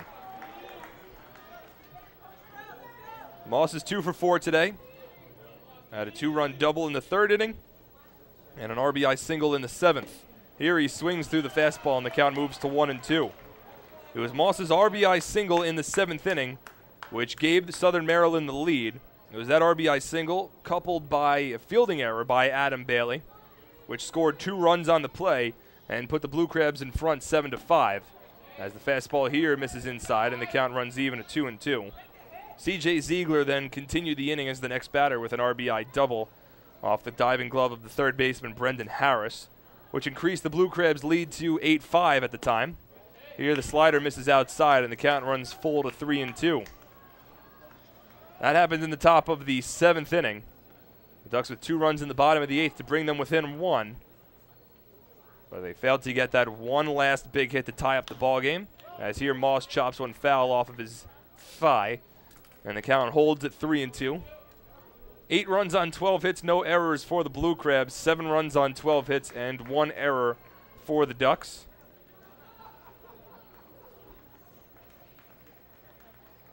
Kopp works from the stretch, the 3-2 pitch. Fastball misses inside, ball 4. Missed high and tight. And Blue Crabs now with runners at first and second with 1 out for C.J. Ziegler. Well, David Kopp is the 5th relief pitcher used by the Ducks tonight. 6th overall pitcher. Sean Garceau made the start for Long Island. We've seen relievers Tommy Organ, Brett Lauren, Chris Regas, Sergio Perez, and now David Kopp all make appearances for the flock. Last night the Ducks had to use 3 relief pitchers, so had to use far more bullpen action than probably would have liked over the first 2 games of this series. Fastball here misses low, and the count moves to 1-0. Last night it was Eric Neeson tossing a third of an inning. Josh Lansford threw an inning, and Bob Zimmerman threw 2. The 1-0 runner takes off from third. Bance will throw down to third. The tag is not in time. It's a stolen base for Jake Opitz. Advancing to second, right behind him is Steve Moss. The second double steal executed by the Blue Crabs tonight. And that takes away the double play. So now with first base unoccupied, we'll see how the Ducks played against C.J. Ziegler. Long Island trailing by a run. The infield will come in with Opitz leading off of third. The 1-1 to Ziegler. Comes inside and hits him. Ziegler not happy with that. It's the first time that a Blue Crabs batter has been hit by a pitch tonight, but keep in mind that the Ducks have been hit by 4 pitches tonight. Lou Ford was hit twice, C.J. Rutherford once, and Phelan Lentini once. So that's the 5th hit batsman overall of the ball game. Rutherford not happy after getting hit by that pitch from David Kopp. What it does do is load the bases, set up a force at every base, and also potentially set up the double play. So the middle infield for Long Island will play at double play depth. Both Dan Lyons and Cody Puckett play deep. Joe Ashbrodeen and Brendan Harris, the corner infielders, will play in with Mike Schwartz at the plate. Bases loaded, 1 away, top of the 9th inning. This game just filled with drama at every corner. First pitch here to Schwartz. Swung on, line left center field, overs Bailey. He'll camp under it. He makes the catch. Deep enough to get a run home as Bailey's throw comes towards third. It's a sacrifice fly for Mike Schwartz to left field. His 7th run batted in of the season. Scoring from third base is Jake Opitz.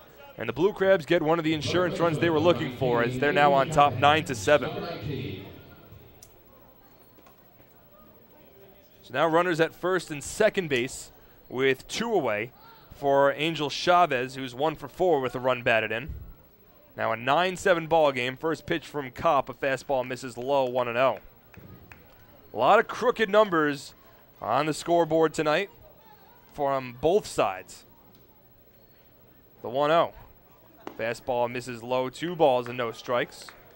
It was Chavez's RBI single in the 6th inning, which at the time tied the ball game back up at 5.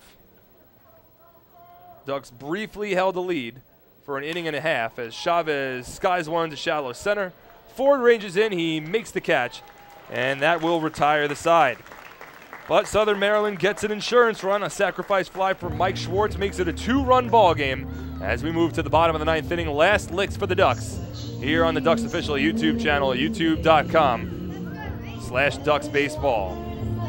Hey, this is pitcher Eric Neeson, and you're listening to Ducks Baseball on the Ducks official YouTube channel, youtube.com/Ducks Baseball.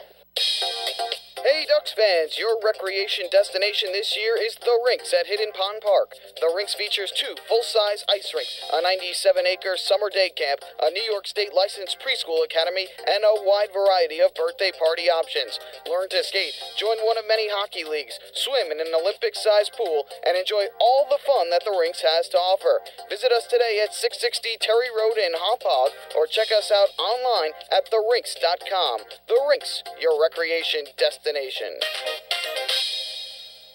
All 2,000 of us at PSEG Long Island care deeply about our communities. Our company has a long-standing commitment to giving back, and our people, along with our energy efficiency and renewable energy programs, are helping to improve the businesses and towns we all call home. Learn more about how we're working together to better serve our communities.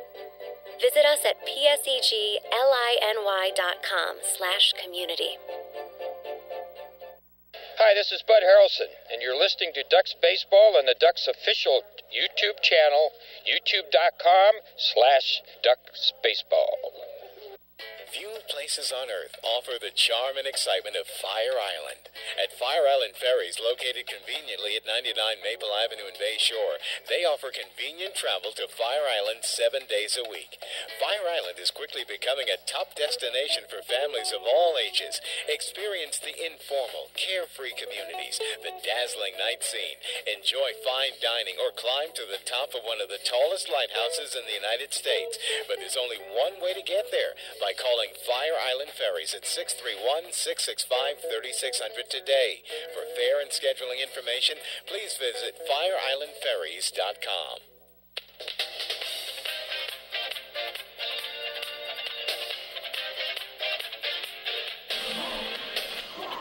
Last licks for the Ducks as we move to the bottom of the 9th inning here at the Duck Pond. Mark Schwartz on the call on the Ducks official YouTube channel, youtube.com/Ducks Baseball. Also live audio and video at liducks.com. Thank you so much for joining us here on this beautiful Wednesday evening here in Central Islip. It's the bottom of the order due up for Long Island, and they'll work against Justin Berg on the mound for Southern Maryland. Ducks have not worked against Berg yet this season, entering this series, however, as he did pitch last night against the Ducks, a scoreless inning, allowing a hit and a strikeout. The 6'3", 225-pound right-handed reliever from Antigua, Wisconsin, onto the mound to try to earn his 6th save of the season. First pitch to Brandon Bance, a fastball in there for a strike, 0-1. Berg has appeared in 19 games of relief. He's 1-1 with a 3.44 ERA, 5 saves in 18 1/3 innings. The 0-1 to Bance misses outside, 1-1. Over those 18 1/3 innings, he has struck out 16 batters against 9 walks. And he's looking to preserve this 2-run lead for the Blue Crabs. The 1-1 to Bance misses outside, 2-1. Southern Maryland adding an insurance run in the top of the 9th inning on a sacrifice fly from Mike Schwartz to make it a 9-7 ball game. 9 runs, 12 hits for the Blue Crabs, 7 runs on 12 hits and 1 error for the Ducks. The 2-1 to Bance. Swung on, drilled deep left field. Back goes Schwartz. He plays it on a hop, but Brandon Bance will be held to a single. Bance absolutely smoked that one. It one-hopped the fence. Bance taking no chances. The Ducks just need base runners. Not necessarily a runner in scoring position, just base runners for the time being. And Long Island has their leadoff base runner on here in the bottom of the 9th inning. Bance with his first base hit of the ball game. He's now 1 for 5 tonight. And now that'll bring the switch hitting Joash Brodin to the plate. Hits from the left side here against the righty Berg. From the stretch, first pitch to Brodin, swung on, grounded to first. That stays fair. Ziegler steps on the bag for 1. Now Bance is caught in a rundown. Ziegler tosses it over to Bobby Stevens, who applies the tag. It's a 3-6 double play. And just like that, some momentum for the Ducks is squandered. Nobody on base, and Long Island's down to their final out in the form of Dan Lyons. Brodin first pitch swinging right after Brandon Bance had ripped a base hit, a one-hopper off the left field fence. Ziegler easily able to make that play. Steps on the first base bag for 1.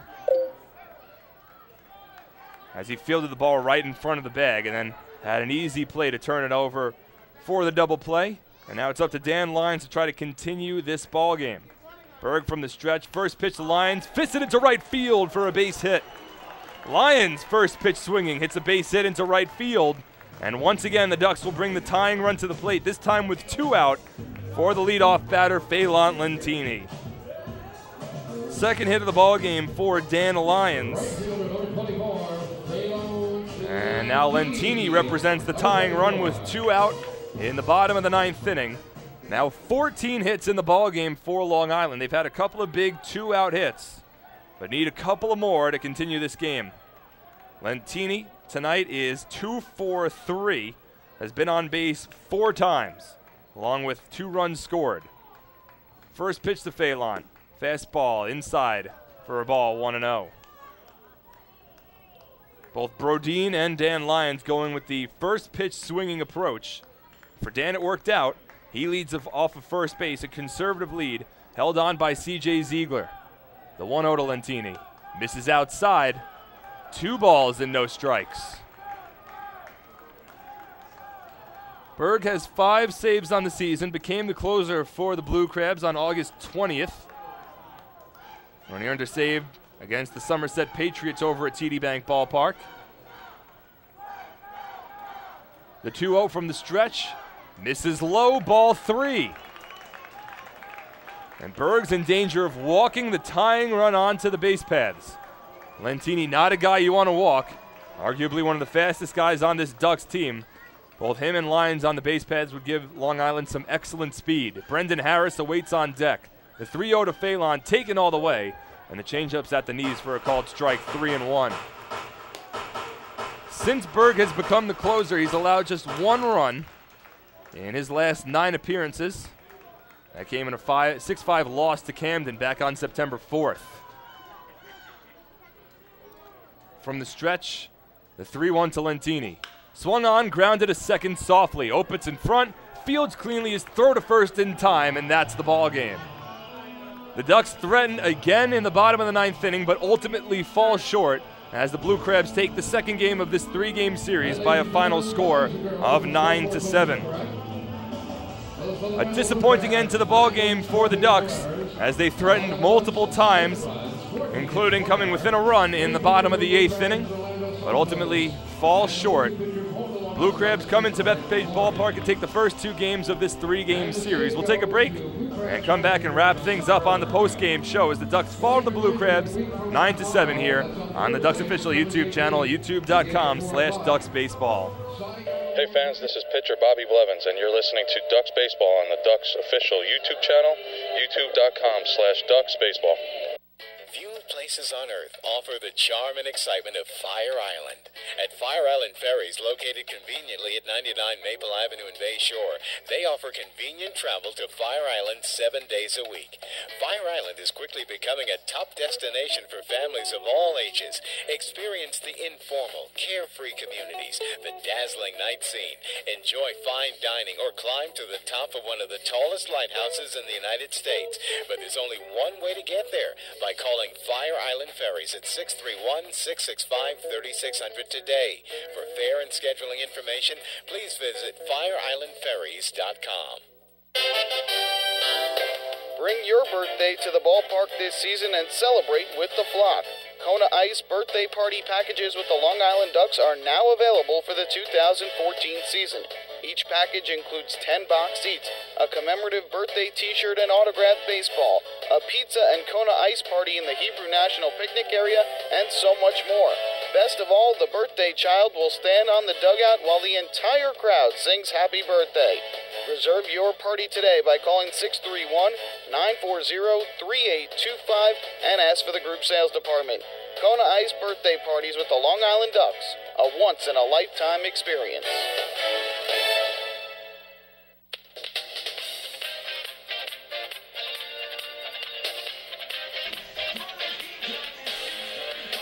And welcome back to Bethpage Ballpark. Mark Schwartz on the call here on the Ducks official YouTube channel, youtube.com/DucksBaseball. So live audio and video at liducks.com. Tonight's game has gone final as the Ducks fall to the Southern Maryland Blue Crabs by a final score of 9-7. A back and forth affair by every definition of it.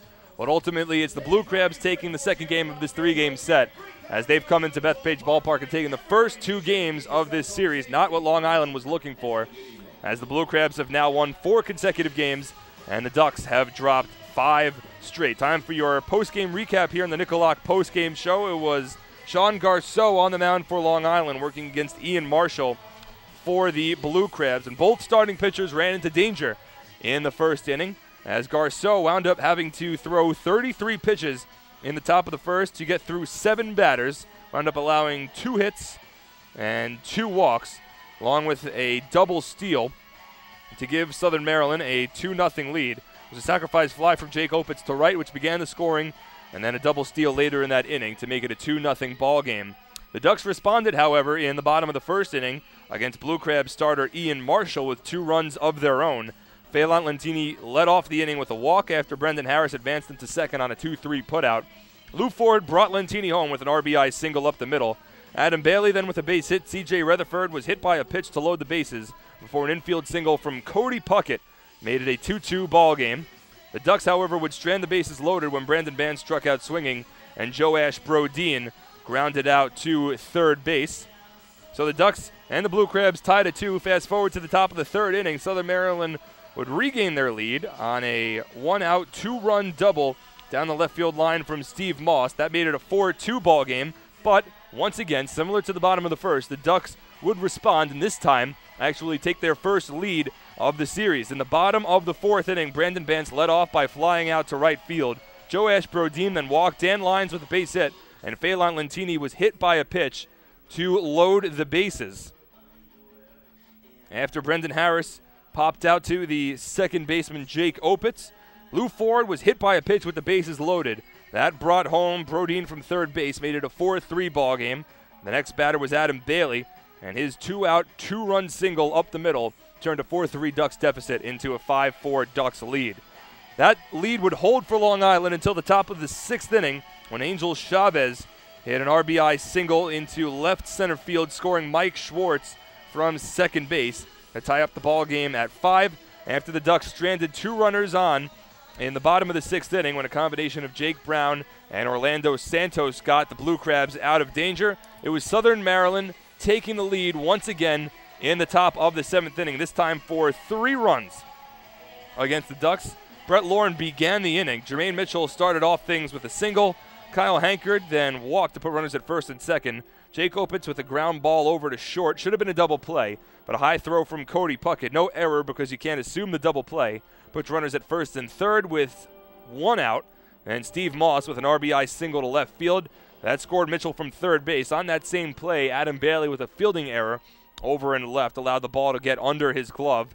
That allowed Jake Opitz to score all the way from first base. Made it a 7-5 ball game. And the next batter, C.J. Ziegler, with an RBI double down the third base line to make it an 8-5 game. However, the Ducks would respond once again, this time in the bottom of the 8th inning, a 2-out rally. Phelan Lentini had a single with 1 out, but then with 2 out, it was Lou Ford blooping a base hit into shallow right to put runners on the corners. Adam Bailey then with an RBI single up the middle to make it an 8-6 ball game.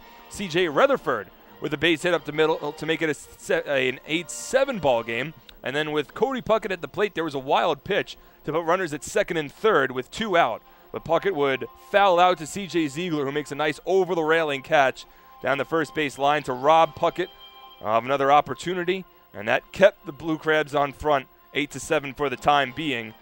Southern Maryland would add an insurance run on a sacrifice fly from Mike Schwartz in the top of the 9th, made it a 9-7 ball game. And Justin Berg would work a scoreless bottom of the 9th to convert his 6th save of the season and give the Blue Crabs a 9-7 victory. So the winning pitcher for tonight, and a lot of back-and-forth action in this ball game. Justin Berg gets the save again. It's his 6th save of the season as the Ducks fall 9-7. The winning pitcher for tonight's ball game is Orlando Santos, who goes an inning and a third of scoreless relief. He improves to 2-0 on the season. Brett Lawrence handed the loss. Allows 3 runs, 2 earned on 3 hits and 1 walk over a third of an inning. And again, Justin Berg gets his 6th save of the season. So we'll take another break here on the post-game show. Come back, we'll wrap up the night that was, hand out the Nicolak Player of the Game honors, and go over the out-of-town scoreboard one final time as the Ducks fall to the Blue Crabs 9-7 on the Ducks official YouTube channel, youtube.com/DucksBaseball. Hi, this is right-handed pitcher Josh Lansford, and you're listening to Ducks Baseball on the Ducks official YouTube channel, youtube.com/DucksBaseball. It's your money, and you have the power to save it. Make a few simple changes, and you can use less electricity and save real money. By installing Energy Star light bulbs and products for your home, you can save hundreds of dollars each year. At PSEG Long Island, we're working hard to serve you in the way you deserve. Check out our energy-saving tips and tools at pseglinY.com/savemoney. Hey Ducks fans, stay up to date with Long Island's hometown team by visiting Quack of the Bat, the official blog of the Long Island Ducks. Quack of the Bat will bring Ducks fans beyond the headlines with in-depth feature articles, breaking news stories, game previews, post-game wrap-ups, and so much more. Interact with the team during the entire 15th anniversary season through live chats with Ducks players and exclusive video clips. Check out the blog today at quackofthebat.wordpress.com. Quack of the Bat, the official blog of the Long Island Ducks. Life is better here.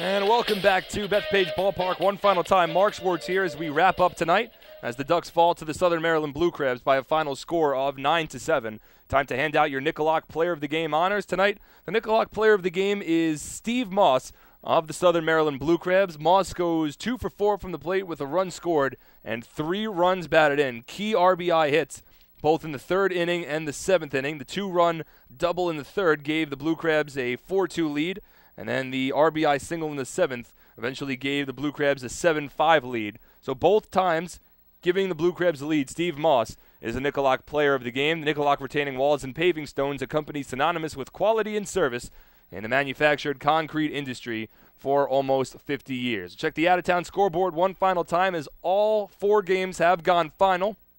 The York Revolution fall to the Sugar Land Skeeters 5-4 over at Santander Stadium. The Lancaster Barnstormers defeat the Camden River Sharks 6-3 at Clipper Magazine Stadium, and the Somerset Patriots defeat the Bridgeport Bluefish 8-2 at the ballpark at Harbor Yard. So really a nightmare night for the Ducks in terms of their playoff scenarios, as Long Island now 3 games behind the Sugar Land Skeeters for the final wild card spot, as Lancaster still owns the tiebreaker over Sugar Land, and both of those teams are tied for first place in the Freedom Division. So the Ducks 3 games behind the Skeeters with 10 games left in the regular season. In the Liberty Division, with Somerset winning, the Ducks are now 4 games behind the Patriots for first place with, yet again, 10 games left in the regular season. So things looking a little grim for the Ducks, but still some time left to turn things around. They'll need help from other games outside of their own. So that'll pretty much wrap things up for us here from Bethpage Ballpark. Once again, the Ducks fall to the Southern Maryland Blue Crabs by a final score of 9-3. With the win, Southern Maryland improves to 33-27 in the second half, 62-68 overall, while the Ducks fall to 29-31 in the second half, 71-58 overall. Make sure you tune in for our next broadcast. That'll come tomorrow night right here at the Duck Pond. It'll be Jared Lansford on the mound for Long Island against Jake Hale for the Southern Maryland Blue Crabs. Catch all the action with live audio and video both at liducks.com and youtube.com/DucksBaseball. So for everyone involved with the broadcast, I'm Mark Schwartz signing off from Central Islip, wishing everyone a pleasant rest of your Wednesday evening. Good night, everybody.